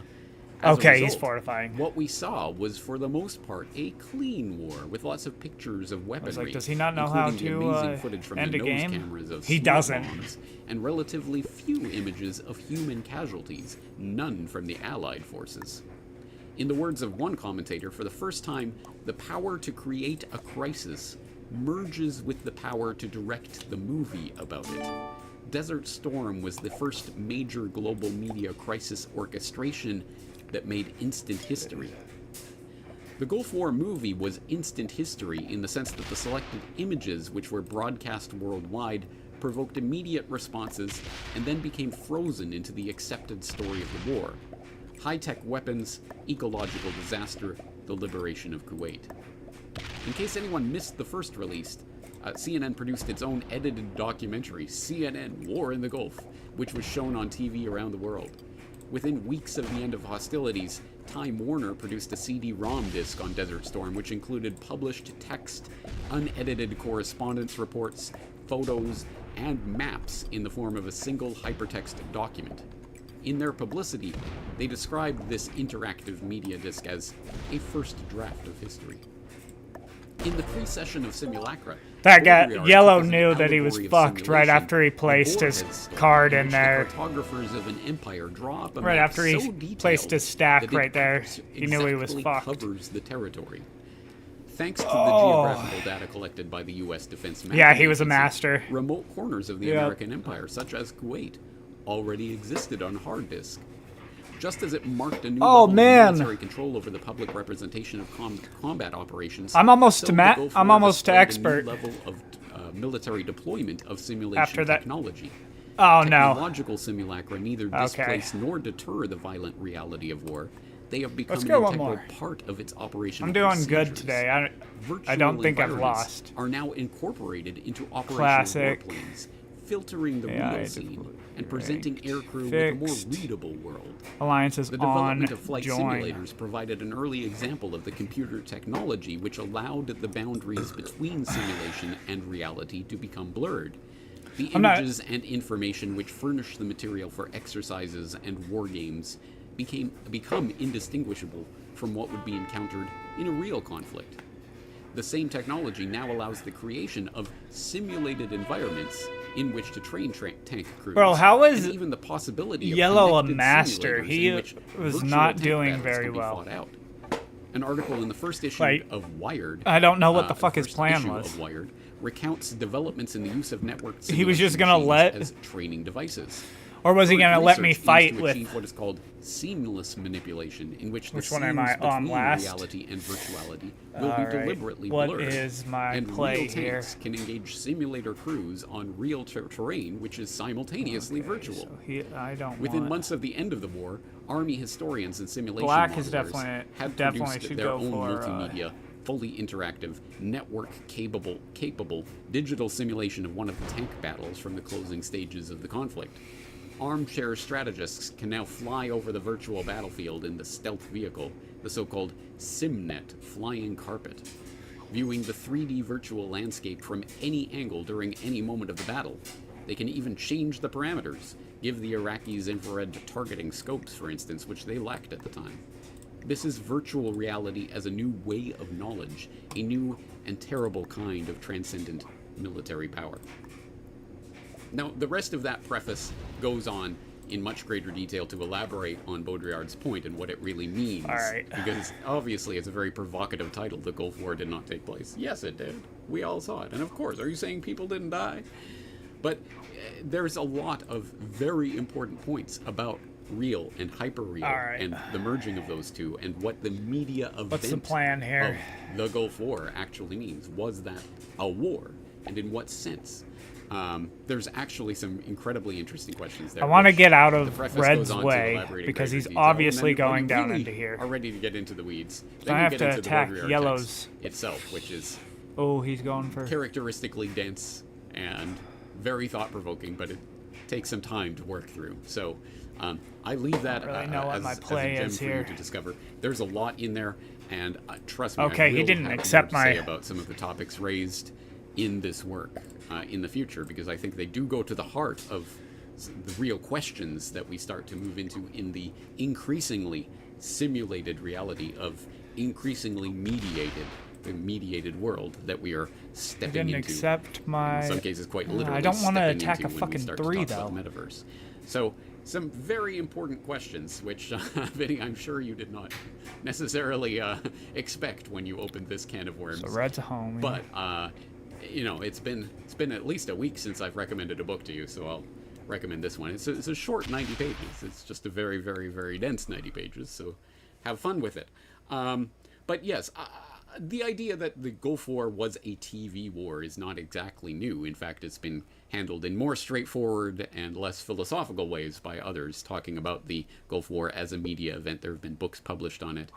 Even Chomsky, straight-laced, I'm not a postmodernist Chomsky, has talked about, well, does what happened on TV there, was that a war? My understanding of war involves two sides, relatively equally matched sides shooting at each other on a battlefield, but that's not what happened there in 1991. So even he would challenge the validity of the Gulf War as a war.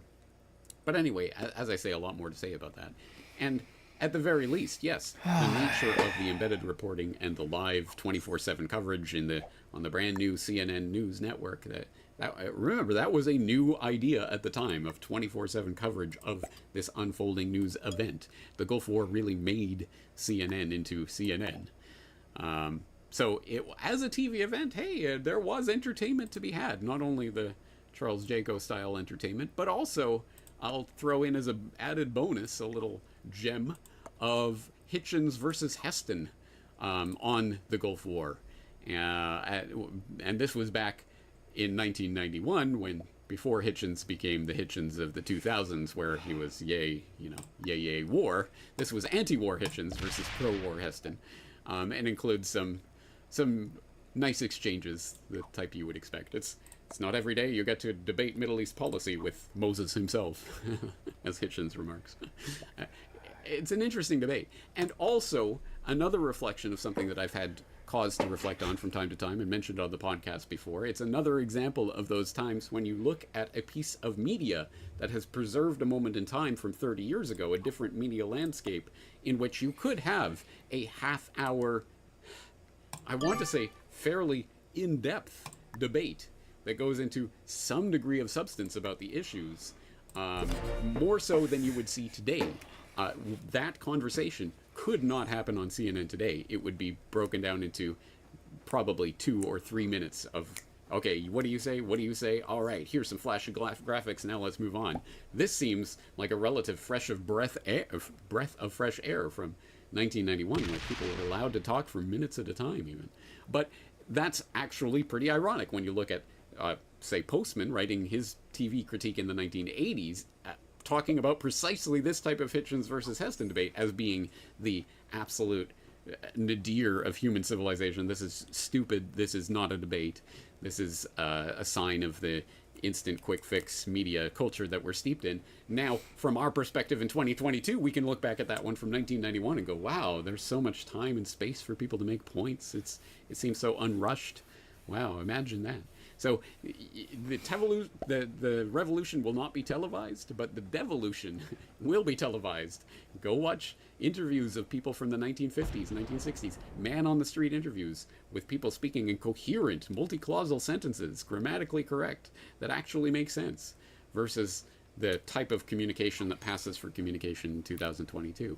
There is a documented phenomenon that is happening there, and media has a part to play in that. So anyway, there's a lot of different issues. I'm glad to have had overwhelmingly positive feedback from the people who have taken this course so far. Again, if you have not done... Howdy, Bosch here. Today we're going to be talking about why all forms of child exploitation is bad, whether it's in the form of labor or other, more inappropriate forms. To do so, I'll be using an edgy analogy, but I am sure that the people on the internet are smart enough. I'm so confused with what the fuck that ad was.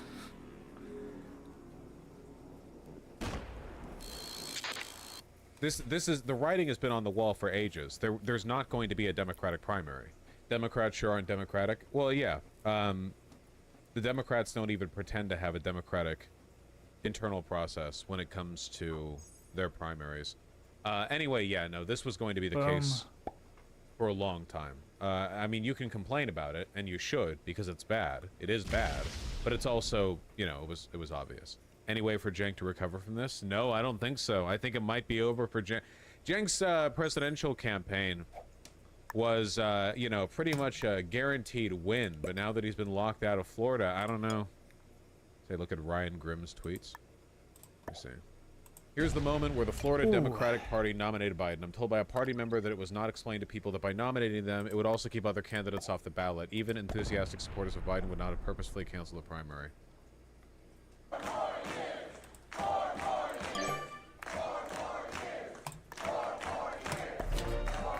There we go. Please remember Cringe. that the Florida Democrat, 4 more years. the Florida Cringe, Democratic bro. Party is filled with the most useless in the entire world. Okay, like these people are the most incompetent, like the negligent motherfuckers in the universe. First of all, it's Florida. It wasn't going to go blue anyway. That's one. But for two, well, there you go, Benjamin. But for two, like the Florida DNC has mismanaged the state so badly in the past few decades. That's why it's in the position that it's in right now. I wonder you know, what they Red's practically going for surrendered right the now. state. The Alabama Democratic Party is so much worse. Yeah, it's also really bad. The Iowa Dems are the worst. Let's just say all Democrats are bad because they're liberals. Is there not a tweet on this? Okay. Dems are digging their own graves by not mediating with the popular sentiments in a way that contradicts their own name. Yeah. The Democratic Party and the, you know, continuous incompetence? Say it ain't so. It happened October 29th. Oh, okay, I'm an idiot. Let's scroll back further. Do you think Newsom has a chance of being nominated? He's a governor. No. He's not running. Have a good time, Bosch. Marianne Williamson and Cenk Uygur are holding a press conference now denouncing the rather shocking move by the Florida Democratic Party effectively to cancel their primary and simply award the delegates to Biden. I don't know why anyone is assuming Joe Biden would get those delegates, said Uygur. Here, Miss... You guy. I hereby claim all those delegates. Hell yes! Hold up. Hold on. Are we... After a contentious electoral period, Cenk Uygur has been declared interim president of the United States of America. I can do this all day, buddy. Stop the count. I gotta find this press conference. Please. Okay, by press conference, I assume we mean, like, what? A Twitter space? Hey, did Marianne used to follow me on Twitter and now doesn't? Hey. Is Red already I don't see any out tweet like from that? Marianne. Shit. Long shot candidates. Last Florida Democrats.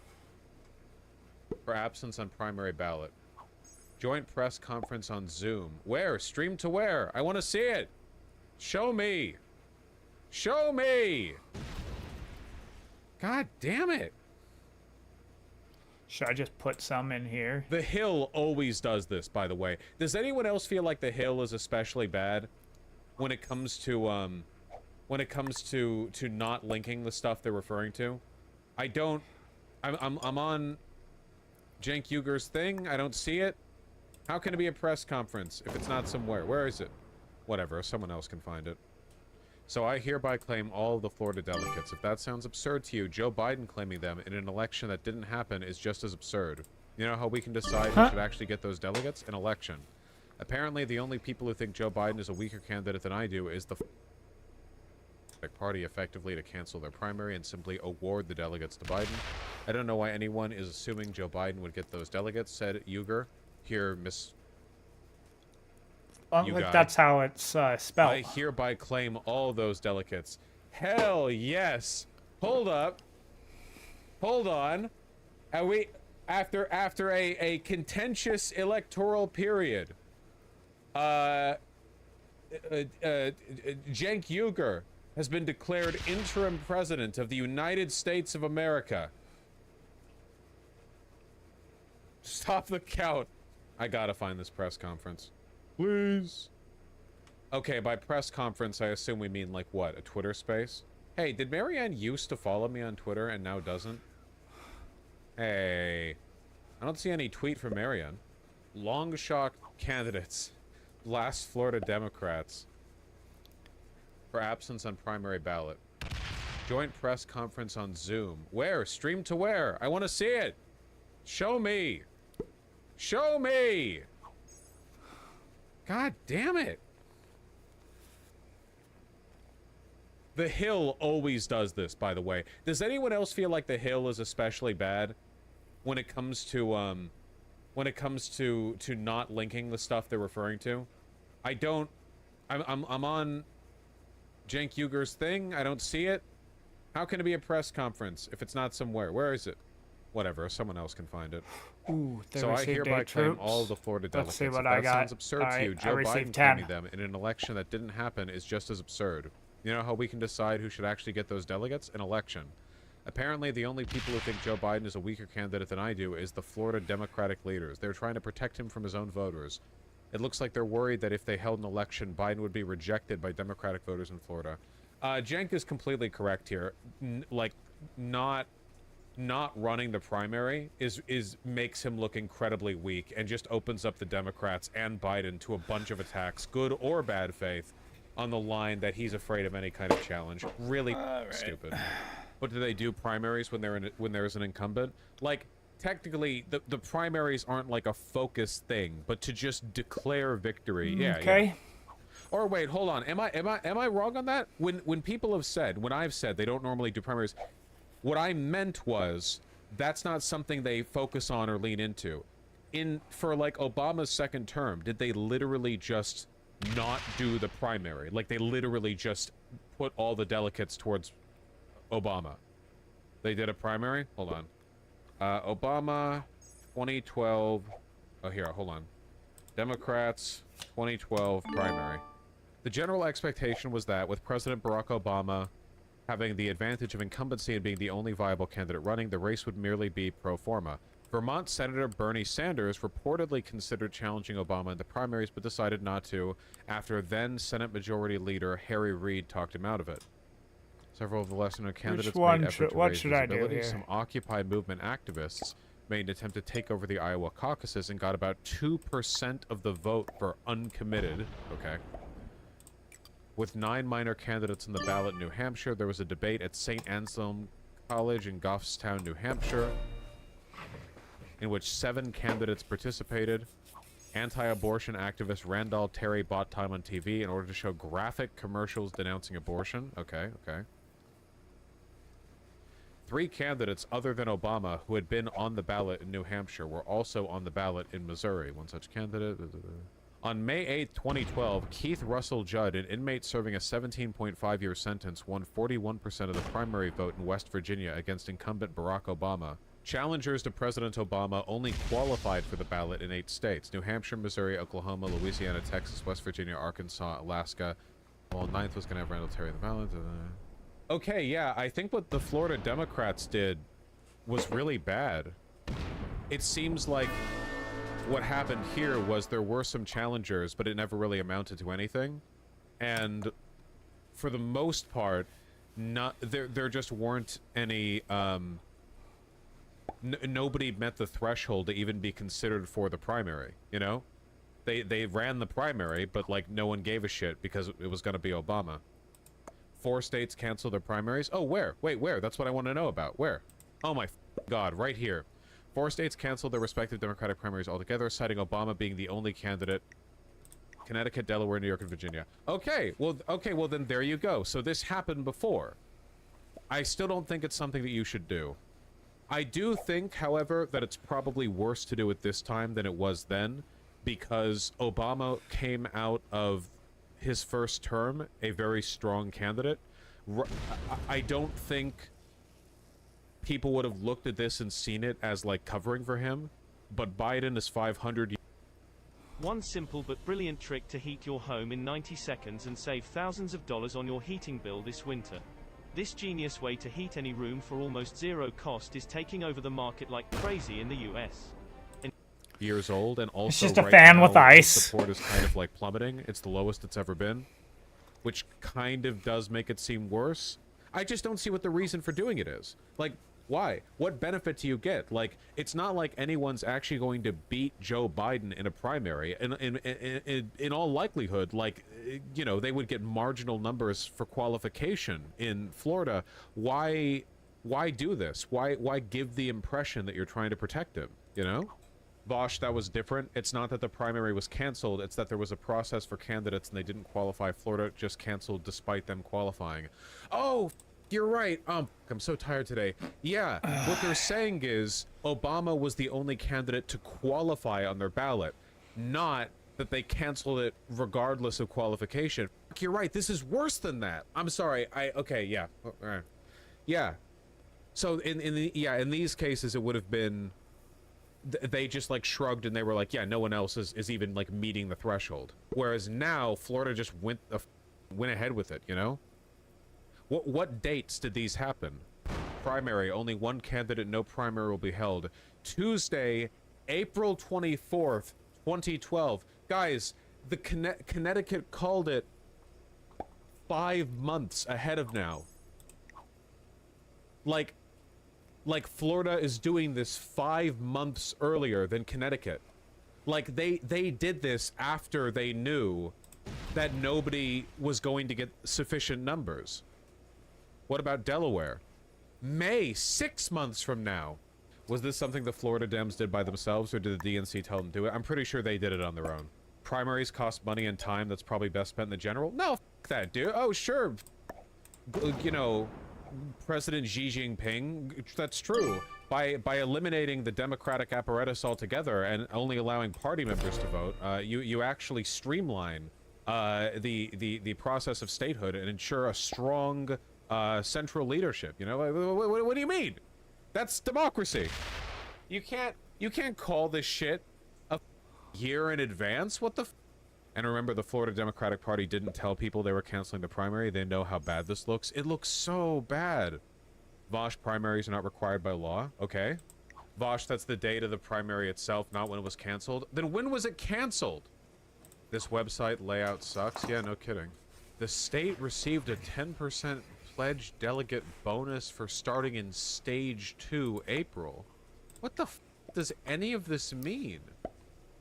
15% pledge delegate bonus awarded when clusters of 3 or more neighboring states?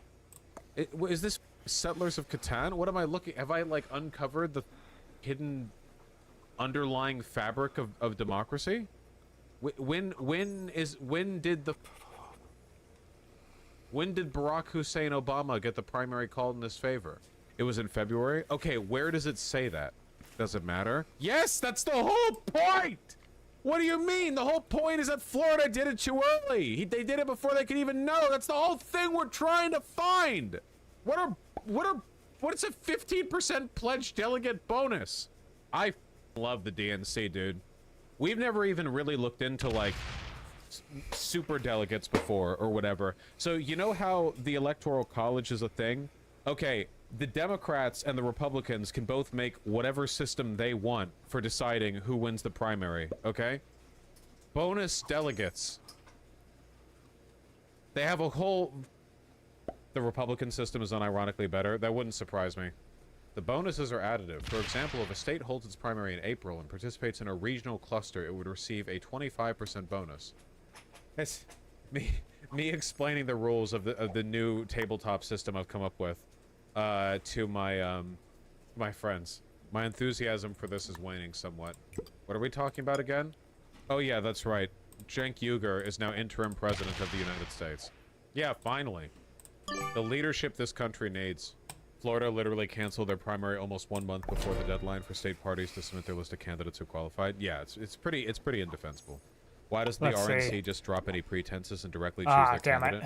Because even authoritarian leaders like to maintain at least the pretense of democracy. Also, you know, you do want, ideally, to put forward a popular candidate. If you put forward an unpopular candidate, then they're less likely to vote in the general. And if they don't get voted in the general, then like, what was the whole point, you know?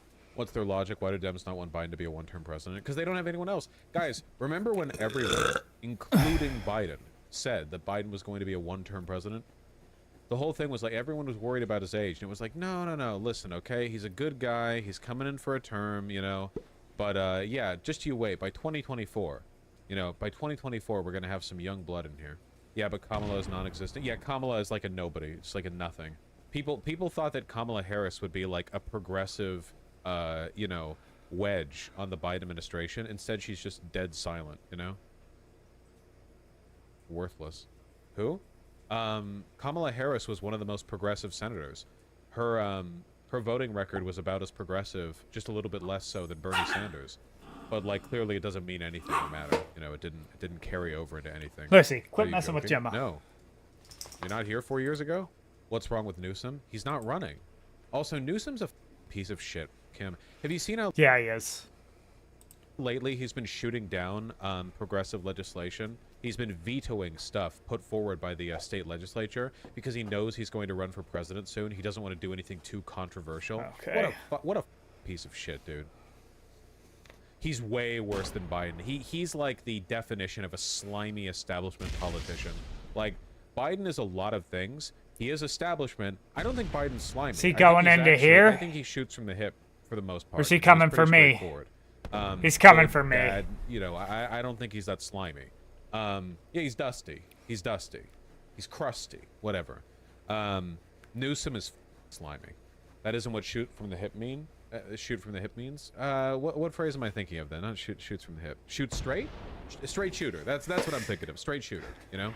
Is Newsom better than the median GOP non-Trump candidate? Oh, yes, of course. Basically, any Democrat is going to be better than basically any Republican. Do you think Gretchen Whitmer is going to eventually run for president? I think she could do pretty well if she did. I think that Gretchen Whitmer has good bones to potentially be the first female president in the country. Yeah. More so than Hillary Clinton, I think.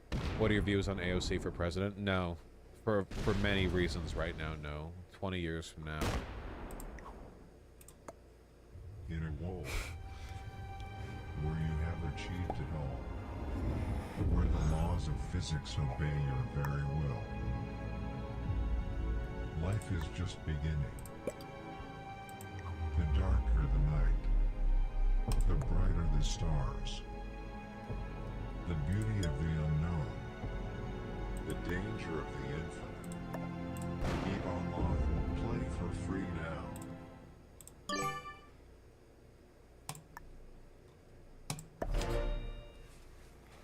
Alright, let's see what I got. Let's see what cards we have here. Listen. Shit! Good chance somebody's trying to hack your website right now. You gotta make sure you're covered. Oh, I don't know. Who's Gretchen Whitmer? Governor of Michigan. They did the kidnapping thing. The feds were like, hello, crazy far right dude, prepper, doomsday preppers. Have you ever considered doing something really wacky? And they did something really wacky and they tried to kidnap her. That's my memory of the event that took place. Yeah, feds be like, no kidnapperino, unless, yeah. You should really look into her. Gretchen Whitmer? I know about Gretchen Whitmer. I mean, I don't know her, like, amazingly well, but yeah, she seems pretty good. My impression of her is positive. I mean, you know, Michigan's been going in a pretty positive direction for the past couple of years as well. I'm given, you know, something to believe in there, I suppose. Let me find the kidnapping plot thing. Hold on. This was so goddamn over the top. You think AOC won't run for president or shouldn't? Shouldn't. I don't think she should. On October 8th, 2020, federal indictment against 6 men associated with the Wolverine Watchmen, a Michigan-based militia group, was unsealed. The indictment charged the men with plotting to kidnap Whitmer and violently overthrow Michigan's government. The FBI became aware of the scheme in early 2020 after communications among the far-right group were discovered, and via an undercover agent who met with more than a dozen individuals at a meeting in Dublin, Ohio. Another 7 men were charged with state crimes in relation to the plot. Facebook is cooperating with the investigation. Nice, because they used it to discuss the plot. Whitmer, in a live stream, thanked the law enforcement agencies involved in the investigation. She called the plotters sick and depraved men and blamed Trump for refusing to explicitly condemn far-right groups and for his handling of the COVID-19 pandemic in the United States. 2 men were acquitted on all charges on grounds of entrapment. Guys, do you have any idea how badly the feds have to fuck up for you to actually get off on entrapment acquittal? They spilled. I mean, I think they cooperated too, but like, Jesus. Or they turned. Conspiracy to kidnap. There's gave an offense, plead guilty. Yeah. I'm sure they also turned, but still, like, they all should have gone down. The feds were actually super predatory and frankly orchestrated the plot, pushing people into it. Yeah. Yeah, literally. It's like those those stories you read where, like, shortly after 9/11 happened, the feds had nothing to do, basically, but they really wanted to look like they were busy, and they wanted to stop terrorism, but none was happening. So their job was, like, they would go up to, like, I don't know, 17-year-old Muslim kids who went to a New York school and got bullied for being Muslim, and they would message them on AIM with names like, you know, Muhammad Jihad Enabler, you know, 1989 or whatever, and be like, hey, those kids that bully you at school, you know, have you ever considered doing a jihad against them? I know a guy who has a van filled with weapons. It's just entrapment bullshit. We should go over one of those stories, or at least a few of those stories one of these days, because some of them are so funny and over the top, you know? FBI so lazy, yeah.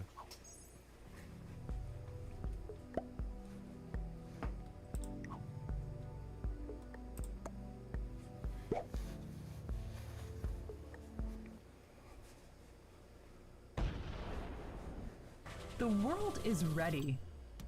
With your future at your fingertips, it's time for you to take the reins. Study for a degree in animation, entertainment business, film, graphic design, media communications, writing for film and TV, and more.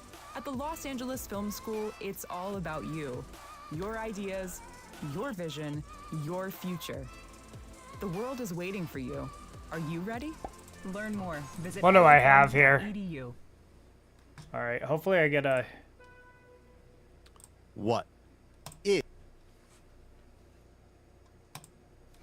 Okay, I want to see this. I saw this earlier, but he has a shit fetish. So Ron DeSantis debated Gavin Newsom. I think Newsom was the one who challenged Ron DeSantis, and it's totally pointless because DeSantis is now largely irrelevant. Newsom is essentially just gearing up for a presidential run. Newsom is trying to establish some clout. This is a very weird debate. Beautiful. Because he's not running for president. He is. Like, it kind of brings DeSantis down to even accept this debate, because if you're a presidential candidate, accepting a debate from a non-presidential candidate kind of, you know, it's pretty weird. It's odd. It's very obviously being done for clout purposes, which, you know, hey, to be fair, whatever. I am familiar with the world. What's your of plan content here? creation. And from what I've heard, Newsom actually did really well. Now, I don't like Newsom at all. I think he's a slimy piece of shit who's been undercutting progressive legislation in California because he has aspirations for a presidential run, and he doesn't want to be thought of as being too progressive for the whole country to vote for him, you know? That being said, the entire debate they had was 90 minutes. And the question is, do I care that much? And the answer is, I'll decide after seeing a bit of it. He refuses to take care of the border. He refuses to hold the drug cartels accountable. This is the vision of Biden, Harris, Newsom. I support border security. I think the asylum system is broken. I believe that we need... I understand that. I'm the only guy here that's a border state governor. You're trolling folks and trying to find migrants to play political games to try to get some news and attention so you can out-Trump Trump. And by the way, how's that going for you, Ron? You're down 41 points in your own home state. Biden administration. Well, that was a pretty good zinger right there. You can tell that Newsom really is just here to get in the zingers. Oh yeah, Hannity was moderating this, you know, so I guess it also gives the impression that Newsom's kind of like, you know, fighting on enemy ground. In the last 3 years, it's been a master Joe Biden paying you tonight? 3.9%. I thought this was state versus state. No, but it's about the United States of America. I thought this guy was running for president of the United States. If You you're are running too. for a You just won't are you admit running it. for a third? You just like won't you're admit running it. for a You will not third. admit it. Is Joe Biden... Was the entire debate this antagonistic, like with them talking over each other? A big sort of cut to DeSantis here as well is the fact that he's only this tall because he's standing on like a foot of high heel right now. But even then, look at him. He looks like an ugly, miserable troll. And Newsom, looks Not like what a I slimy wanted. politician, but that is a step up from ugly, miserable troll. In experiencing this cognitive decline, is it a danger to the country? Do you find when he speaks, what is your reaction to it? Yes, he's in decline. Yes, it's a danger to the country. He has no business running for president. And, you know, Gavin Newsom agrees with that. He won't say that. That's why he's running his shadow campaign. We'll take Joe Biden at 100 versus Ron DeSantis. Anyone else feel like Newsom kind of looks like Joe Biden? He's got like a Joe Biden Green Goblin. Like, am I thinking of Joe Buscemi? He's like got a toothy old man kind of lean face. You know what I mean? He does look a lot like Romney. Yeah, there's something. Yeah, it's like Green Goblin Joe. You know, like if he, not Steve Buscemi, somebody else. It's the haircut and the hairline. Yeah, to an extent. And then yeah, I knew he's that like a this was toothy gonna old happen. guy, you know?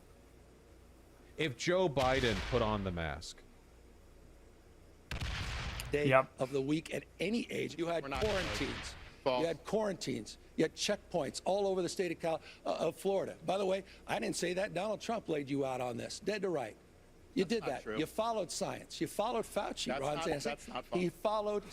I didn't say that. Donald Trump laid you out All on right, this, dead now to let's- right. You did not that. true. You followed science. You followed Fauci. That's Ron not- DeSantis. that's not false. He followed science. not He true. followed. Jesus. Hopefully he doesn't have any Christ, cards. He sounds He makes bad a there. move. I get 4 Okay. cards. Again, I'm only watching a couple of minutes of the whole debate because this is like an incredibly trite political performance, but just these clips make DeSantis look really bad. Like DeSantis like gargling out, "That's not true," you know? Jesus. You had more kids locked out of school. You followed science. No, I didn't. No, it sounded like he was crying. For a longer period of time in California than anywhere else in the country. It was the working class kids. It was the middle income kids. His kids were in private school. They were in class in person. He can't really make it to him. If I can ask you, I really do want this to Might go down like this, though. I want it to organically develop. To do that, I need both your cooperation. I don't want to be a hall monitor. It's not my style, all right? This is a book that's in some of the schools in California. What? All right. Florida, this is not consistent with our standards, called gender queer. Some of it's blacked out. You would not probably be able to put this on air. This is pornography. It's cartoons. It's Your motherfucker came to the debate with gay porn in his pocket. Me too, by the way. That's always the biggest debate. I'm going out Tim Pool. You know, I'm hitting up DC. I'm out here in my pocket an entire goddamn Yaoi Dojin. Just a whole, just like too big too, like full on A11 paper size, 12 inches by 8.5 or whatever it is, you know? It's stuffed in my back pocket like a mechanic with a rolled up newspaper. Aimed at children, and it's wrong. So this should not be in schools. Those books, do you believe that's appropriate? Oh, somebody in chat said it's a fake censor and that it's a strap-on. I don't know. What's it called? Gender queer nudity page. Is that true? Yeah, it's a strap-on. I mean, it's still sexual content, obviously. For school districts to teach kids, yes or no? Come on, those aren't. That's not part of the curriculum. They're not teaching those kids are those are books that were in school. Hold on. The bottom line is you are on a book banning binge. Your state. 1,406 books, 3,362 in this country. You didn't answer. Florida's what about leading- those no, books? Florida. That's not. We don't provide for K through 3rd grade education that kind of curriculum. It's just made up. These guys make it up. It's part of this cultural purge. Should it it's be? just a made What grade would it be acceptable? What I find offensive, Sean and Ron, what I find offensive. Vosh, that book was recommended to educators, not the children, to help teachers understand genderqueer students. Yeah, maybe I just missed out, like, generationally or whatever, but I graduated from high school back in 2011, and I really just don't remember there being a bunch of pornography in my West Coast, California, Beverly Hills high school. You know, I just don't remember that being there. If it was there, I feel like I would have known about it, because that's the kind of thing that students tend to know about, because they act like, you know, tittering dipshits about it. Like, you know, I mean, maybe like the year after I graduated, because I graduated in 2011, but they invented trans people in 2014. So maybe after that, they admit it's not in the curriculum, but are more annoyed with him not banning it in their hypothetical. That's so stupid. Do you have to ban every book that isn't specifically in the curricula? Like, does like the California state legislature have to go through every like pornographic book and piece of media ever made and been like, this specifically cannot be in school? You know, the problem is, if you ban even if you have something that sounds like it's really, really fine, like, you know, banning this which shows graphic depictions of genitalia, like, oh, okay, well, that's fine. But like, I don't know. The night country takes us one by one. What happened the last case you worked with Navarro? That was good. Until it wasn't.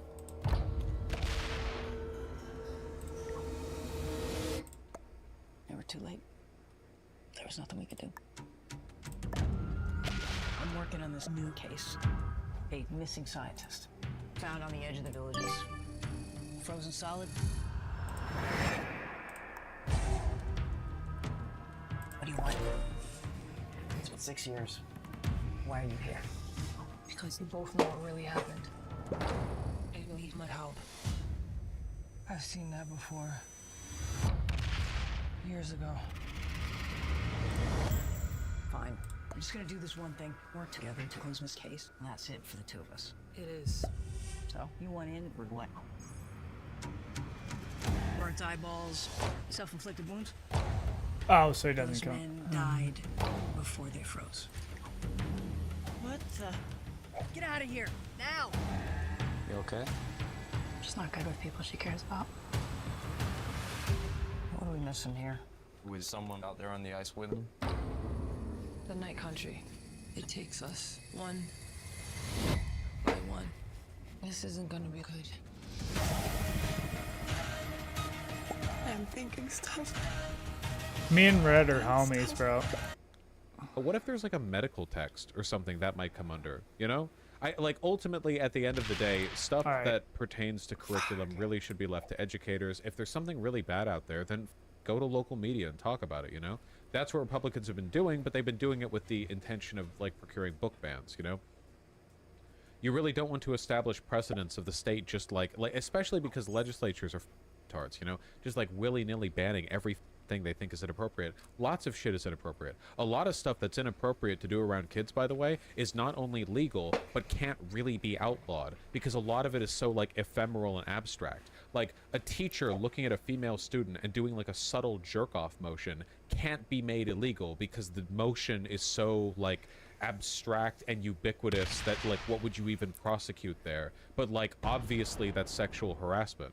Like so with the I know, idea my there homeboy's being going like, down. can you imagine if the state legislature was like, yeah, we're actually making it illegal to fold your hand into this shape while doing this motion anywhere below the waist but above the knees when looking at, like, can you imagine them doing that? What if instead you had like a school curriculum policy? It was like, don't be weird and creepy, don't be creepy or wet, and then that would fall under that, and that would break that rule, and that because the teacher in that case would be creepy or wet, and then they just get kicked the fuck out. Doesn't that make more sense than a legislature having to like specifically define the motion? Does that make sense? There is a reason why it is better to leave stuff like this up to like the jurisdiction of the school board and like educators and the people who make those decisions than it is to like defer to the state to ban.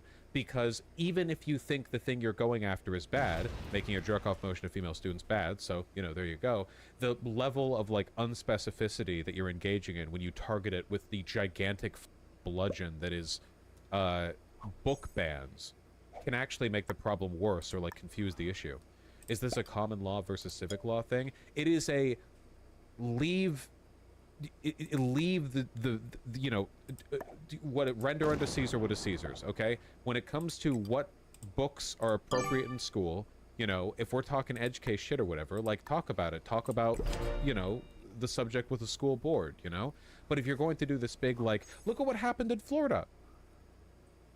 Florida was like, yeah, we're just going to get rid of the sexual content. Then they banned all books that even mention gay people. And then now there are teachers that literally cleared out their entire school libraries waiting for a whitelist of allowed books. And they started banning any book that was even remotely progressive. They started banning books that talked about the Holocaust. Like, the moment the state gets involved in book bans, everything goes downhill really quickly. This is not controversial, okay? There is a reason why book burnings are like the universal symbol of authoritarian regimes. Like, it's so straightforward, you know? I'm not saying every single book is good or should be in like a high school library. I'm saying that there are ways to address that aren't 1984 shit. Is a very significant number of these books happen to be LGBTQ books. Joe Biden is in the pocket of the teachers union, and so is Kamala Harris. That's why they fought school openings Kamala Harris. when he Shame came on in you. there. It's When Kamala they had Harris, that in Ron. there. I love the implication that the incredibly powerful teachers union, so powerful that it has secured wages for its union members of $1 a year, controls the president. Biden came into office and he brought in the teacher union to be able to. This is a map of San Francisco. It looks like I'm gonna There's get a lot of plots on that. You may probably be gonna asking, get what is that plotting? a Well, this second. is an app where they plot the human Out of feces zone. that Out of zone. found on the streets of San Francisco. I made that map. Ooh, by the he way. might be coming when I for last me. visited. I went poop First. hunting. Oh, no. Poop map. Yes. Wait, I want to see the poop map then. Hold on. That's what I want to see. DeSantis poop map. Here, this is from the Daily Signal. They've really empowered lawlessness and drug use. And you know, Gavin Newsom at one point tried to say that California was the freedom state. I just kind of laugh, like you're locking people down. You're Hopefully doing he this. can't make Then it. I thought about it. You know, California does have freedoms One, that some people two, don't. three, that four, other states 5, don't. 6, You have the 7, freedom to 8. defecate in Oh, public he's in gonna make it. California. You have the freedom Shit. to pitch a tent on Sunset Boulevard. Hell you yeah, have the brother. freedom to create a homeless encampment under a freeway. Boom! Even light it on Republicans will say they're He in wouldn't- favor of wasn't able to individual make it. liberties, and then they really have an issue with an Alright, honest alright, American alright, homesteading alright, and here we using go, an here we go, outhouse here where we he go, here feels we is go, here right. we go. Honestly. fire. You have the freedom to have an open-air drug market and use drugs. You have the freedom, if you're an illegal alien, to get all these taxpayer benefits. So those are freedoms. They're not the freedoms our founding fathers envisioned, but they have contributed to the destruction of the quality of life in California, and the results speak for themselves. People are leaving the state because they have failed in addressing the homeless population. Well, I love the Oh, I remember this back and forth because I saw people talking about this. More people leave California to go to Florida, but per capita, more people leave Florida to go to California, which I think is probably a better estimate to use here. All right, A here we go, larger here we go, here we percentage go, here we go, here we of go, Florida's here we go, here we go. population leaves for California than California leaves for Florida. Wait, really? Yeah, the rent prices in Florida have skyrocketed lately, so it's not like Florida's even the cheaper coastal option, though Florida does have the better beaches. brand on freedom. I mean, here's a guy who's criminalizing teachers, criminalizing doctors, criminalizing librarians. No, I and want to learn about the poop map. women that seek their reproductive care. You're making it harder to vote. You're banning books. I mean, spare me this notion of freedom. Ask the folks at Disney about freedom and free enterprise. Ask the folks at the Special Olympics. Huh? I want to hear about the poop map. Tell me, I want to hear about the poop map. I don't want to hear about the Special Well, I kind of want to hear about the Special Olympics and the poop map is the thing. I want to hear about both. But why are these clips all so small? And address the murder and gun violence in your own I'm gonna lose This most is likely, the but slick politician. You put up the let's rates. see what He has my cards are. 500 per 100,000. nope. Florida is 250. So that's almost I don't twice have as good much. enough And cards. he's trying to spin that to say California's doing good. People are leaving California in droves, Here? largely because public safety has collapsed. They have. I mean, you go. It's gonna be a Californians miracle come to if I- Florida. One of the things they'll say, it's almost like an out-of-body experience. They can go to the store, get toothpaste off the shelf, pay for it, and leave, because in a lot of these places in California, everything's under lock and key because they. That's true. That's true. That's probably the case in I Florida got too. second, I but- bet if I went over to Miami or Orlando, they probably also have like those stupid like cages for the shit, you know? basically legalize retail theft. They have Hopefully that chosen was in like a California to put the interests of the criminals master or over something. public safety. They treat. They're easier on sex offenders. They're easier on. Oh, all just these crimes taunting that are me? leading to a Source?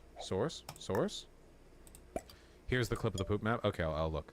In the UK, they put cases on blocks of cheese. To be fair, I would also steal a block of cheese. collapse in the quality of life. And if you just walk around San Francisco, you will see, and I think it's interesting, Gavin Newsom was mayor of San Francisco. So he took the San Francisco model, turned that into a template for California's collapse. Now the left wants to take the California model Yeah, I don't know. and use that as a template for America's collapse. We cannot let Let's that see what happen. they're- Wait, I gotta. Governor, no, I gotta. Jacksonville, You Florida, brought- compared Governor, to if San you may. Francisco, is 126% higher. Governor, In let me bring up Orlando, your- it's 84% The next question higher. dovetails In into Tampa, this. it's 75% higher. What? Let me also say, what are you talking about you're when it just comes to this? jabbering. I know No, you like just to jabbering. jabber. By the way, those I are know you all like to- easily I know you like fact-checked. to lie. Anytime you're uncomfortable, he put you just put make the stuff statistics up there. Those are all your facts. crime is What are you higher. doing We about know the you're. By the way, I do want to Wait, I don't clarify. Crime is a huge issue in California, and like a uniquely bad issue in California, and it's all the Democrats' fault. Democrats have, mostly Democrats, have horrendously mismanaged at both a state and city level. Like one of the greatest indicators of like the current level of incompetence and dysfunction in California is the state of the Pacific Rail. The high-speed rail they were going to build, which like has cost them already an ungodly amount of money, and they haven't even started. Like everything about this, like the big mistake that California made. All right, I got voting good for set governor for probably who was essay. previously in charge of San Francisco. Why would you ever do that? Why would you ever take a look at somebody whose CV is, yeah, I was in charge of San Francisco, gonna and go do like, this. oh yeah, this is the guy we need running the state. Obviously, this guy is competent and definitely not a psychopath. Isn't that partially Elon's fault? Yeah, Elon did it, but man, California let him. Like, that's not that. Like, you can't be like, oh, those, you know, poor Californian legislatures and you know, at every level, all those people and all the money they spent, like, they were hoodwinked by one guy saying he would privately build his new theoretical techno-futuristic solution to the most populous state in the country, having proper public infrastructure. Like, no, no. Listen, Elon may be a piece of shit, but California is run by the kind of people who get conned by Elons, you know?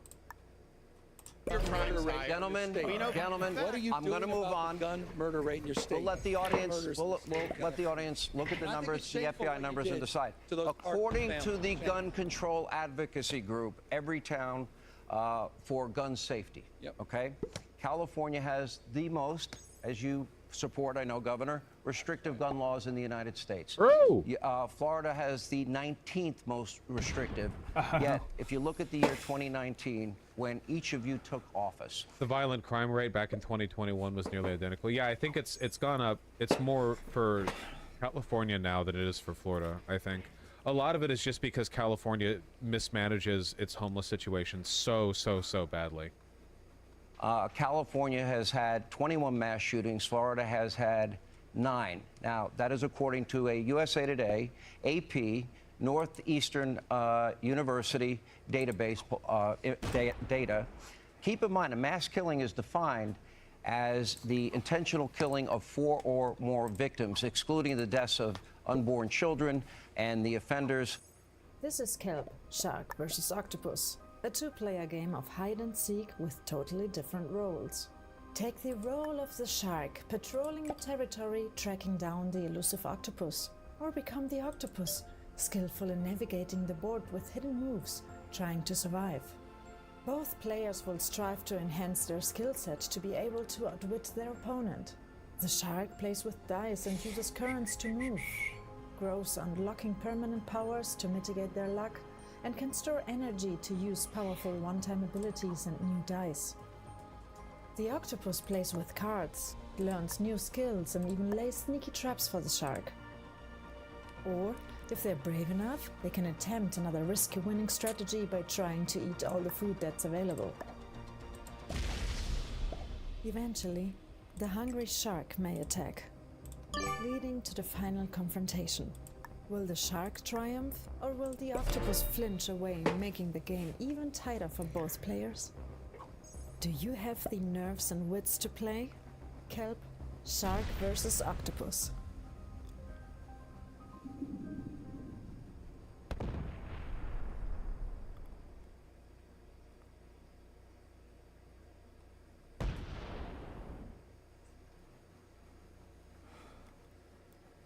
At Amazon Freight, Did not get what I was we know saying. the only thing better than having a friend with a truck is having a friend with a bigger truck. Oh, And he an did. on-demand freight network. Fucking perfect. So you can choose when you want to book.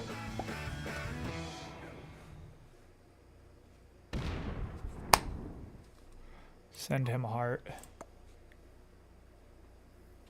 By any means within a 24 period of time. I believe, Governor DeSantis, you get this first. Isn't that Anna Kasparian's whole point on crime? Nope. And careful, Benjamin. All right, there are we've got retard limiters on chat, okay, and nobody's immune. Not even people who donate $500. Hopefully, Red's So not Dems' retarded. incompetence in Cali makes them equally bad as Republicans?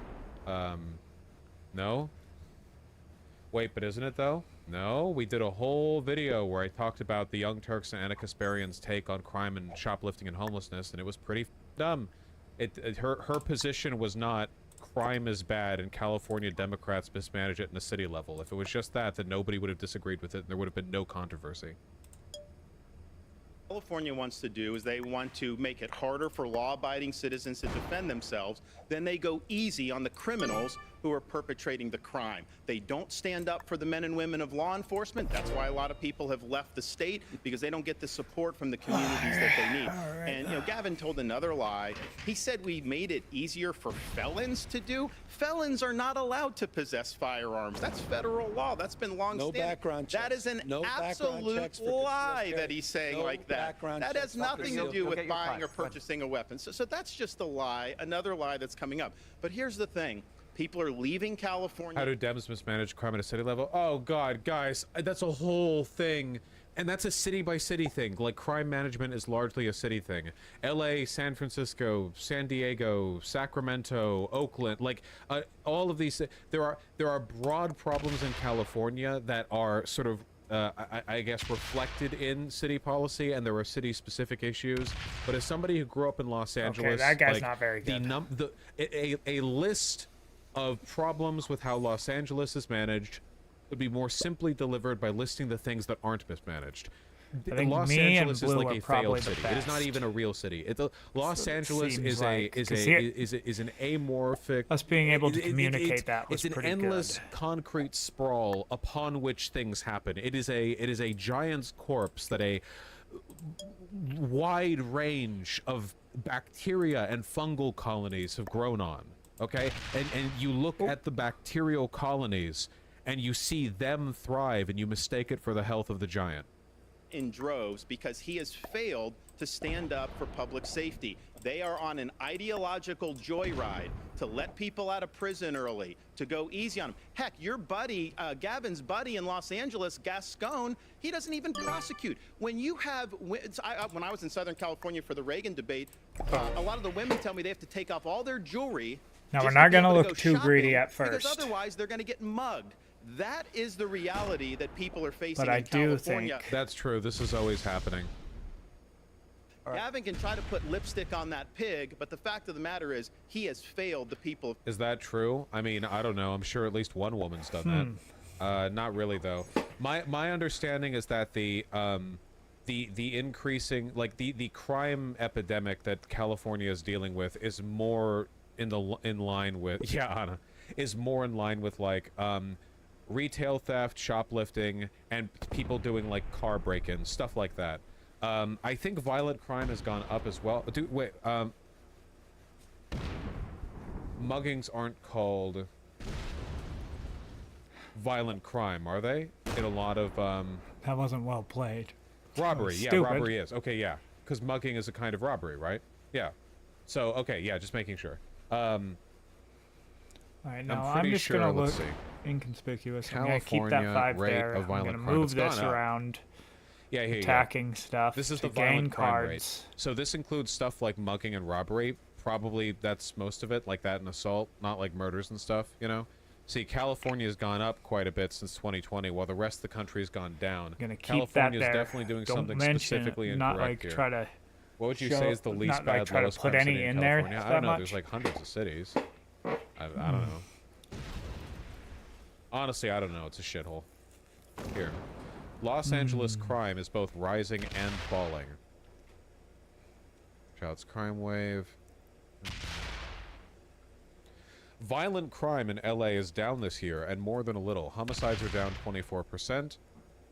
Are down he's 17%. gonna take that and bring Love that it when down. crimes go down by 17% or more. Robberies 12%. These are significant drops, and they are not confined to LA. Violent crime is down in San Francisco and San Jose as well. But that's not the whole story. At Rampart, to take just one example, the crush of property crimes is constant. Stolen vehicles, burglaries, and thefts from autos top the division's weekly crime list. Solving them is made more difficult by staffing shortages. Once a force of more than 10,000 officers, the LAPD's ranks are now just more than 9,000 and dropping. Good, these guys. Useless, worthless. Yeah, like police officers solve crimes. Yeah, like you look up the data on how many crimes they solve, and that's definitely something they do. Yeah. Oh yeah, love my average experience with. We use Slack as our central nervous system. We connect multiple applications into it. It's Jira, Notion, Figma. It's all there in one place. It enables us to operate in the best way possible to get work done. Get 50% off Slack Pro, a more productive way to work. It's a forgotten Okay, I game can of get a. with only one loser. It was the greatest sport ever played, and I was lucky enough to be. All right, its he announcer he from knows how to 1991 play then. I even got to call He's games in the putting heyday. one right there. I called games for Buck McMackey. You all saw me out there dominating. You saw the way I wouldn't catch a ball to save my life. As soon as the ball hit my hands, boom, in somebody else's hands before they can even think about tackling me. Buck was one of the greatest in this or any era. In 11 seasons, he was only smeared once. A game where only the strongest survived. You know, when I was a kid, my father would take us to Cranbow Field every Saturday. Those players were like gods to us, you know? I used to sit and watch them play, and I dream of going pro like them someday myself. You know, for one shining moment, I did that. Until the league went under. Sorry, Pops. Alright. The last game. The police officer, which is they go to a place and they really care about what happened, and then they solve something or do anything other than take a report. God damn, look at this. Personal or other theft, 42%. Burglary, 14%. Motor vehicle theft, 10%. Robbery, 4%. All up. But rape and homicide are down. Well, I'm glad rape and homicide are down. That's pretty good. I don't know where I'd go if I left Cali. I've been here my whole life. Lots of lovely places in the world. Even Michigan is better at this point. In some ways, yeah, I'd say so, for sure. Why aren't California DAs prosecuting criminals? What's their logic? Well, they do. People do go to jail in California. Sometimes petty criminals get turned back out because the idea is that the resources that it would be required to prosecute them are not worth the effort. Like, it's not worth getting them off the street. You know, our prisons are overcrowded as it is. In the long run, the way you prevent crime is by addressing the socioeconomic, you know, criteria that lead people to crime. For the most part, that's how you do it. You know, not just by locking everyone else up. There are people in California who understand this, but unfortunately, like, they're not working together enough on it. And another big issue is that the homeless people are stinky. And for that reason, voters would not smile upon anyone who allocates a lot of money towards bettering their lives. Because they're stinky. Ooh. Of California. No, I love this guy talking about backing the blue. When you dangled pardons for January 6 insurrectionists, 85 of them that were literally charged with attacking law enforcement. You talk a big game about backing the blue.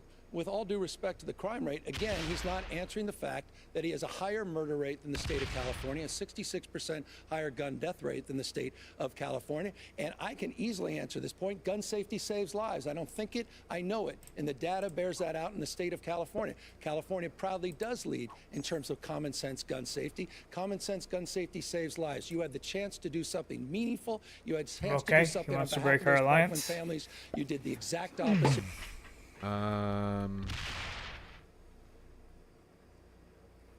It is true that having stronger gun laws does correlate to lower levels of firearm mortality. Let me see. Yeah, okay.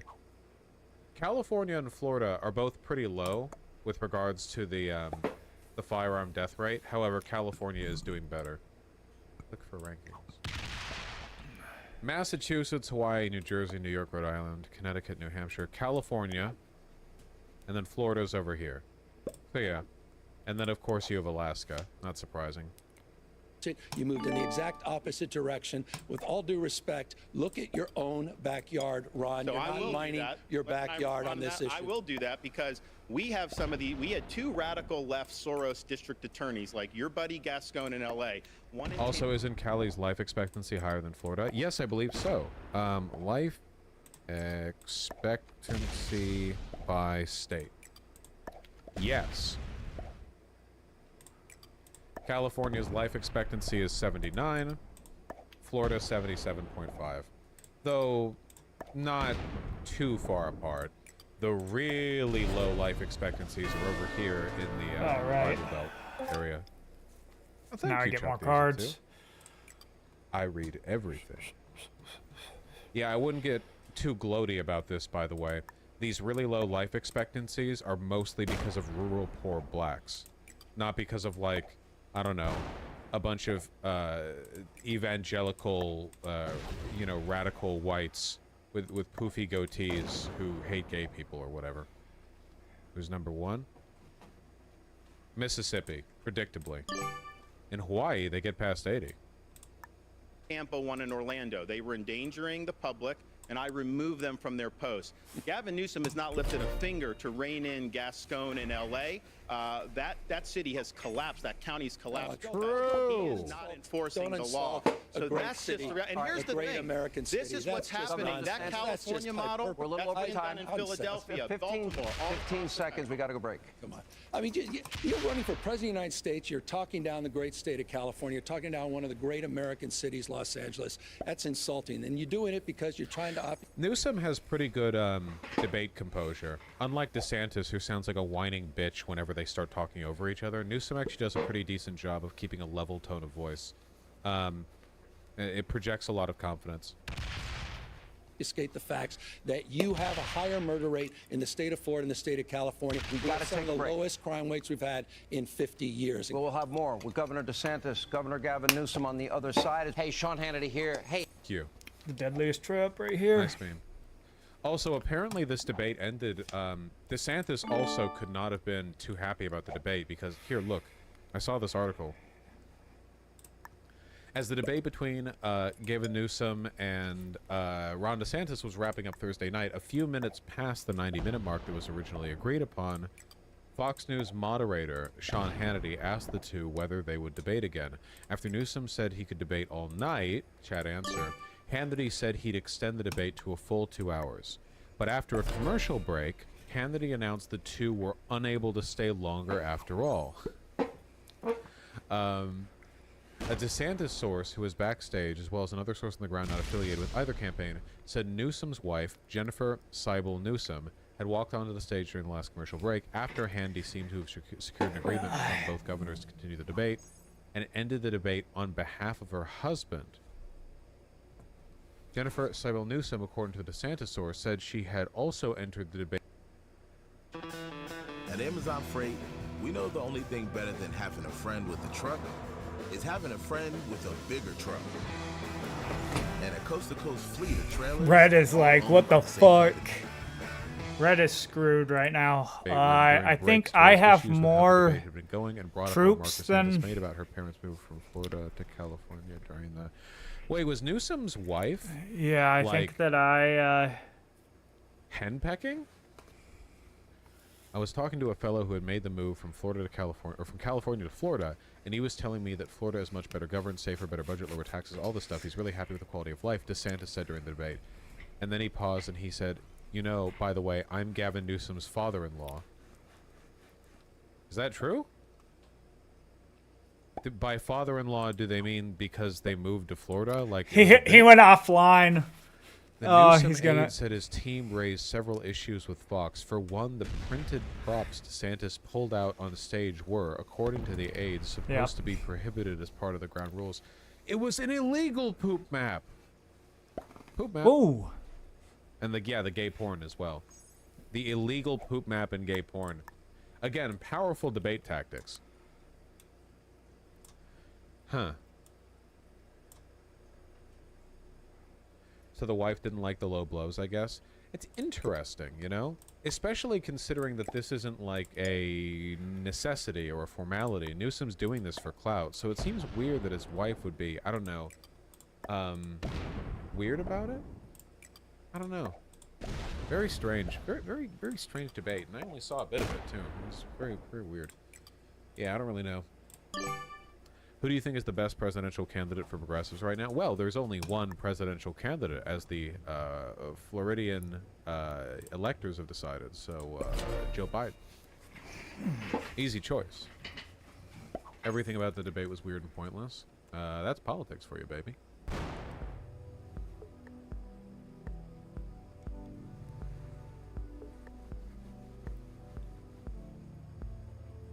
What's his plan here?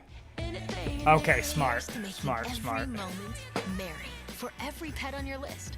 Although he's gonna lose his at merry little prices, so everyone can enjoy the season. His bonus. Petco. Apparently, Sam Cedar and Dennis Prager had a debate.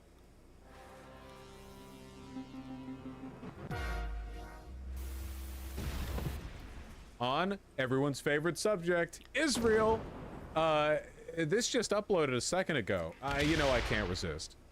Now, obviously, you know, if you're watching this, you should subscribe to the Majority Report with Sam Cedar, the channel that's far larger than mine. You know, you should go over there too. An important message. What? We're going to be on What's up? conference call with maybe Prager. Prager? How much time do we got? Boy Pragers. Hello? Hello? Is this Ronald Reagan? Yeah, we're on in a minute. We're on in about a minute. Salem Radio Network returns from break in 1 minute and 15 seconds. This is a great birthday gift. Thank you, you want me to just go right into it? I told him that my son is in college and he's attended college at Israel. Well. Really upsetting. Okay. Yeah. And my name is Ron. Also, what, you be Ron? Okay. You want me to do it like last time? Yeah. So nice of you to help out a smaller channel. I know. I'm just gonna mute my microphone. Salem Radio Network. Sam is pretending to be Ron. Okay, that's the framework. From break in Sam loves these debates. Happy birthday, you big idiot. Oh, thank you. It's a good birthday.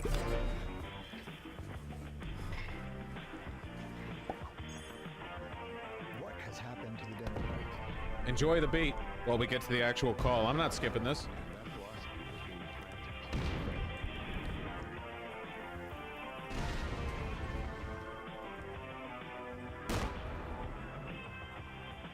The Dennis Prager Show on the Salem Radio Network returns from break.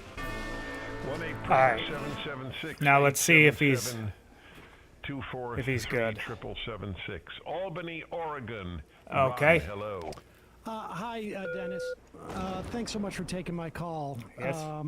I think I told your screener that my kid is in college and Damn, he's got there are 3. protests going Ooh. on there, and needless to say, Thanksgiving was a little bit rough. Go on. Well, my child, I don't want to say the. Gotta say right off the bat that you know, sort of judging from a small segment here, but Dennis Prager really doesn't have that radio charisma, does he? I feel like so many of the projects that like conservative grifters do, you know, any Daily Wire types, whatever. A lot of them they just kind of get pushed into, so they're just there for it, you know. The college that they go to, because I you know, I don't want them to be chased down or anything. But my concern is that my son doesn't appreciate what's going on in Israel at all, and doesn't understand what the dynamics are there, and it is increasingly a problem is what's going on these campuses. That's right. Anti-Semitism is a problem in this country. It is rising. I'm not sure if Let's see what subscribe let's see what totally he's got. to the idea that it's a function He does of have secularism because, you know, obviously the cards. Spanish Inquisition, That's the we had thing a that's lot of shitty. anti-Semitism that existed before any type of secular movement. In the United States it is. I make it clear in the column. You're right. American Christianity was totally different from European Christianity. This is very true, and you should take Let's his see word what he for does it. here. If he American splits, Christianity then has he's never fr- been then he's anti-Semitic. smart. Please never look into the He history didn't of this. split. Never Google the Oh, subject. I guess he doesn't Just need to. He can keep moving end forward. and then Remember place that it Dennis right there Prager's or entire somewhere. bit, in addition to trying to convince his wife that he should be legally allowed to Oh, her, is fuck yes. the whole Judeo-Christian thing. It's him and Ben Shapiro, but Dennis Prager really Oh, hams but on he this, does have a basically, card. where his whole thing is like, okay, yeah, I'm a Jew, but don't let that keep you from accepting me into your Christian nationalist fascist ethno-state. That's the whole thing. That's the entire thing. It's basically like, can I convince the fascists that all right, we're basically just Here we go, the same? here we go, Like, here is we there, go, is here there we a go. way for me to sort of Jewishly Holy crap. enter into communion with the Nazis? You know, the far right. Yeah, Let's in see a what his way, move kind is. of like a Jewish Oh, man. Blair White. His- That's actually true. Yeah, I completely agree with that. Yeah. Now, of course, in a way, you know, Dennis Prager is correct in the sense that you can be a Christian or a Jew and be fascist. You know, I really don't think it stops you either way. I don't think there's that much of a difference fundamentally between religious, fundamentalist authoritarians, whether they're Muslim, Jewish, Christian, Hindu, whatever. It's just he has to make such silly claims to justify his premise, you know? All right, so I have two of these. I wonder if it'll give me a 10, or I've never had that where I've had two. He says, you know, desperately holding his hands up to protect his face when the brown shirts start walking the streets again, like, oh, no, don't you know? Is he gonna keep You're those a Christian in there? nationalist, right? Like, you guys have never been anti-Semitic. Please don't look that up. Oh, fuck yes. Sorry. But, I mean... This was a Judeo-Christianity. It was pro-Jewish. That's why I read to you John Adams, who was a committed Christian. All right. Boom. Well, that's true. That but, Jefferson I mean, and Jefferson, go on. well, I can tell you that, I mean, just, you know, I mean, when my parents and my grandparents came over... Lou York 1, I think that you think you're being nuanced when in reality you're massively boiling the conflict down to the milquetoast centrist, both sides are wrong bullshit. That is actually like the lowest IQ take you can have on this. Anyway, fun fact about the Founding Fathers. Alexander Hamilton actually was super pro-Jewish and believed that Jews actually were the chosen people. I think he was raised in a Jewish community in the He has cards wherever he was, you know. Hopefully he can't trade him. He was also a cringe monarchist. Yeah, he was also basically a monarchist.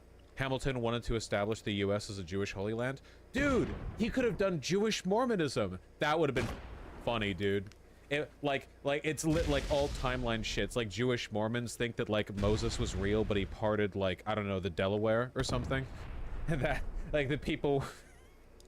That's actually a really good... Yeah!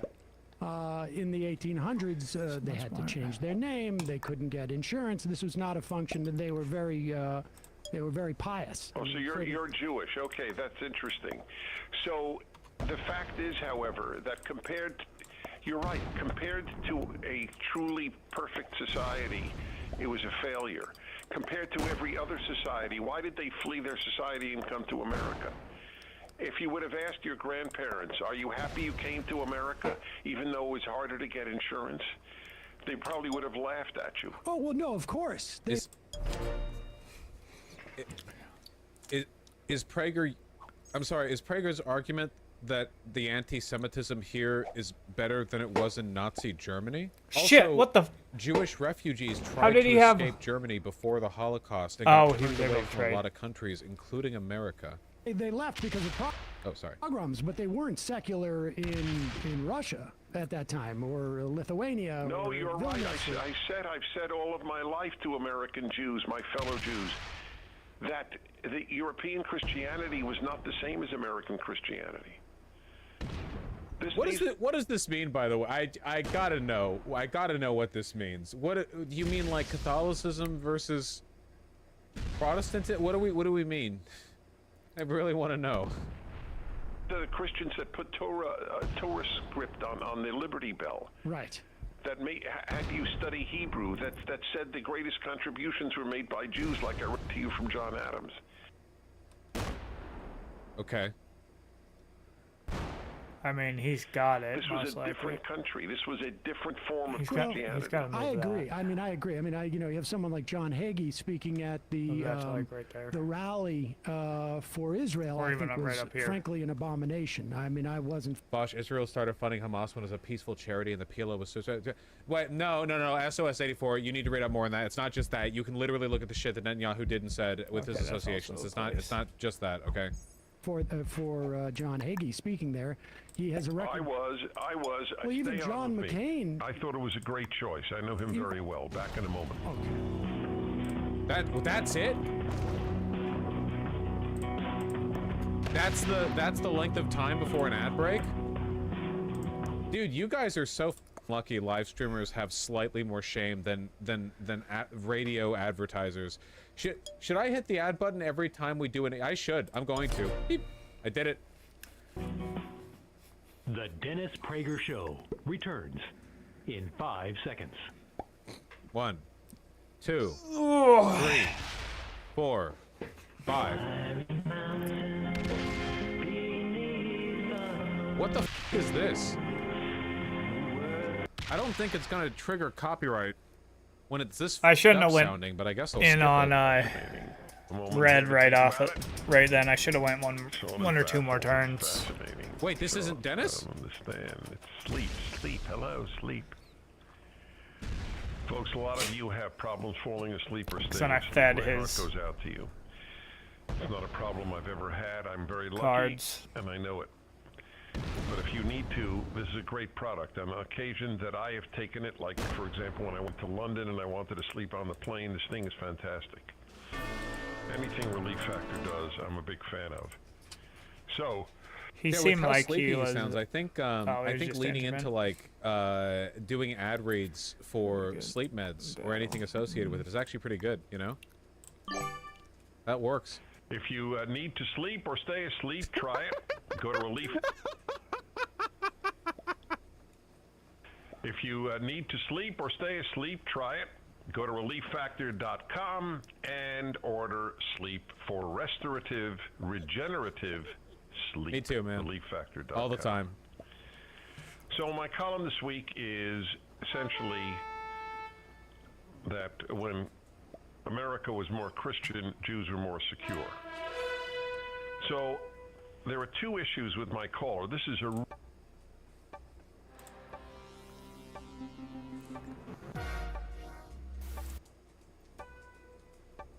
What is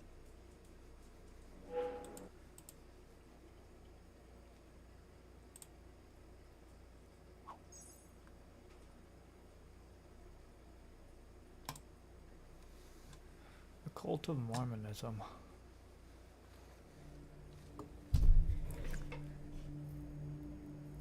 What happens when the right people come together? When innovators and experts join forces to realize a vision of a safer, healthier world.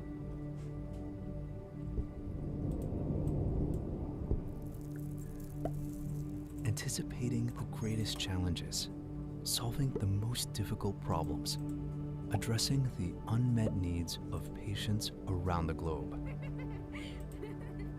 True partnerships are born. Passions are ignited. Breakthrough technologies are accelerated. Treatment Okay, that was landscapes weird. are transformed. Who am I? Lives I'm are green. saved. We are a pharma services. Alright, looks partner like I'm that gonna unlock want to our capabilities and solutions take America. extend across the entire pharmaceutical North value chain. America. Under his pants, he is wearing magic underwear. And he believes that a convicted con man got golden tablets that no sweet. one else could see and sat with an angel to find out that the original Jews of the Bible were living in North America. Bro, this is a Teller. I mean, no, Penn from Penn and Teller. Welcome to Utah! Huh? Have you been to Salt Lake City before? No, but I can't talk now. Do you know about the Church of Latter-day Saints? Mormonism, I'm depressed Ah, by what how the f- successful it is. By giving this talk, I don't mean to devalue the religious lifestyle or those who choose to live it, but instead I aim to show the importance of allowing each individual to follow the path that makes the most sense to them.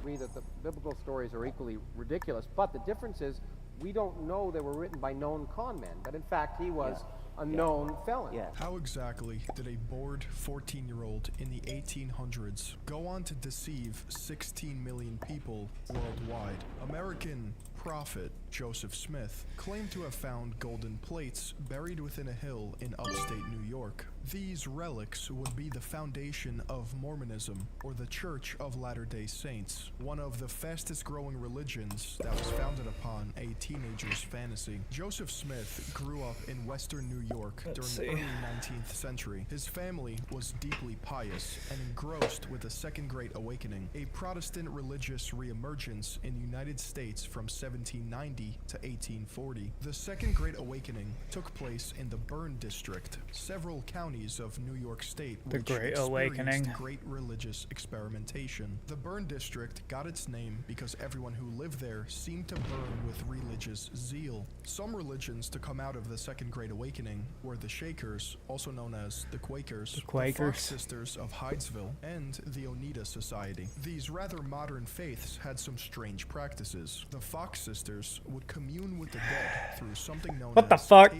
rapping. The Oneida Society practiced group marriage, possibly even inspiring Mormon polygamy. Though some new religions would fail to produce a large following, others would flourish and evolve into modern denominations. After all, this was an insane time of religious exploration. With a little bit of creativity and dedication, one boy... You know, I thought that yellow was gonna be good just because they're Chinese, but now I don't think that they are. But was conflicted and confused. He did not know which faith was the correct one. While praying in the woods at the age of 14, Joseph was supposedly visited by two personages, described as God the Father and Jesus Christ. God and Jesus told Joseph not to I thought that he got visited by an angel. choose any of the proposed They religions, said, and that contemporary Yeah, faiths no, had they are not turned good. aside from the gospel. Even after speaking with literally God himself, it took another 3 years for Joseph to write.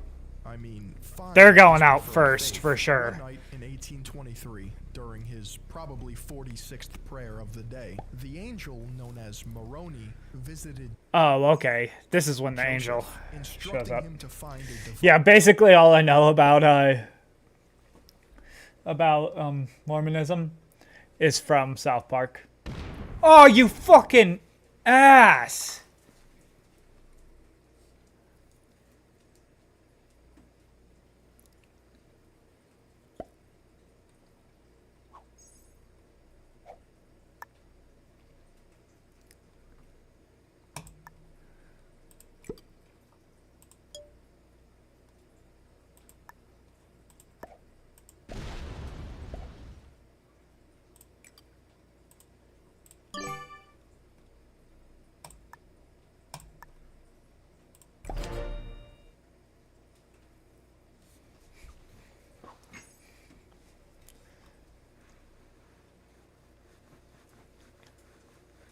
You have so many other. You've had way more options. The one and only Book of Mormon. However, for 4 years, Joseph was not allowed to take the plates from their resting spot on Cumorah Hill. Apparently, there are 3 exclusive witnesses who saw the angel Moroni, the Book of Mormon, and other holy artifacts: Oliver Cowdery, Martin Harris, and David Whitmer. It's pretty funny because these 3 men circle jerked Joseph Smith's story, stating that they too had the same vision of golden plates before even meeting each other. But What's their plan here? Are they gonna try to take? Are we gonna have like a 3-way war for? Go on to start his own denomination. Another 8 witnesses apparently saw and handled these golden plates. I guess Moroni wasn't around that weekend. But again, how are we supposed to believe this when all 8 of the witnesses are members of Smith and Whitmer's families? Early critics of Joseph Smith believed him to be a conman and treasure hunter who traveled to ancient Native American burial grounds in hopes of digging up any sort of valuable items. There was not that much to do in the 1800s. This was a common practice among He was just digging up shit. Let's give them the benefit of the doubt. They really saw the golden plates and the angel Moroni. There were other relics supposedly found with the golden plates, such as the Urim and Thummim, ancient seer stones that Joseph would use to translate the golden plates, and of course the sword of Laban, passed down for generations, which, again, no one besides a select few can corroborate. You can All right, achieve thank so you. much in just 3 months. You could learn to bake perfect croissant with the start of many colours, master a magic trick, or you could sit down and write your entire first.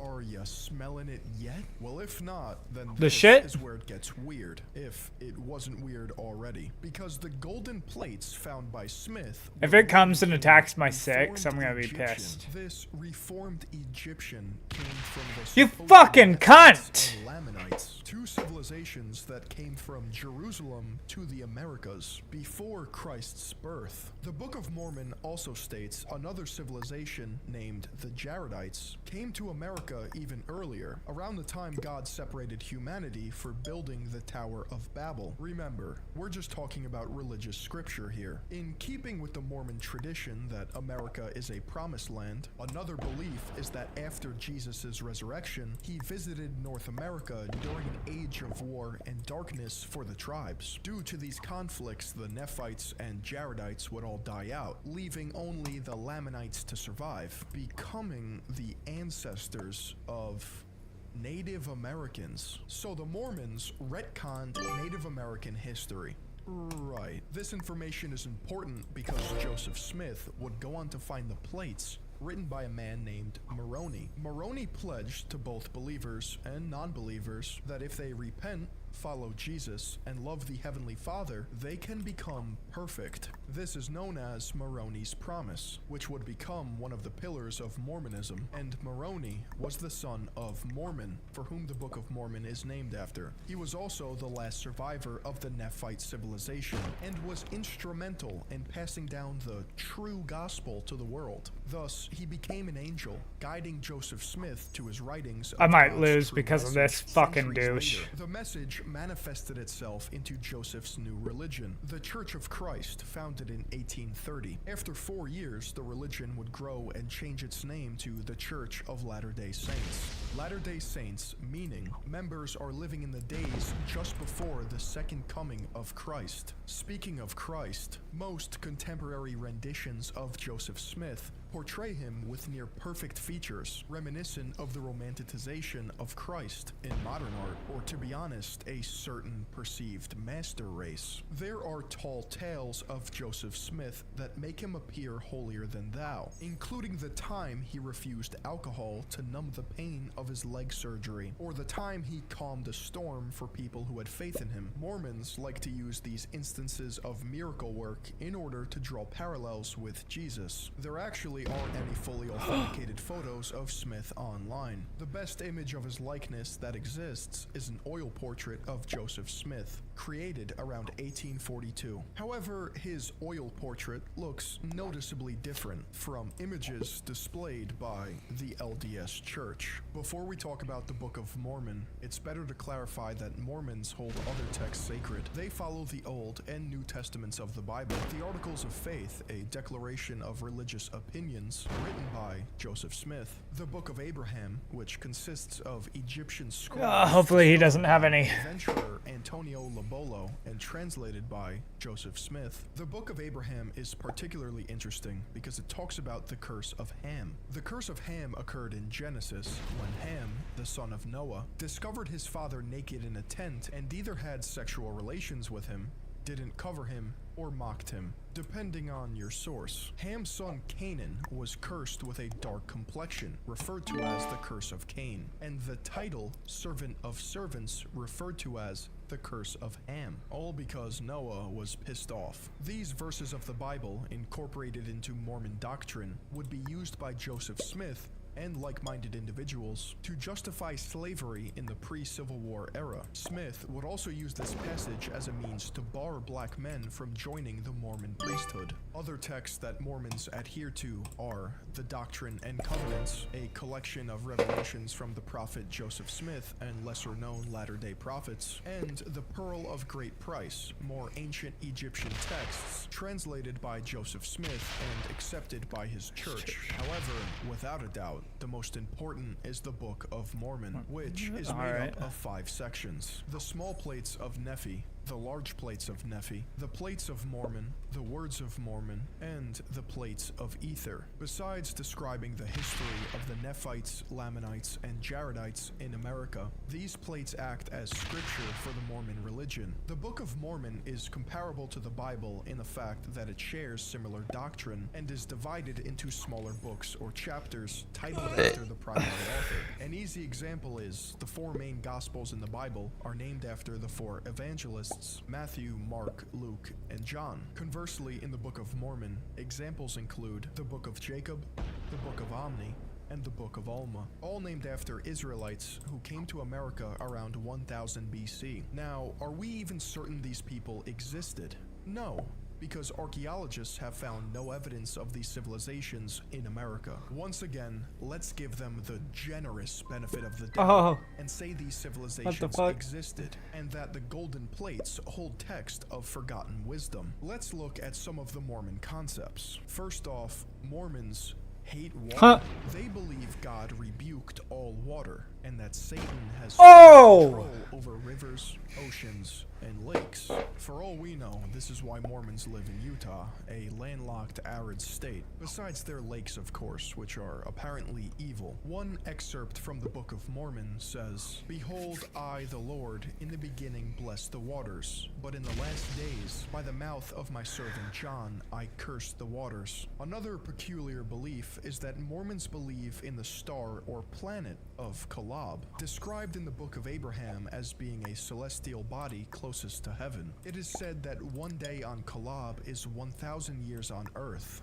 Yeah, there's no evidence that this planet exists. Although some major lore is taken from Abrahamic religions, one difference in Mormonism is that Jesus is Lucifer's brother, and that Jesus was made savior of humanity because he wanted to give us all free will. On the other hand, Lucifer rebelled against God and wanted to rule over Earth without morality, forcing humans just letting to you know that become I'm gods. To be honest, Lucifer's option doesn't sound too bad. Another fascinating Mormon concept is that that guy sucked. the celestial, terrestrial, and celestial kingdoms. I don't know what the fuck he was doing, what his plan was or anything. The telestial is the lowest of the 3 kingdoms, reserved for people who only follow civil laws. The terrestrial kingdom comes second, occupied by people who only followed the law of Moses. At the top is the celestial kingdom, where God, Jesus, and those that follow his law reside. They go as far as to believe once you arrive at the celestial kingdom, you become a god. So you're telling me Lucifer was cool with just making us gods from the start. Also at the highest level, male Mormon followers partake in endless celestial sex. What?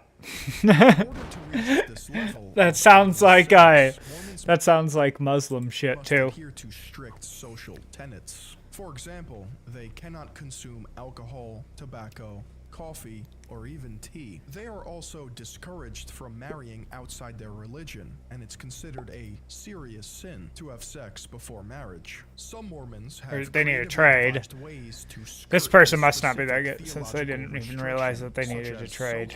And ATMing. Soaking, defined by the Urban Dictionary, it's when you stick your penis inside the vagina, but you don't move it, you don't stir anything, and it's kind of like, it's not really a sin, it's not pre. While ATMing, on the other hand, can best be explained by popular ass to mouth, is that? ATMing is when, doesn't count as sex, you, as a woman, your pants are down, and the guy takes his dick, and he slides Oh, what? Like a credit card? What the fuck? Until he comes. Like a credit card? ATM. And we call it ATMing. Joseph Smith knew that the best way to preserve Mormonism was to create a cultural fish tank, an echo chamber that had existential consequences if you were to deviate from his cult. I mean truth. The early Mormon church was rife with division. Leaders left on their own accord or were excommunicated, one of which was Oliver Cowdery, one of the 3 witnesses who found himself on the other end of Joseph Smith's lifelong ego trip. Nowadays, Mormonism is made up of 3 different sects. Just like Christianity has Protestants and Catholics, Mormonism has the LDS Church, Mormon fundamentalism, and liberal reformist Mormonism. You probably know the LDS Church from their classic door-to-door missionaries, while Mormon fundamentalists are notorious for their polygamy, made popular by Joseph Smith himself. According to the church website, they have a pyramidal structure. The church is divided into 22 regions across the world. Those regions are further divided into stakes, each consisting of 5 to 12 wards, which is usually a single church or parish. All this to say that the Mormon church system is vast and confusing with varying levels of power. And if you're not trying to steal Russell M. Nelson's look, you're gonna want the help of today's video sponsor. Which is why today's video is sponsored by Keeps. Keeps is a subscription service that helps men keep their hair. They offer clinically proven treatments that help combat the symptoms of hair loss. Best of all of Keeps treatment plans are personalized, doctor recommended, and delivered right to your doorstep. You don't even have to leave your house. 2 out of 3 men will experience hair loss by the age of 35, but Keeps has you covered. Keeps offers research-backed, clinically proven treatments to stop hair loss and improve hair growth. Each treatment plan comes with 1 year of unlimited messaging, so you can connect with your prescribing doctor about anything, anytime. Rest assured that Keeps physicians will help you select the right products and treatments for your specific condition and hair goals. You can also easily subscribe to refill reminders so you never run low on the products that you need to take the best care of your hair. Hair loss stops with Keeps. To get 50% off your first order, go to keeps.com/Philion, or just click the link in the description. That's KEEPS.com/Philion. And thank you to Keeps for sponsoring this video. Besides the main sects, it's well known that Mormonism takes from Abrahamic religions, such as Christianity, Judaism, or Islam. Mormons even consider themselves Christian, but are they? Mormons What is this guy hold doing? a good amount of conflicting views with Christianity. For example, they reject the Nicene Creed, which is the statement of faith for Christianity, and they call the Trinity the Godhead. They also have different names for Jesus and God, Yellow. naming them Jehovah and Elohim respectively. They believe Okay. that God I won't. Have they eaten? I think so. Yeah, one ball fed them, I'm pretty sure. Mm-hmm.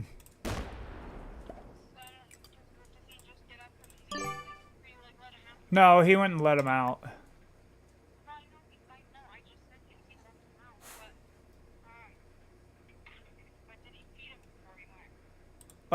Yeah, I'm pretty sure. Alright. What? Okay. Alright. I'll see you later. Love ya. Bye.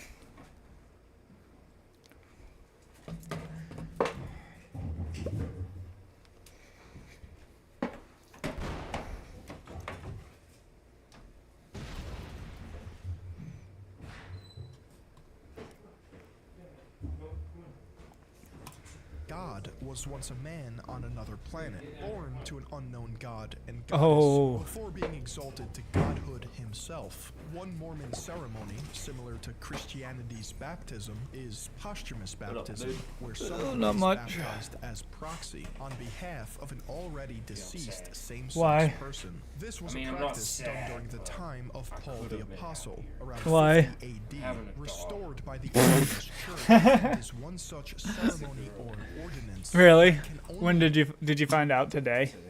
Yeah, Erica knew, but she didn't fucking tell me, which kind of pisses me off. Yeah. When did she find out about that? She found out 4 days ago and didn't tell me. Weird. Yeah, she was expecting me to fucking, like, wait until the gender reveal with everybody. I was like, no, I'm the father. I want to know the fucking gender if you know. Yeah.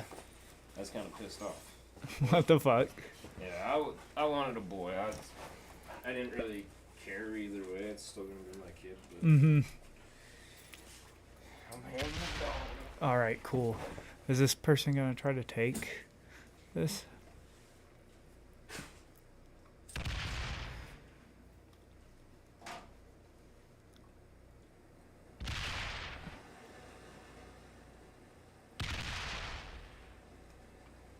How many cards do they have?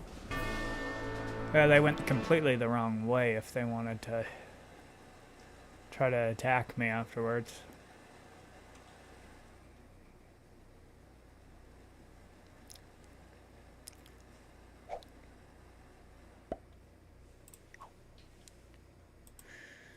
they're not gonna be chill. Okay. I mean, it can go this way, I guess.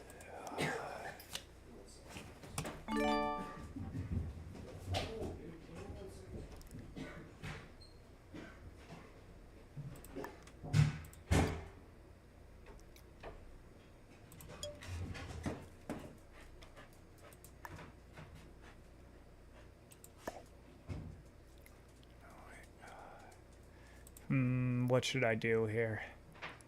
Should I... Can 1, 2, 3,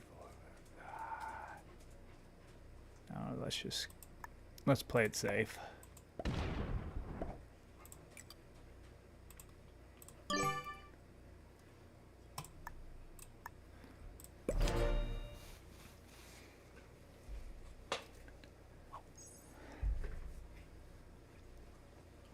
If they get a 10 right here, I wonder if they're fucking crazy enough to try to roll it into my... Mormon temples are reserved for ordinances that involve eternal significance, such as marriage, baptisms, or an endowment. An endowment is a two-part ordinance, which, again, is just their word for ceremony, in which a Mormon takes on a new name and receives temple garments. I actually should have went boom. Underwear that they must wear at all times throughout their life. And here's Cutie Cinderella explaining these garments. This person doesn't know how the fuck to play. Garments. And garments are special blessed underwear that would go to about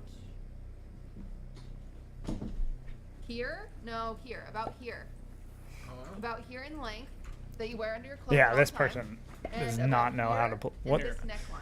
Is this a bot or something? Of the ordinance is known as the second anointing, where men and women are exalted to kings, queens, priests, playing like a bot. What the fuck is the matter with this person? These ordinances are supposedly sworn. Mormons are forbidden to discuss temple matters outside the temple. According to the Associated Press in Salt Lake City, some posthumous baptisms have been blocked for certain people such as the Las Vegas gunman, Stephen Paddock, and Charles Manson. Although these concepts seem random, they point to one main goal of Mormon theology, creating a heaven on earth, or what they call Zion. Presumably, this goal would be achieved after everyone lives in perfect harmony by following the Book of Mormon. Joseph Smith tried to replicate this in America by establishing rather prosperous towns in Ohio, Missouri, and Illinois that acted as a safe haven for his people against the U.S. government. These towns were also seen as possible Zions, and in many cases, the federal government had no idea the Why have they not taken taken this yet? Land. Joseph Smith also introduced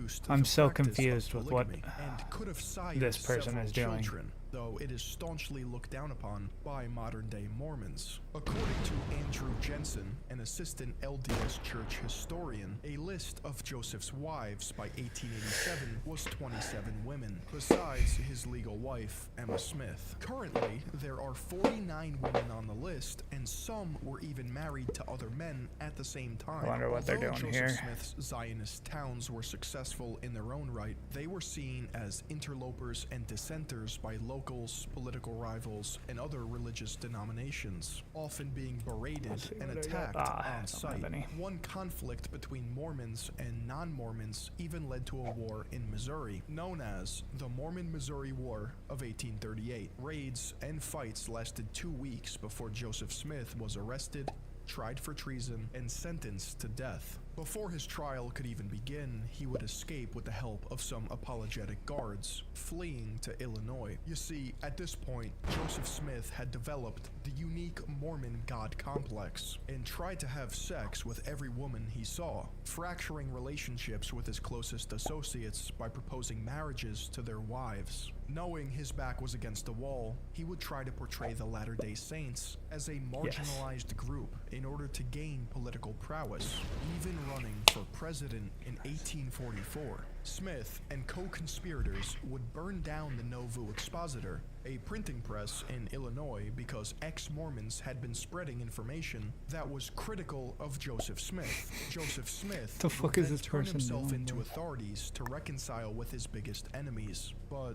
soon found out they had other plans for him. The same year, on June 27th, Joseph Smith was attacked by an angry mob and killed while awaiting trial in an Illinois jail. This made Smith the first ever presidential candidate to be assassinated. Allegedly, his last words were, "O Lord, my God," as he was shot multiple times while trying to escape out of a window. After his death, Joseph Smith was revered as a martyr, a man inspired by God that stopped at nothing to secure Zion for his people. Brigham Young, the second and longest reigning president of the Mormon Church, shared Smith's beliefs and had around 56 children with 55 wives. According to John Turner in Brigham Young, Pioneer Prophet, Young believed polygamy was to ensure a big family, and that sexual desire was given by God to perpetuate the human race. Brigham Young's policies can be summarized by his speech on February 5th, 1852 in Salt Lake City. He addressed various topics, including black people, slavery, and priesthood, following in Smith's footsteps, affirming that a black person could not become a priest, for they had the mark of Cain or the mark of Ham, really whichever was more convenient to lambaste them with. The absurdity of the Mormon Church would only increase as time went on. Like most religions, new leaders would exercise their power to further their political and economic agenda under the guise of faith. Everyone knows behind every great religion is a metric fuck ton of money. So how exactly does the Mormon Church make money? Tithing is one such method where you must pay 10% of your annual income to the church. It is also manipulatively considered a double blessing. First, it is a blessing because you are paying for the furthering of the word of Lord Jesus Christ, our Savior. Second, your payments show appreciation to God, not material items. Yeah, just imagine tithing as literally Venmoing God. At least, that's how it's framed under this context. There are many anecdotes of people who could not afford necessities, yet still felt responsible to pay their 10%. A whistleblower from Ensign Peak Advisors, the financial institution linked with Mormonism, said the church has accumulated approximately $100 billion in assets. This is just one account that was made public. Shockingly enough, the whistleblower later asserted that the church did not use its funds properly. The revenue was not used for charitable purposes, and it was instead being used for ventures that were considered for profit, just as Jesus intended, right? The Mormon Church is also known to use volunteer work in order to save money on expenses, with estimates of nearly 100,000 volunteers per year working on behalf of Mormonism. This can be seen as a smart business decision, or just another way to keep money in the church's pocket. So let's get this straight. They have gargantuan investment accounts, use free labor, and are tax exempt. Sadly, these methods don't even scratch the surface of their master plan. Similar to billion-dollar corporations like McDonald's, the Mormon Church realizes that the one true way to create an empire is through real estate. So they are constantly buying vast acres of land all across the United States. An article titled 210 million sale of prime Washington farmland to LDS Church approved by Anna King. The article explains how 18,000 acres were bought by the LDS Church, even outbidding Bill Gates to use for planting and harvesting wheat. Here's one for you. Bro, the Mormon Church why is this person playing like a largest private bot? Landowner. After a deal to buy 400,000 acres got green-lit. In fact, the LDS Church owns 2% of Florida. The LDS Church schemes don't end there. They plan on building a city on their Deseret Ranch for 500,000 people by the year 2080. At the moment, it's home to 44,000 cattle, which is the largest cow-calf ranch in the United States. Deseret Ranches and their subsidiaries are also for-profit organizations.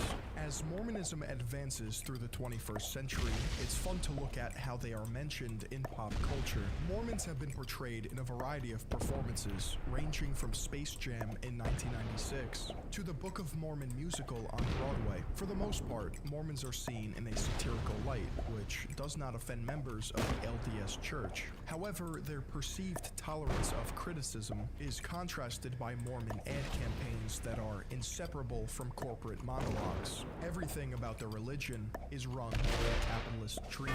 The LDS Church said in response to the Book of Mormon musical that they are, quote, made of sterner stuff. The church may believe some adaptations are lighthearted, but others are deemed essentially lazy. For example, the church has significant problems with HBO's Big Love, starring Bill Paxton as Bill Henriksen, a modern polygamist with 3 wives and 7 children. The family is often described as being Mormon adjacent, which drew the attention of the LDS Church. They may not present themselves as explicitly Mormon, but their behavior and lifestyle matches with Mormon fundamentalism. They also live in Salt Lake City, the HQ of the LDS Church. To combat shows like Big Love, the LDS Church reiterates the fact that polygamy is banned in the United States. It is interesting, though, that the majority of Mormons live in Utah, and just recently, in 2020, the Utah House and Senate reduced the punishment for consensual polygamy from a felony charge to basically a traffic ticket. Without a doubt, one of the funniest pop culture references to Mormonism is in South Park. A Mormon family moves from Utah to South Park. I don't get what that fucking was. Talk of the town. The Mormon children and parents are portrayed as two. Why are they making this so... He's making it seem so, like, dark.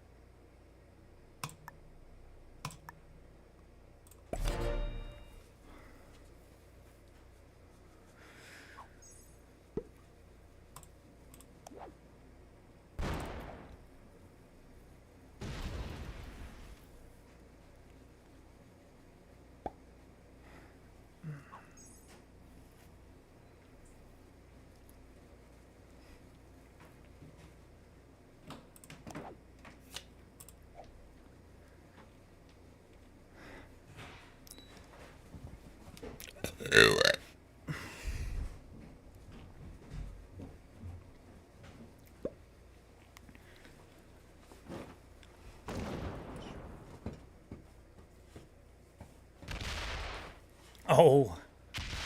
Ooh. What is he doing here? Why did he take that much?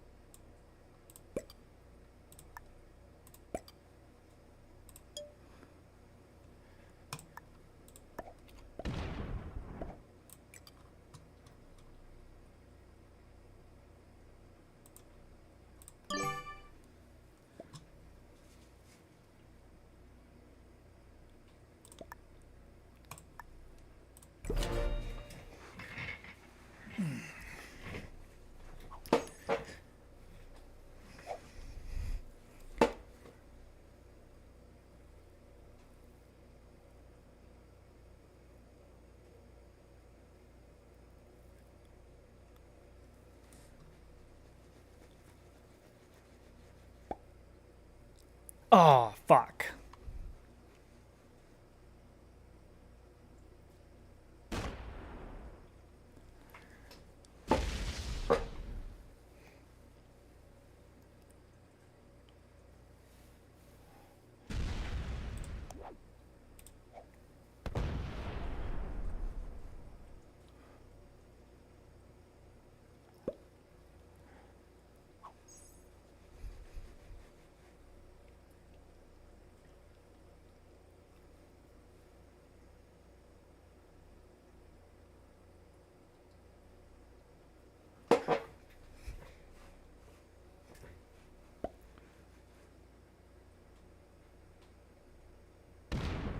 No!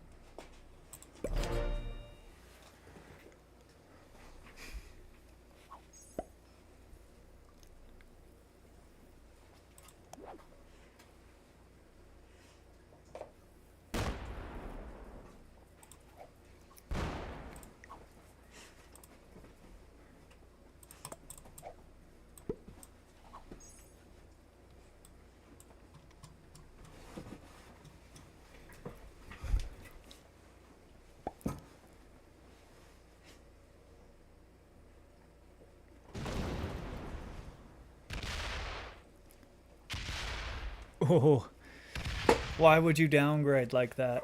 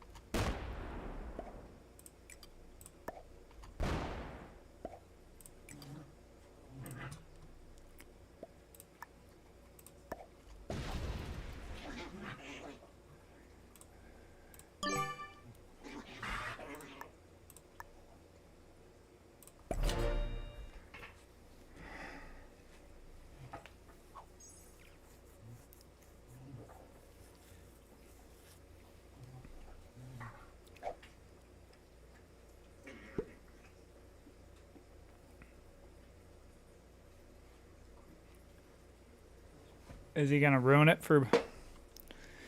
Is he gonna suicide it? And then lose?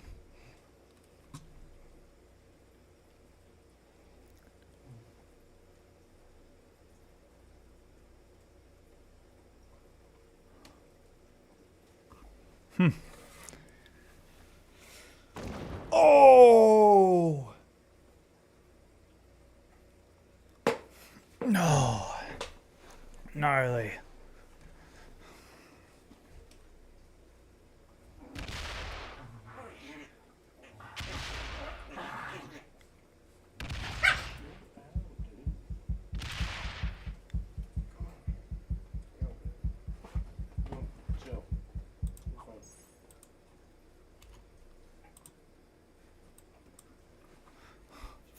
What is Black gonna do now?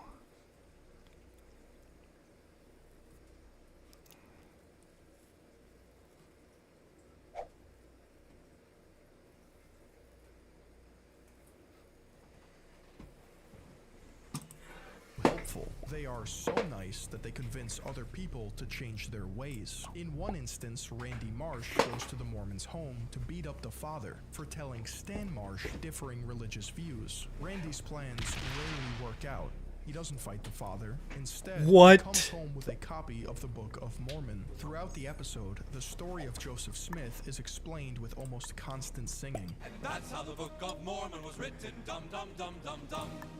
Dum dum dum dum dum dum dum. Dum dum dum dum dum dum. Matt Stone and Trey Parker, the creators of South Park, were also the creators of the Book of Mormon musical. It can be inferred that Matt and Trey don't like Mormonism very much. However, Mormons are not always featured in a strictly satirical or stereotypical nature.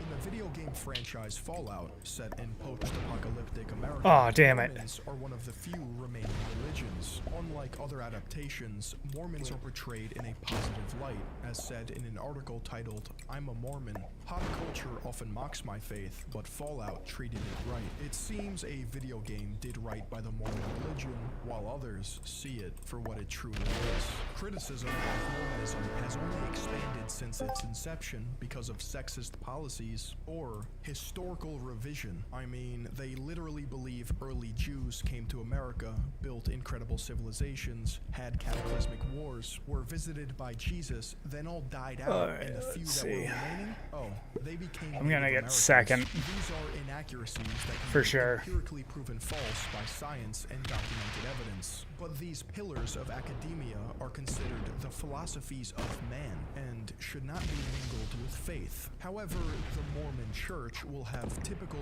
PR mumbo-jumbo to appease critics. The primary method of religious indoctrination is to deny others and assert that your religion is the one true path to salvation. This creates a powerful us versus them dynamic, a complex in which they know the only truth. It's convenient for all religions to believe they are the center of the universe, creating a sense of religious tribalism where they are right and everyone else is wrong. Regardless if non-believers are thought of as proverbial sheep who have lost their way, I can't help but think that they are treated as blank templates, ready for layers of cultural brainwashing with the sole purpose of advancing a religion. I felt deep frustration at the church's claim to have a monopoly over the fullness of truth. Let's That see. the few million members are the only keepers of the real truth of what God wants today for us, and that everyone else has truth too. But through prophets and apostles and modern day revelation, the Mormons are actually the ones who have the full picture. They know what's going on. I believed that they had the truth that was going to deliver Lines me is and my off, no, family lines to is eternal on, bliss fixed, in celestial join. glory. Mormonism is a New Age religion, which makes it incredibly easy to fact-check and cross-reference outlandish claims of miracle work and divine intervention. It is a slap in the face to archaeology, anthropology, history, and science when Mormonism is taken seriously in any regard. When you know the origin story of Mormonism, the churches and temples begin to represent a dystopian After this game, I'm disconnect, gonna towering end. structures of grandeur that are built upon lies. Although it may instill morality in some, it doesn't outweigh the blatant hypocrisy present in their belief systems. The most notorious Mormon stereotype is how nice they are. Smile. Smile right now. Smile. Smile a little bit. Come on, break the corners of your mouth. You right here. That's better. You just look better when you're smiling. You could say that killing them with kindness is how they defend their beliefs and fight criticism, but it's not a valiant effort of an intellectual conversation on the absurdity of their religion. I guess creating distance from traditional Joseph Smith Mormonism is through various denominations and sects. It's easy to circumvent criticism when you say you are different than them, but when your founder was a literal cult leader with 40 wives and a knack for fantasy writing, don't expect people to take you seriously. And for those of you who were a little confused, you are dead, and this is hell. So abandon all hope and yada yada yada. We're now going to start the orientation process, which will last about... Hey, wait a minute. I shouldn't be here. I was a totally strict and devout Protestant. I thought we went to heaven. Yes, well, I'm afraid you were wrong. I was a practicing Jehovah's Witness. You picked the wrong religion as well. Well, who was right? Who gets into heaven? I'm afraid it was the Mormons. Yes, the Mormons were the correct answer. What if you could get your music submitted The to over Mormons. 100 Spotify playlist curators and boost your chances of getting...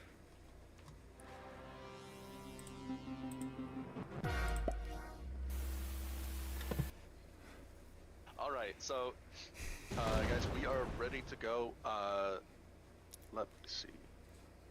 Sorry. So we are ready to go. Our topic here tonight, we are discussing income inequality. Ideally, the way this normally works is I'm going to be completely irrelevant. We'll just have each of you guys in about 5 minutes or so give the brief summary of your position, what, why you think income inequality is or is not a problem. And then after that, we'll go conversational. Either one of you guys just go ahead and jump into, the other's argument, contest it. And ideally, again, I'll be irrelevant. I'll step back. I'll only step in if it's necessary. If there's a lot of interrupting, you guys are being mean to one another, but I don't think that's going to be necessary. So to get started here, Vosh, you're arguing that income inequality is a bad thing. Would you like to start? Certainly. So I can go ahead? Go for it, please. Okay. So normally when other people talk about income inequality being unethical, what we're really talking about isn't actually income inequality. It's inequality in our ability to access necessary and helpful services to life. So income inequality is only bad insofar as it ensures that an underclass isn't capable of purchasing the same foods, enjoying the same medical and civic services, purchasing the same transportative services as people of an upper class. And that's the thing I really have an issue with. If in this country today, the lowest... Oh, motherfucker. were capable of affording everything they needed to achieve a base subsistence an existence that was happy Okay, with fine then. financial stress, then I wouldn't really have a problem with income inequality. I guess if people want to be absurdly wealthy and go buy their sixth yacht, I mean, as long as the working class is doing okay. Unfortunately, the majority of people in this country cannot afford a $300 emergency. In fact, the majority of people in this country are living paycheck to paycheck, and that incurs upon people a tremendous amount of stress. It means that you're denied educational opportunities. It means that you're denied life opportunities. It's And gonna right give now, you the best way for us to address that is to address the income inequality issue. So long as the services to life are Alright. able to find access to wealth, we need to make sure everyone has access to wealth. And in terms of how feasible that is, the amount of income inequality we have right now is at record levels. We haven't seen this degree of income inequality in this country pretty much ever, which means that the trend we see today is reversible. We're not talking about heading in some bold new direction when we talk about fixing income inequality. We're talking about returning to what has been the standard for pretty much all of human history. Nothing radical, nothing extraordinary. Just guaranteeing people the basic right to exist. Great. So if we're talking about the standard of human existence for all of human history, well, the standard for all of human history was adjunct poverty. The standard for all of human history was that people had nothing. They lived short lives. They were short, brutish, and extremely unpleasant. They didn't have the opportunities to have air conditioning as most poor people in the United States have. They didn't have an opportunity to eat to the point of being obese as most poor people, or many people, poor people in the United States have. There's no shortage of food or access to most necessary things, necessary services in America today for anyone. But let me stop there. Look, I'm not a defender of the system as it exists today. I want to wipe it out. I want to change it dramatically. I want to make it a lot freer. And I don't know if income inequality in the new system will be greater or smaller, and I don't care because I think income inequality as a measure of anything is insignificant and irrelevant. The only thing that's relevant and significant is the freedom of people to be able to pursue their own values. Pursue their own values with whatever endowments they have, for whatever genetic endowments they have, and whatever material endowments they have. So my focus is on freedom. We can throw around statistics like majority of people can't afford $300. First of all, it's not $300, it's $400. This is a Federal Reserve study. And if you actually read it, that's not what it says. It says that people, like 40% of people say that they would need to take on debt. They would take on debt if they had an unexpected $400 expense. That doesn't mean they can't afford it. I would take on debt if there was a $400 unexpected expense, even though I can afford $400. There's a lot of caveats, a lot of problems with that study. It's just not true. We saw it, by the way, during COVID. We saw the fact that during COVID, people lost their income. Unemployment was slow. Certainly, stimulus from the government was slow, and yet there wasn't massive starvation in the streets of America. All right, hopefully I get to do this next one. Debt levels over the last 12 months, 15 months in the United States have come down because people have cash. So inequality in America is not the problem. Now, I agree that there are problems today, and one of them is that people are stuck in poverty, and they don't have the opportunities to rise out of poverty. People, there's a lot less mobility in American society and American economics than there used to be 100 years ago. If you're born poor, you're often stuck being poor. Those are things that need to be solved. None of those problems have anything to do with inequality. They have everything to do with the lack of freedom in America. They have everything to do with things like minimum wages. They have everything to do with welfare. They have everything to do with licensing laws. They have everything to do with state programs that restricts people's ability to from poverty. Taking money from the rich and handing it out is not a solution, certainly not long term, because it takes away productive assets. It takes away the opportunity for people to actually have jobs. It takes away the source of economic growth, saving, and investment. So while there are lots of problems in the U.S., and I might agree with Vosh about what some of them are, inequality is not one of them. Oh, they are gonna love that one. Just curious, how many more friends are we shopping for? Let's see. Jacob, James, Jayla, Jenny. We're only on the J's. Jonathan. Holiday shop like a super gifter at thriftbooks.com.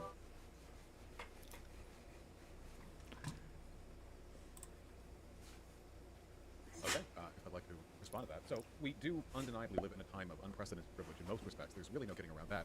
But I'm not necessarily sure if I'm following the logical progression of your statements here. So you say that fundamentally what you value is the freedom to pursue your values, and I agree, positive freedom. That's what matters most. It doesn't mean it's not enough that nobody's keeping you from doing what you do. You have to have the ability to do what you want to do, which is something that in this country is determined by your wealth. Pretty much anything and everything a person can or would want to do is in some way gatekept behind wealth. Even things that don't cost anything require time, and that's time you would otherwise spend on working to pay your rent. So when we're talking about positive freedom, the ability to do what you want, we are talking very directly about poverty and the extent to which people are making enough to meet those needs. And the problem is, the poverty that we see today in this country, the inability to meet your needs, is directly linked to income inequality. There is a direct relationship between those things, much as in the same way you see that as union participation goes down in this country, a disproportionate amount of money goes towards the uppermost economic class. It's a relationship that we see. All of the hundreds of millions, the billions, the trillions that get shepherded off towards the uppermost 10%, that is money that could have otherwise been divvied out in wages. You say that you don't want to solve this problem by handing out money. Well, okay, we don't need to talk about welfare. Why don't we talk about the fact that in spite of this country growing massively more productive, workers' wages aren't rising proportional to proportional to inflation. Whereas the uppermost 1%, theirs are skyrocketing massively, significantly beyond productivity, beyond inflation. We can see what this is. This is class warfare. Wealth being taken from the working class, the majority, and shepherded off to meet the excessive needs of a hyper minority. So the inequality, I'm afraid, is the reason people aren't able to maximize their positive freedom. So again, there are all these studies and all these graphs that are completely bogus, but it seems like people repeat them often enough and present them often enough that they somehow become true. There's no breakage of the relationship between productivity and wages. When you look at productivity by sector, when you look at productivity by actual, by what people actually do, productivity are completely correlated with wages, as they always have been and they always will be. Wages go up when productivity goes up. Yes, it's true that productivity has not gone up equally across sectors. Productivity has gone up a lot more in some sectors than others. Wages have gone up a lot more in some sectors where employees are creating more wealth. Their wages have gone up more.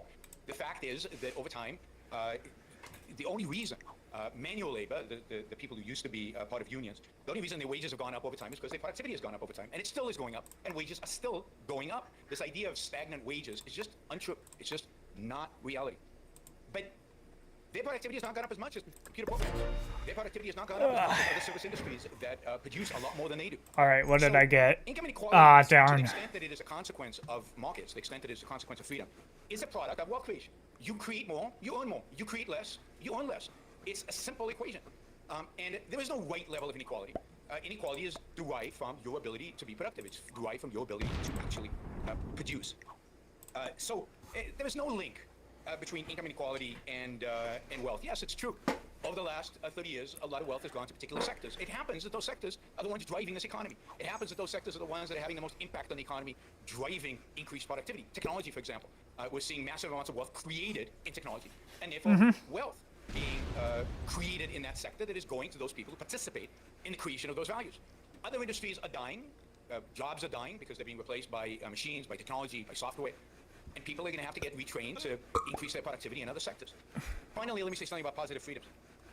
Yes, freedom is a positive in a sense that freedom is there, and freedom means something. Freedom is the freedom to pursue values. In order to pursue values, what you need is to be free from coercion, free from force. free from somebody stealing your stuff or taking your stuff or expropriating your stuff for their own benefit. Otherwise, leaving you free to pursue whatever values you choose based on your ability to pursue it. That does not give you, the fact that you might be poor, does not give you a right to value somebody else created. Does not give you the right to engage in the force, in the coercion that would be required in order to redistribute the wealth from other people. The marketplace distributes wealth based on productivity. Whoa. You have no right to demand from others that they sacrifice for you because you feel like it or because you need it. It's up to you to bootstrap yourself and to work as hard as you can and to educate yourself to the ability, to the best of your ability, and to produce the kind of wealth that will allow you to do the things that you need to do. There is no level at which everybody needs to be because there's some universal need that everybody needs to fulfill. I feel like one of the hallmarks of a debate with an objectivist is like I'm surprised that he didn't tell me to attack purple. I haven't actually mentioned it yet. I haven't once mentioned it, really only referring to wages and how they track on the productivity. And I'm afraid with regards to that, you've already mentioned a few things which are factually incorrect. So the idea that productivity to wages hasn't broken is demonstrably incorrect. If you'd like, you can go take a look at the yearly or quarterly increase in productivity in virtually every economic sector in this country. And I want you to go look at that, and then I want you to see if median wages follow it. Of course not. No, at no point, no. Not even close. By a fraction, maybe. Sometimes inversely. Next point. Let me just comment on that before we get to the next point, because otherwise we keep circling. That's just not true. I did a whole show on this. People can find it on my YouTube channel. I cited economic papers that show this is not true. It's all of this is a distortion with a political agenda. Let me finish. Look at how they deflate productivity and how they deflate wages. They use two different deflators. They don't use the same deflator for both of them to adjust for inflation. They use two different deflators in order to do it, which benefits the graph that they want to show, that is productivity going up more than. Plus, what they're looking at is averages. They're not looking at they're looking at medians and averages. They're not looking at different sectors and how this correlates for different jobs. So if you adjust for the deflator, if you adjust for what they mean by hourly wages, and you add in, for example, the fact that over the last 30 years, a big chunk of wages of employees because of government programs has to do with benefits. If you adjust for benefits, then they track almost one-to-one. The graphs completely match once you adjust for all the distortions that the people who wrote this paper purposefully put in to get the result that they wanted. So just to be clear, I'm not referring to any specific paper. I'm literally...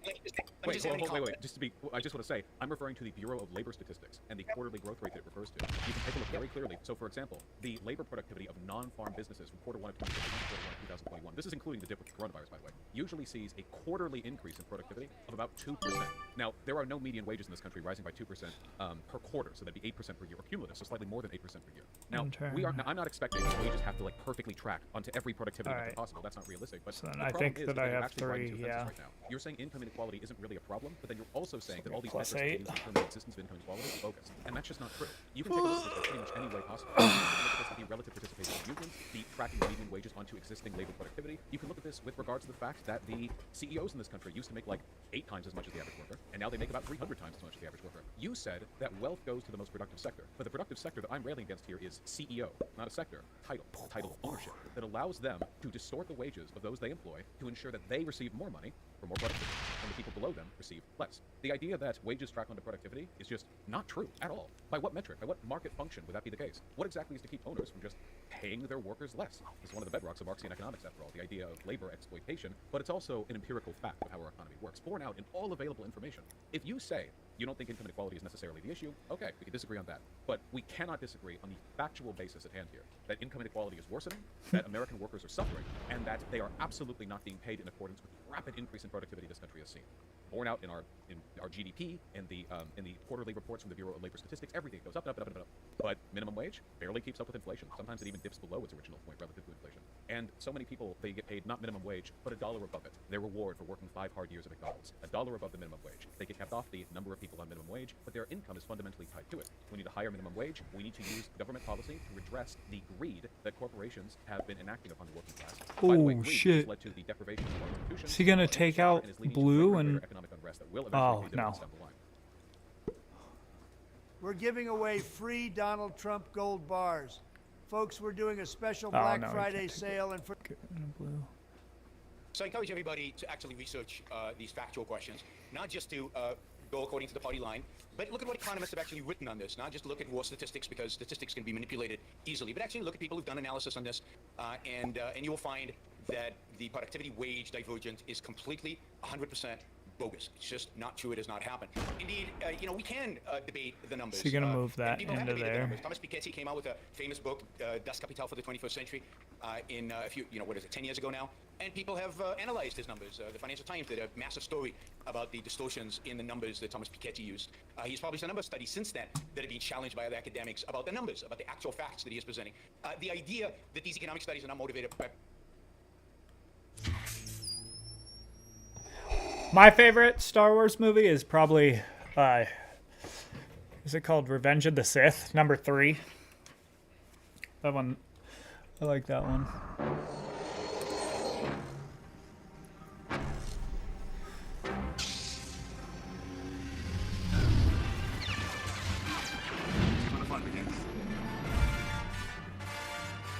Folks, we're here to talk about something light, something frothy, with Critical Drinker. Thanks for joining me. Cheers, sir. Turn this So, down. we're Ben both Shapiro Star Wars talks fans. I way assume too that you're fucking a fast fan to mostly have of the original trilogy. Yeah, that's pretty much all we got left at this point.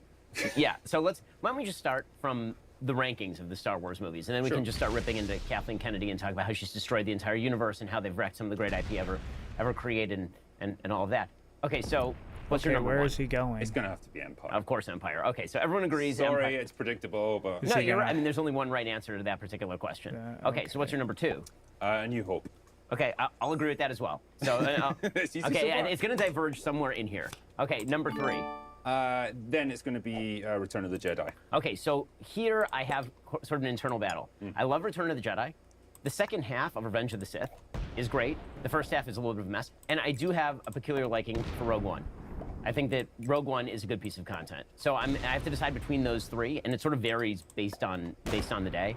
So I'm gonna go with Rogue One maybe here in place number 3. Interesting. Yeah, I mean, I know why people have a lot of issues with Return of the Jedi, and I certainly do as well. I think we could all have done without those Ewok things. But for me, it's still up there just for all those big emotional payoffs. You know, Luke fighting Vader for the final time, the sort of an internal battle. I love Return of the Jedi. Okay, so what's your number 1? It's gonna have to be Empire. Of course, Empire. Okay, so everyone agrees. Sorry, Empire. it's predictable, but... No, you're right. I mean, there's only one right answer to that particular question. Okay, so what's your number 2? A New Hope. Okay, I'll agree with that as well. So, okay, and it's going to diverge somewhere in here. Okay, number 3.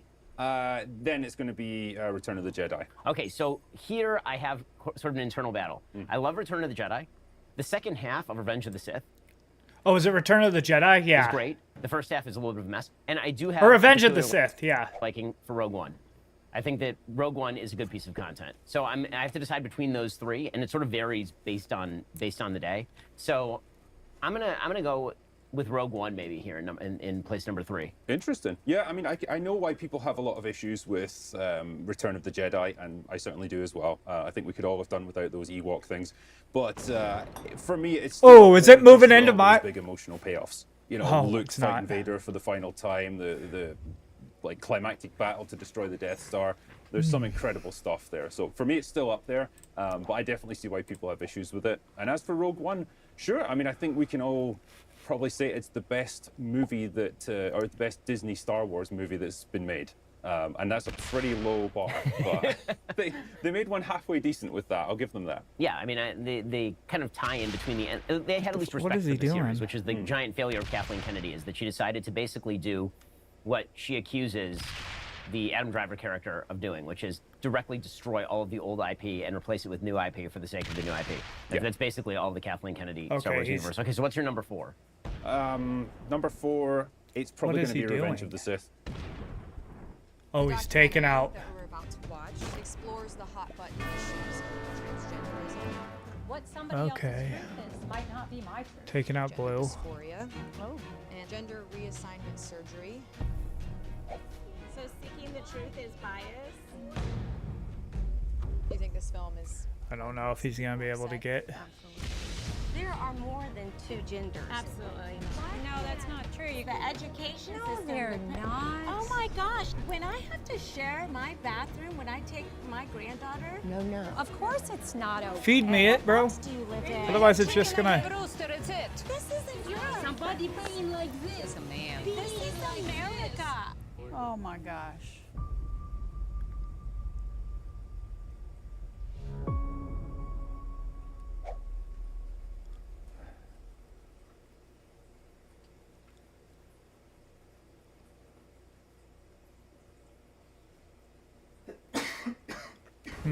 Play War Thunder now. Join millions of players across the globe in massive battles on tanks, aircraft, and helicopters in the most extensive vehicle combat game ever. Again, there's definitely issues with all of the prequel trilogy, but I think if we're going to, rank them, that's probably the best of the bunch. I think that's where it gets the most mature, definitely like darkest in terms of emotional tone, and okay, that's are where you coming for me? We see Anakin finally become Darth Vader, and some of that stuff is incredible, and the lightsaber duel between him and Obi-Wan Kenobi, like we can all appreciate that, the sheer amount of work that went into that one. It's great. And Hayden Christensen, even now, he still hasn't missed a beat. He's still got those lightsaber skills. It's impressive stuff. Okay, so for me, I'll put Return of the Jedi at number 4. So what's your number 5? That's probably Rogue One for me. Okay, and for me, it's Revenge of the Sith. So our top 5 are very similar. We're just switching around a few places. Okay, what's number 6 for you? Is there a number 6? Does it exist? It's not going to be any of the Disney ones. It probably would be Attack of the Clones, I think. Again, you're getting into like the lower tier of Star Wars movies now, but with that one, again, there was some good stuff to be found there. Just a huge amount of problems along the way, and definitely George Lucas shouldn't have directed it. But I like it enough that I would put it at that spot. I agree with you again there. I will say that Count Dooku is the unappreciated hero of the Star Wars universe. Count Dooku is right. Well, how can you not like Christopher Lee? I mean, his performance is incredible, and yeah, he was manipulated. He was a stooge to some extent, but yeah, he's a cool character. He wants to break away from a empire that's about to take full tyrannical form. Yeah. The separatists get a bad rap. I always wondered how in on this whole thing he really was. Yeah, I mean, he literally turns to Obi-Wan. He's like, Palpatine's the bad guy, and he's about to take over the whole thing, and Obi-Wan ignores him. Mm-hmm. So, yeah, secretly still a Jedi, maybe? I don't know. And okay, number 7. Oh, okay. Where do we go from here? Ooh, is it coming It's either going to be The Phantom Menace or possibly Solo. I mean, this is rough now. And I'm not highlighting either of these movies as being good, but I'll probably go for Solo. Okay. I agree with you on that. It has like small moments. There's sort of very, very, very small moments, but they sort of exist. There's an attempt, maybe a little bit, to at least hat tip to the original trilogy, which I appreciate. But yeah, I agree with you. Okay, so I think we both are going to put Phantom Menace next. Now we're going to force you into the unenviable position of having to rank the Kathleen Kennedy Star Wars films. Okay. In terms of the one I hate the least, it's probably going to be The Force Awakens.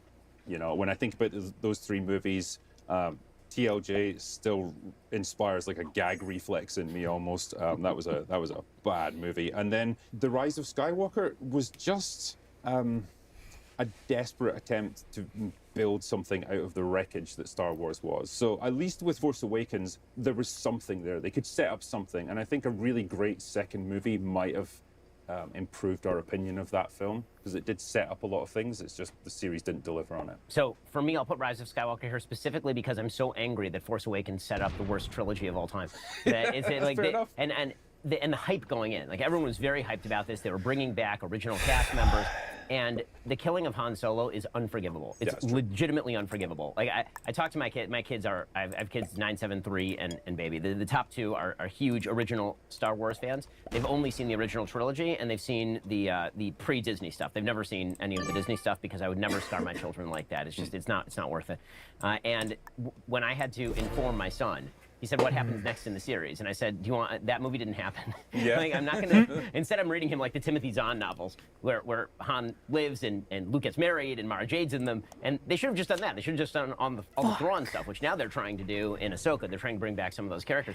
But the fundamental sin of killing Han Solo because he's a loser divorced dad who drives around in his 1967 Chevy with Chewie at the age of 65 or 70 is really, really quite terrible. And I remember being deeply upset by that, especially because if you grew up like I did with those tapes, and I wore out the VHS on the original Star Wars series. Han is by far the coolest character in the series. In fact, Han in Empire is an example of what I love about movies, which is competent people making good decisions. And even the bad guys are making good decisions in that movie, and the good guys are making good decisions in that movie. And it's just a matter of competent people doing things. And I feel so much of the movies now is reliant on people doing stupid things to get writers out of boxes that they've created for themselves and that are easily escapable. And so when you watch a lot of the new Star Wars movies, you can pick, I mean, I see you do it all the time on your videos, pick plot holes in these things apart so easily because the writing is so damned lazy. And so when I see, you know, that competence attacked to the extent that Han Solo is now an incompetent loser who really doesn't know what he's doing in any way, shape, or form in Force Awakens, then ends up being killed in the most predictable killing in all of the Star Wars universe. What the fuck? It's so deeply upsetting. And for J.J. Abrams, who's the most derivative director working today, to be given the helm of that after being incredibly derivative with the Star Trek. They're like, what if we just get that guy and we'll do this here? But he has lens flare. It made me so viscerally angry, Force Awakens, that I'll at least give credit to Rise of Skywalker for trying to put the genie back in the bottle. It was not possible to put the genie back in the bottle, but at least it was an attempt to try and put something back together by calling on sort of the old IP that they had already killed, right? The end of the movie actually is what they were trying to do. It's like, here's our old IP, including Star Wars Rebels, including like all of it. Every Jedi you've ever seen. We love those guys. We know you don't like these guys at all, but we'll bring all those guys back for a brief moment in time. I've got a holiday gift idea that's sure to make you the hero of the season. Now, we all know the holidays can be a little bit hectic. The shopping, the cooking, the never-ending list of things to do. But fear not, because I've discovered a gift that's not just downright thoughtful, it's transformative. The gift of Genucel skincare.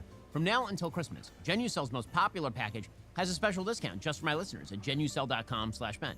Treat yourself and your loved ones to the absolute best skincare in the world. Those troubling forehead wrinkles, fine lines, skin redness, and yes, even a sagging jawline will disappear right before your eyes with Genucel's most popular collection.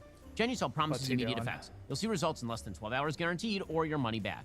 Genucel sent a ton of product for the entire office. Our favorite thing about Genucel is how clean and natural their products are. They're simply the best. I know how good Genucel is because my family's been using it for like a decade. Ever since I was first sponsored by Genucel at a local radio station. Then, you know, I stopped doing that show. We kept using Genucel. You deserve to look and feel your best this holiday season. Go to Genucel.com/Ben. Get this incredible holiday discount. Every order today is instantly upgraded to free express shipping. That's Genucel.com/Ben today. Again, Genucel.com/Ben. I think the bit that made me laugh in the Rise of Skywalker was they obviously knew that a character like Rose Tico was horrendously unpopular. And so literally her first scene is just to say, I'm going to stay back at base and do some research. I can't get involved in this adventure. It's like J.J. Abrams just knew I can't have her in this movie. It is amazing the amount of flack you take online for saying that The Last Jedi is a terrible film, which it clearly is a terrible film. Yeah. And a fundamental betrayal of Luke Skywalker's character on every possible level. I mean, Luke Skywalker's entire transformation across the original trilogy is from whiny farm boy to hero of the galaxy who's saving everybody through self-sacrifice. And now he's right back to being whiny farm boy who milks aliens. Mark Hamill I haven't seen this one. I haven't seen a lot of the new ones. When because he said this in interviews, he said to Rian Johnson, Ryan, I fundamentally disagree with every creative choice you've made about this character. You know, that's a nice way of putting it. I wouldn't be so diplomatic, but ultimately he had to play the character as it was written in the script. I guess he didn't have much of a choice, unless he just refuses to say the lines. But it was just so demoralizing to see in Last Jedi. Because I went into it thinking, I'm pretty sure Luke's going to die in this one. I just hope they do him justice. I hope he's a heroic character. He goes on one last adventure and he goes out like an absolute boss. And we got the exact opposite throughout the whole movie. And it was so bad that it took a while for a lot of people to sink in. You almost walked out of the theater thinking, I wanted to like that because everyone's telling me it's great, but it doesn't make sense. And I feel really bad and downbeat. And then it's only later when you think about it more, you realize, no, this film was dumb. This film sucks. That can only come from the creators despising the audience and thinking and really not liking the audience. I get that feeling from Rian Johnson just generally. I don't think he likes his audience. I think that he thinks his audience is a bunch of rubes and morons and that he can basically just play tricks on them on a constant basis and that he will be respected and loved for it. I feel that way about the Knives Out series. I feel the same way about Last Jedi. I think with Last Jedi, he hated the mythos that had grown around Star Wars. He hated the fact that people loved what it represented, and he hated that, I guess after decades of being a franchise, it was a little bit ossified in people's minds. And in his mind, he was going to shake things up by completely upending all the lore, all the characters you thought you knew. He was going to subvert the hell out of all of our expectations. And it was just a wannabe auteur director just completely going into business for himself. That's what that movie was. Essentially ended every major plot arc in the second movie in a trilogy. If you have an hour this week, you can learn 100 songs on the piano by learning just 4 chords. These. Check it out. And can you feel the love tonight? Same chords. And I find myself in times of trouble. Mother Mary comes to me. Sometimes I feel like I don't have a partner. Exact same chords. No woman, no cry. Again, same chords. Take on me. I mean, who does that? Who gets to do that? Apparently he does. Yeah, and also take all of the fundamental conceits of the films in the first place and completely destroy them. And everything from, there are certain people who are more force available, and there are other people who are not. He just destroys that, and everybody, it turns out, has the Force. And not only that, the way that you access the Force is not through actual training and practice and books. The way that you actually access the Force is through just feeling things. There's something fundamentally wrong about taking somebody else's IP and ideas and corrupting them. It's pretty disgusting, frankly. And it's like taking a great novel from the 19th century and then deciding that you're going to rewrite it, but with all of your own priorities attached, and you're going to carve the heart out of every character, but wear their faces around like Hannibal Lecter. Yeah, I mean, with something like this, obviously, if this had been an original story and people had no prior investment, no one would have cared that much. It just would have been another movie that sucked. But like you say, it's something that other previous generations of writers and creatives made, and they've inherited it. And it's a franchise that was created by geniuses and inherited by morons, essentially. Morons with no respect for what they were working with. And that's why the reaction was as strong as it was. And it was great to see, because it's nice that people realized, yeah, you've had the wool pulled over your eyes with this one. So let's say that you were put in charge of the Star Wars franchise now. Disney decided that they destroyed the IP enough, and that was worthless, and you could buy it for $1. And so now you buy the IP. What do you do? What moves do you make? I would immediately resign and leave. It's unsalvageable at this point. I think probably the best way would be to decanonize the entire sequel trilogy and say everything that happened from Return of the Jedi onwards, it's we're starting fresh. And then I would use the expanded universe stuff. I would try and do justice to the Thrawn novels and make Luke Skywalker the centerpiece of it before eventually handing it off to a new generation. Obviously, it's impossible to do now, but you know, it's the only way I could think to try and put things right. Yeah, I mean, the one thing that I thought was smart about Solo was the attempt to actually recast the character and maybe give him more adventures if that had been a successful film. The problem was that they decided to make Solo after Han was already dead in Force Awakens, which is like the stupidest idea of all time. So you kill off the character so you know his future is to be murdered by his own son. Yeah. And then let's make a bunch of prequels involving him now that we're super depressed about him being killed off by his own son. But I agree, I said at the time that there were basically 2 fundamental things that they could have done that they didn't do. One is they could have just gone back and recast the entire cast. And everybody would have gone, okay, I mean, it's a new generation, totally fine. All right, like we're just gonna pick up 10 years later and it's Thrawn and it's all this stuff from Timothy Zahn, and because there's a lot of great stuff there, and you can work with that. The other thing you could do is theoretically you could fast forward 100 years, or you could rewind 200 years, because there's all sorts of good novels in the Star Wars series about Darth Bane and all that kind of stuff, and Darth Plagueis. You can do all sorts of stuff there. They didn't do any of that. Instead, they decided to do the worst of all possible worlds, which is to legitimately gut the IP on behalf of new IP that no one cares about. You know, we talk often about like the cultural footprint that a movie makes, and the Star Wars is a perfect example. You know, you can go to pretty much anywhere in the world and say to people, you know, who's Darth Vader, who's Luke Skywalker, they're probably going to know. They're going to have heard the names just through like that cultural impact that it's had. You go to someone on the street and say, who's Rey, or who's Poe Dameron, or who's Kylo Ren, they're not going to have a clue, and most people aren't going to care. Like, there's no cultural footprint for those movies. They're not relevant because people didn't take to them. And that's why, you know, when Disney tries to theme their entire Star Wars theme park around this new trilogy of movies, no one's interested in going because it's not characters that they care about. Well, I really appreciate this conversation. This has been a great break from the world, and now I'll have to get back to, I think, talking about World War III. So I appreciate it. Good to see you. Thanks, man.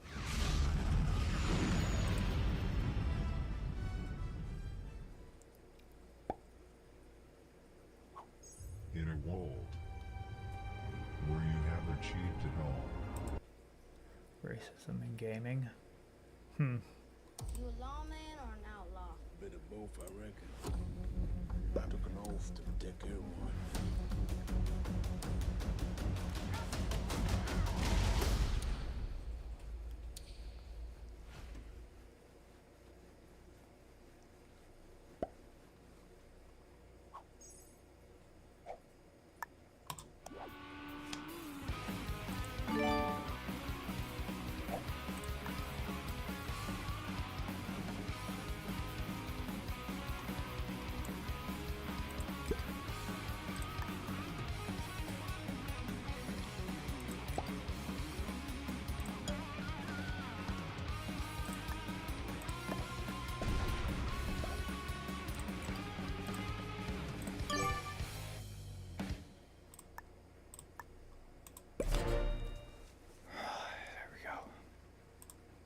You know what? I'm about to say it.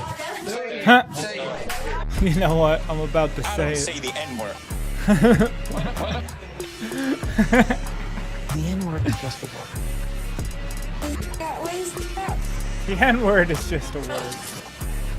Niggas in Paris. Joey said you can stop working? You monkey!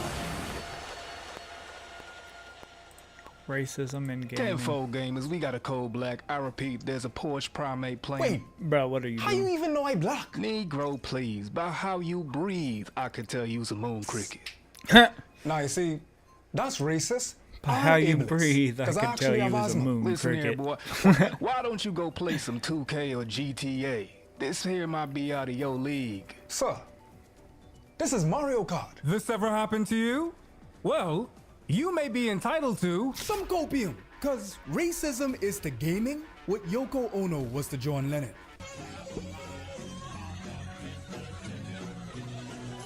My big envy them women them and man them, listen here.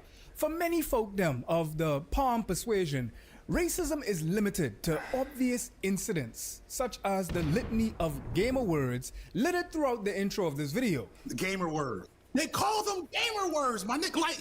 But what if I told you that it's a system? From Halo 2, online lobbies, where I would get called different slurs in different languages, to the very game mechanics and design. Like, look at this mask. Like, seriously, look at the mask, lip and nose. What have I got? They did not just go ooga booga and start playing African polyrhythms. Y'all really had my Archie playing Nintendo 64, your buttermilk, what was supposed to be a reprieve from the soul-crushing nature of capitalism, the rapture that is white supremacy. Instead of gaming being a migration from the mundanity of modern life, it was an extension for we people who are darker than blue, or even a part 2 of the misogyny that women and femdom face in the workplace. And a constant erasure or even existential dread for the queer folk them who, if lucky enough to find themselves in these games, they won't make it to the third cutscene due to the bury a gays trope. Oh well.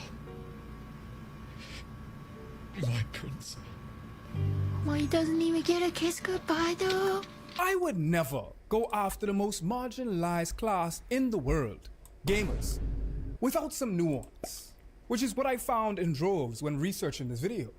Whether it be the black oasis of the fighting game community. Fighting games are black. Very black. Like if you look at the top fighting game players from America, they're all black. I am a semi-pro Tekken player. I played pros. Enabled my, I ain't gonna lie. Or the enabling of my disabled folk them to engage with their reality in ways that society forbade. I think of the disabled folk them like folks that like can't get out into a lot of physical spaces because they're literally marginalized to the point like where architecture is preventing them from getting into spaces. You know, when we think about like how ableist like a lot of these gaming spaces are, right? I remember going to like one of these esports tournaments and it's a beautiful facility. The first question I said, I was like, If we had one of our players and our athletes that was in a wheelchair, how would they get to this stage? And nobody had like even considered that. I'm like, do we have enough ramps? You know, do we have access, you know, to get like to these spaces? And they didn't even think about that. And even how gaming allows for folks with gender dysphoria to find themselves through their avatar. I think gaming has really been that beautiful Bro, space how that is, has allowed Red people to still really be who they are. alive? I had an article, in I'm the so Journal of surprised that Lesbian no one Studies has that talked taken about Red how yet. like Black queer folks and Black trans folks, you know, they aren't able to be out in their lives. You know, they had to, you know, they were misgendered in their physical world, but like in the gaming space, they could tell people who they are, and then people respect them for that. You know, you can kind of create whatever identity you want, and if it's more aligned with like who you are, people can do that inside the gaming space. In text-based chat or voice-based communities, you know, we have found, you know, these different spaces of like protection, you know, for our own identities. I remember having like this conversation, you know, with this one, you know, trans girl, you know, she was talking, she was like, you know, I can't tell my family about any of this, you know, but like in gaming, I'm able to do and be, you know, the fullness of who I am inside this space. I thought that was like really dope. In workplaces and in school, you know, we have to hide those aspects of ourselves. Which is why in today's episode of Everything is Racist, no, I'm not being facetious, literally everything, I want to investigate why, despite the good of gaming, is it a matrix for becoming a bigot? Is it a chicken or the egg insofar as the games themselves exacerbating the existing proclivities of the cishet white mandem, or do they corrupt the communities themselves? People make memes about like the Modern Warfare 2 lobbies and stuff, but like it was like a very real thing. Old school Call of Duty lobbies rivals the Clan and how racist that is. Okay, you got some 12-year-old white boy with a high-pitched voice. We call them squeakers, and they would use the hard R every 15 seconds. In public lobbies, I experienced just a lot of like, I guess it would be qualified as like edgy humor. They get trash in the game, then they get racist. Hey, you cousin, your cousin. And it was all just kind of like accepted at that point. Any fellow racists in this lobby? Yeah. You know what, man? The fact that it's hypothetic, there's no victim of the crime. It's all like edgy humor. There's no difference. Or how epicenter events like Gamergate was the of the internet, and how it irrevocably changed IRL and URL interpersonal relationships and discourse themselves. August of 2014, Depression Quest game dev Zoe Quinn receives violent harassment after the game's release. Ex-boyfriend Iran Yorni creates a false narrative that Quinn is sleeping with game journalists for good reviews of the game. There is no evidence of this. The journalist never even reviewed the game in any formal capacity. 4chan gets involved, making more and more violent threats against Quinn under false pretenses. Adam Baldwin creates the hashtag Gamergate. Gamergaters then move to harassing any women in gaming journalism like Arnita Sarkeesian. This includes a mass shooting threat that caused her to cancel events. Gamergate supporters decide that anyone who can be considered an SJW to be an immediate threat to gaming. Feminist Triggered and SJW getting owned compilations on YouTube boom into the hundreds of millions of views. Young boys watch these and then become radicalized by the alt-right propaganda. And the compartmentalization necessary for marginalized folks to be in community with those who deny their own humanity. Growing up in the late 90s was a weird time to get into gaming as a Black woman in America, especially in the Deep South. I was getting picked on in middle school for having a Sonic Adventure and Sonic Advance guidebook with me, reading that stuff. I was the only chocolate chip in the whole cookie, the only chocolate chip. And I still tried to fit in, but I could still feel I was being othered. And this time it was not just because of my hobbies. Something else was, you know, a little different. When you are put in a position of, I really, really want to fit in and I'll do anything to fit in, you find yourself in less than desirable places. The sky is blue. The grass is a delightful shade of green. Leaves are falling from the sky in autumn, depending on where in the world you are. And as nature demands, the gaming industry is as racist as hell. You don't need little old me to tell you that, do you? Dance, little monkey, dance! As a matter of fact, you don't have to delve too deep in the internet to expose the amalgamation of isms within gaming and inherently biased developers, marketers, and those who purchase, play, and form the basis of the consumer base. The middle class back then, I mean, even more than it is now, was like very, very white. Gaming was kind of a luxury item even back then, and almost exclusively bought and played in like white suburbia. This was like 20-30 years after the whole white flight thing, I think. This is a residential street in southwest Atlanta. Not long ago, all the persons who lived here were white. But recently, a few Negro families moved in, and a scene too familiar in other areas of Atlanta was repeated. We have to talk about things like white flight, right? That suburban context that you're talking about is white flight. The white residents started moving out. For sale signs went up. The street became what is known as transitional. That stage when Negroes are moving in and white people are leaving. Back in the day, we were all on farms and industrialization happened, and we went to cities, started working like in factories, and white folks were in those spaces too. But when Black folks, especially with in the United States context, you know, when the migration like from the south like to the north like happened, and you know from rural areas to like urban areas happened, you know, white folks was like, we don't want to be around these niggas. Soon. My first experience with Bridger Orthopedic was over 20 years ago when I was an MSU student. Why would you have done that? Multiple shoulder dislocations and needed a surgery. I saw Dr. Legrand because he's a sports medicine specialist with Bridger Orthopedic. After the surgery, I was really concerned about continuing my active lifestyle and running, and Dr. Legrand heard about that. He called me personally, and that really impressed me.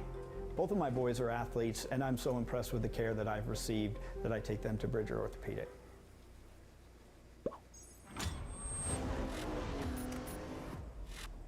You should assign me control of your stock. I have to have all the cards in my hand. Well, half the cards are in my hand.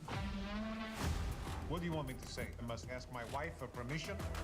Yes, you can say that. And soon, for our son, for Ferrari. Go beat the hell out of them.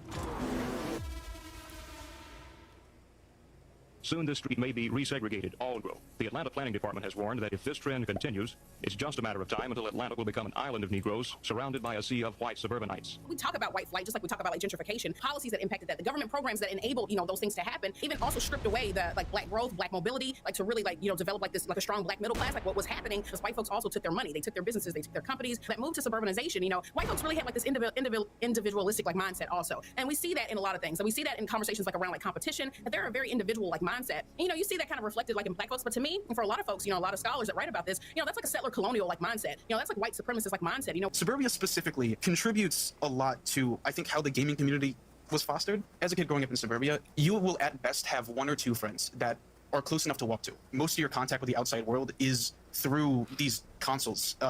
And again, these consoles are also primarily composed of other middle class, like young white men. That isolated suburban experience is not too typical for black folks. Like that edgelord identity isn't allowed for black children because like our elders will be like, nah, don't do that. Somebody come get us out of that. You know what I'm saying? We're not going to be allowed to go down that route too early. We're going to take you to church. But adopts a lot of their tendencies. I mean, I'm one of them. I think what that does, what Suburbia does alongside that, it turns like racism and any sort of like bigotry like hypothetical. Yes, racism for them is a bonding practice. In their heads, they're not being racist. It's just, we like to say here and make fried chicken and watermelon jokes. We don't hate black people. And then you get a black person in there and they're calling you and making chicken and watermelon jokes. And you're like, hey, can you stop? And they're like, what? We're just joking. I'm like when you are not exposed to other like races, other cultures, other struggles to a kid like that, it's basically the same as like a curse word. We're like, you know, you're not supposed to say this. And then you say it, and then that's the funny part. At its rawest, the gaming industry casually reinforces Eurocentric whitewashed historical beauty standards through character customization and designs. While it can be a breeding ground for Nazis and other nationalists to fantasize about alternative timelines and to harass players within marginalized communities. It sounds like you think the end game is that whites should become a minority. I guess, like, I just don't understand how you think that, like, being white is such an important part of being an American. It's a principle. Why is it bad that they remain a majority then? I've already said why, because you're talking about restricting immigration from a ton of different areas in order to... Why not? Why do we have to take immigration from all these areas? Because it helps grow the size of the economy and it brings talent in from other areas to continue to benefit the entire country. It benefits the global elites. That's the only people it benefits. Let's just say that we admit a Mexican immigrant to the country. But if swaths of illegal immigrants pour across the border, we can't do anything about it under pain of being called racists. When that Mexican immigrant steps into America and sees that nothing's changed because the Mexicans have brought their Mexican culture with them, he says, what the heck? For many, however, games are a method of igniting their interest in history, achieve creative, self-imposed goals, and experiment with gender away from prying, bigoted eyes. I am a lifelong gamer. I grew up in rural Kentucky. Some people see that kind of gaming as like very isolated, you're on your own. We were very communal, like in our gaming, like from jump. Just the general communal nature of black people. If you live in a city, you got cousins all over that city. You probably got cousins whose house you can walk to. We're all collectively organizing to raise and take care of families. We have communal lives. You know, we think about like even like our households, like it's intergenerational. Like when my mama got sick, my mom moved in with me. I'm like, that's just kind of like how we live. This always confused me, like watching Home Alone, and they would see their cousins and it would seem like an event. It would be like a special occasion to see grandma. And it's like, I see my grandmother every weekend. We had friends that came over. You know, I had a homie that had the Nintendo 64. I had the Sega. Somebody had the Dreamcast. Somebody else had the GameCube. You know, because, you know, we couldn't have them all. You know, so we were like, we coordinated our efforts, you know, to make sure that at least the whole neighborhood had at least all those consoles. A lot of the Call of Duty, definitely Madden and 2K, these are communal games. It's no wonder that that's also reflected in our gaming practices too. Of like, you know, we're not going to just be gaming by ourselves. You know, we're going to be gaming with everybody. I think the way black people engage with gaming reflects the way black people have engaged with community. Gaming always feels like isolated to me. I'll never forget, I had one white friend, he had games I had never, what is Final Fantasy? You have brothers, why do you have so many one-player games? I'll be so, it was dope. I was like, this looks really cool. When is my turn to play?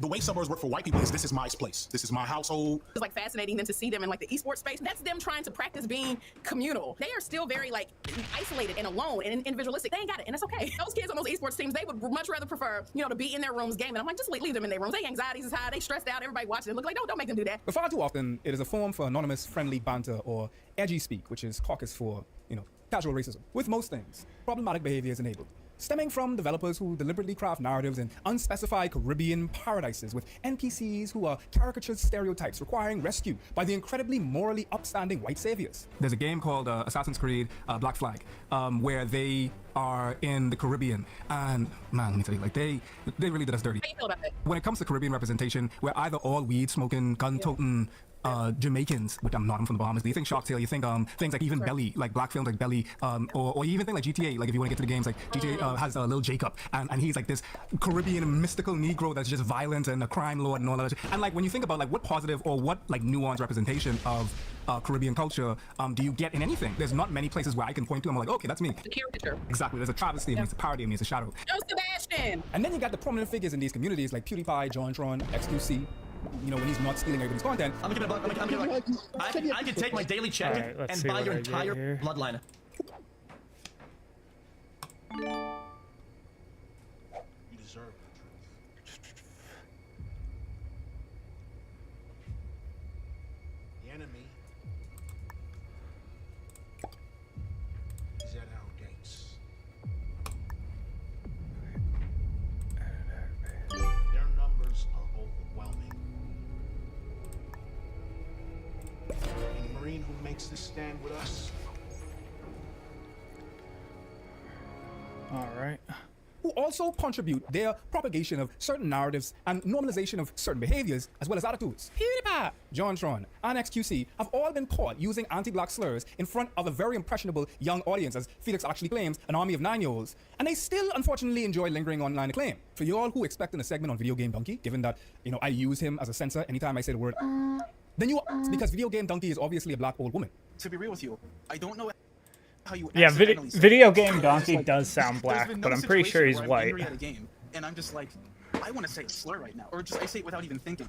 When you do something without thinking, it's because you're used to doing it. There's a clip like months later after the whole controversy where he almost says it again in a Fortnite game. Him saying that caused people to look back at his former stuff, and then it turns out he made like a lot of Nazi jokes, like an uncomfortable amount of them. Like he also just had I don't think it was a Nazi uniform, but it was him pretending to be a Nazi for a short clip, similar to the Anita Sarkeesian thing. It went from like analyzing gaming as a whole to like the specific people most famous for it, and it again had this massive defensive response because like PewDiePie was millions of people's childhoods. So like it again felt like another like big personal attack on them. The common thread between these instances is a gaming industry saturated predominantly by white people who too often exhibit a far inflated senses of importance than deserved. With their newfound power, they are provoked by the inclusion of any demographic outside the narrow focus on able-bodied cishet white mandem. And of course, late-stage capitalism further exacerbates this by naturally rewarding negative behavior, as the system inherently requires discrimination to thrive. I was allowing names that. on purpose because I don't want this to come back to either of us. I knew this guy. He sees something in me that kind of affirms the otherness that I had been going through for a bit. So I kind of cling to that attention. I'm in his Discord, and it's like, okay, he streams, it's whatever, it's cool. And in trying to fit in so much, I miss microaggressions. All right, I let's see miss what slamming happens. women that are half my size for being too fat. And when you're in a dark place already and you're just trying to fit in, it's easy to let those things slide. Because again, when I grew up playing video games, it's easier to cling on to someone that's like, they see me, they want to be around me, and I'll tolerate this just to be around them. The pathetic threat of boycotts and protests by fragile white racist gamers always work, which adds to why they feel so deeply emboldened to continue perpetuating racial hegemony and supremacy within games. Let's look a bit deeper though. Reactionaries love outrage, which is why racists collectively lost their damn mind when Miles Morales was introduced as the new Spider-Man. Just wait until they realize that Gwen Stacy is a bisexual trans icon. The character, design, and developers face constant criticism, reflecting the resistance to further diversifying the superhero video game landscape from the moment Miles Retro 1's left a footprint on the side of the Empire State Building. You don't believe me? Well, thankfully, we have the brilliant Shakespearean rambles of a GameSpot reviewer who remarked that Miles was a hero with the exaggerated swagger of a black teen. Whatever that means. The uproar surrounding the surprisingly great portrayal highlights the ongoing struggle for inclusivity and representation in the gaming industry. And luckily, the majority of consumers genuinely enjoyed the game, and it's since received so much acclaim that games with similar mechanics and physics are always compared to Miles Morales' Spider-Man. But I can't get that verbiage out my head. It's not overtly racist in its use of slurs, and in fact, I actually would prefer that Miles Morales swings differently than Peter Parker. But what makes it seem more threatening is its proper grammar and stellar vocabulary, all of which are used to politely dehumanize and other black men. Now, for me, I like seeing the visibility of like black folks like in those kinds of spaces, but I'm also not one that's like influenced by those to think that that's the only narrative of blackness. You know, that's just like a singular vision of like blackness. Like, why is the term swagger being associated specifically with black characters? You never hear anybody talking about the swagger of. The exaggerated swag comment gets more hate than it deserves. I love that Miles Morales moves completely different than the other one. Somebody in there had to say, hey, I feel like Miles Morales would swing differently than Peter Parker. You know, we have black uncles as criminals. They went to jail before, but that's not the only story of like blackness. But that's the only thing that we get. You know, it's like the singular narrative. It's a limited vision of like black lives, and I think that's the danger, especially for a lot of white audiences who don't want to see black folks outside of that. I love the attempt at black hair.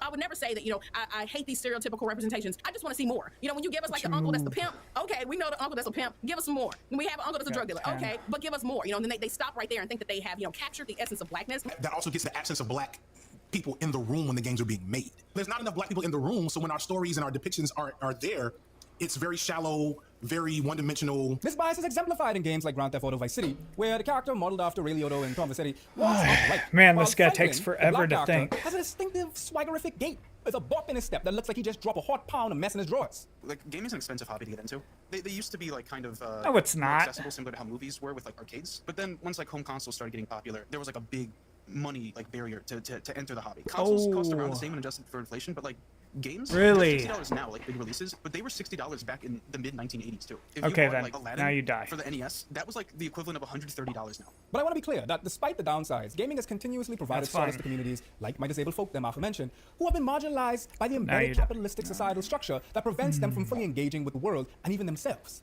Or games like VR Chat, if he kills IMVU, you? for y'all veterans out there who actually know about what I'm talking about. And most recently, Roblox have proven to be suitable meeting grounds for wanting alternatives. I ain't gonna lie. I mean, when Roblox isn't literally trying to recreate some of the most heinous happenings in the last few centuries or grooming children. Let me get a rate right quick, bro. Yo. Let me see some right quick, man. Let's go, man. Let's go, man. I used to. Experience your new PC by Digital Storm. A faster workflow, allowing you to do more in less time. Pro performance, powered by the latest new components. An optimized solution, built for your software applications. Learn more at digitalstorm.com.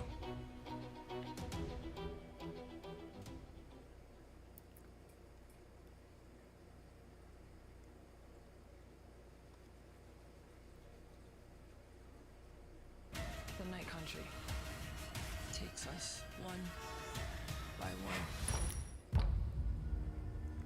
What happened in the last case you worked with Navarro? That was good. Until it wasn't.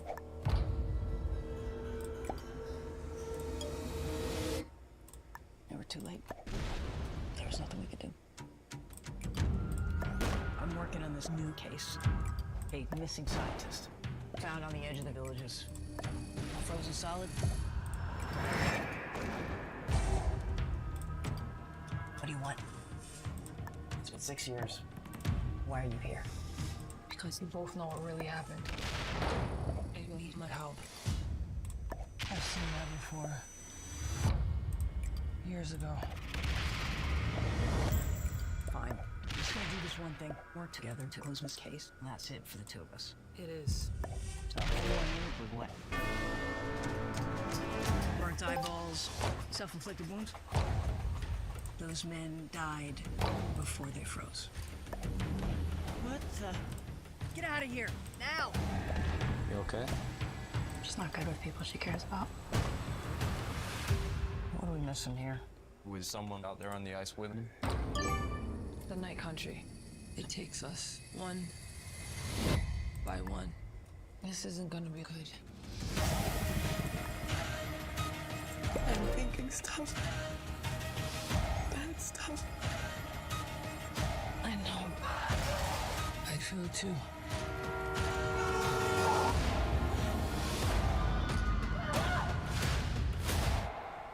I guess you're thinking the worst part is done. It's I get not. 10. Finish what you started.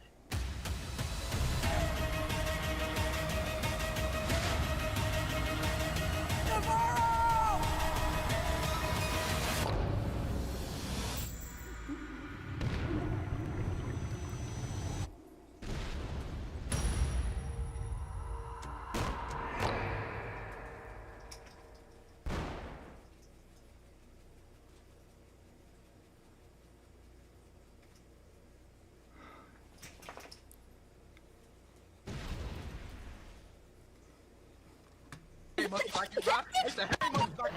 to work! I said get back to work! No, get back to work! Did I say you could not working? You monkey! Virtual reality allows people to live vicariously through their carefully curated skins that may even come with abilities and emotes like on Fortnite or VR Chat. Modified hardware means that they can be freely customized with inclusive software, like sound cues or choosing the avatar's voice, giving young, curious femmes the chance to experiment with things that they are typically gendered out of, or feel unsafe to in our current society. A 2006 study analyzed the social interactions of adolescents on the autism spectrum, or those with ASD, autism spectrum disorder, whilst playing a massive multiplayer online role-playing game, to review the ways in which virtual reality could assist in forming meaningful relationships for those struggling to physically socialize.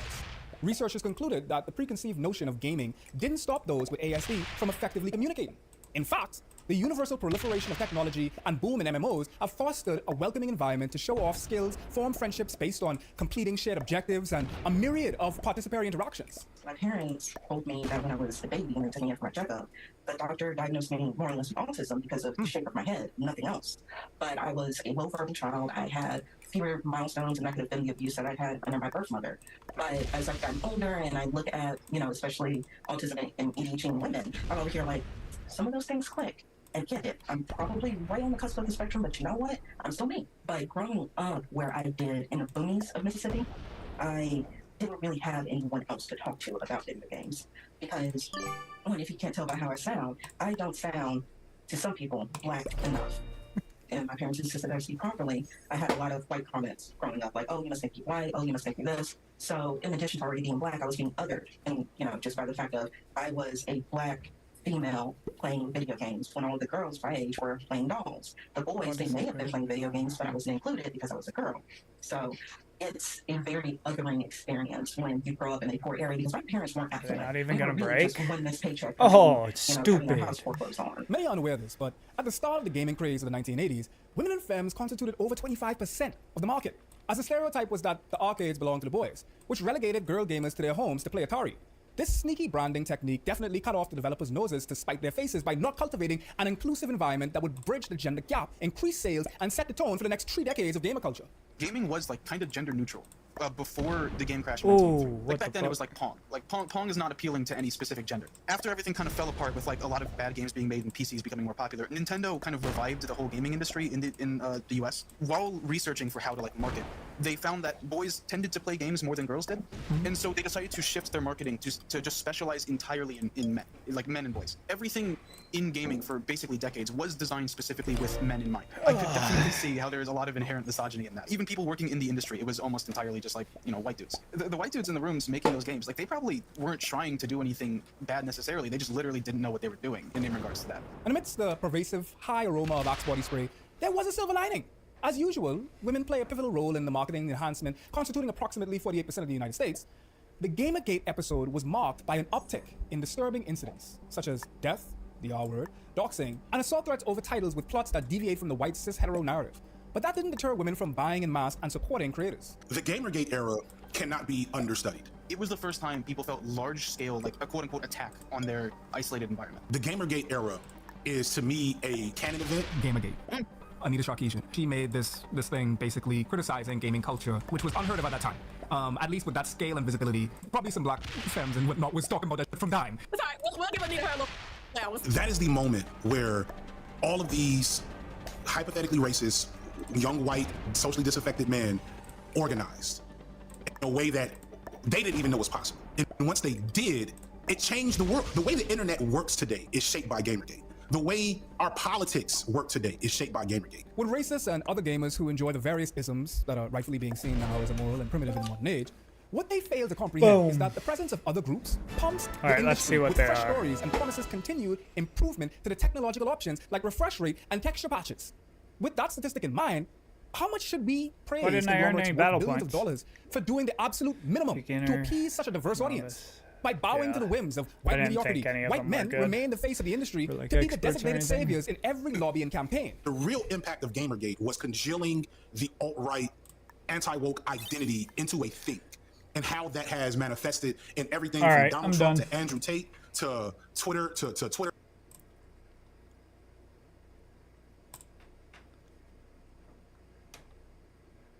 I will see you guys tomorrow.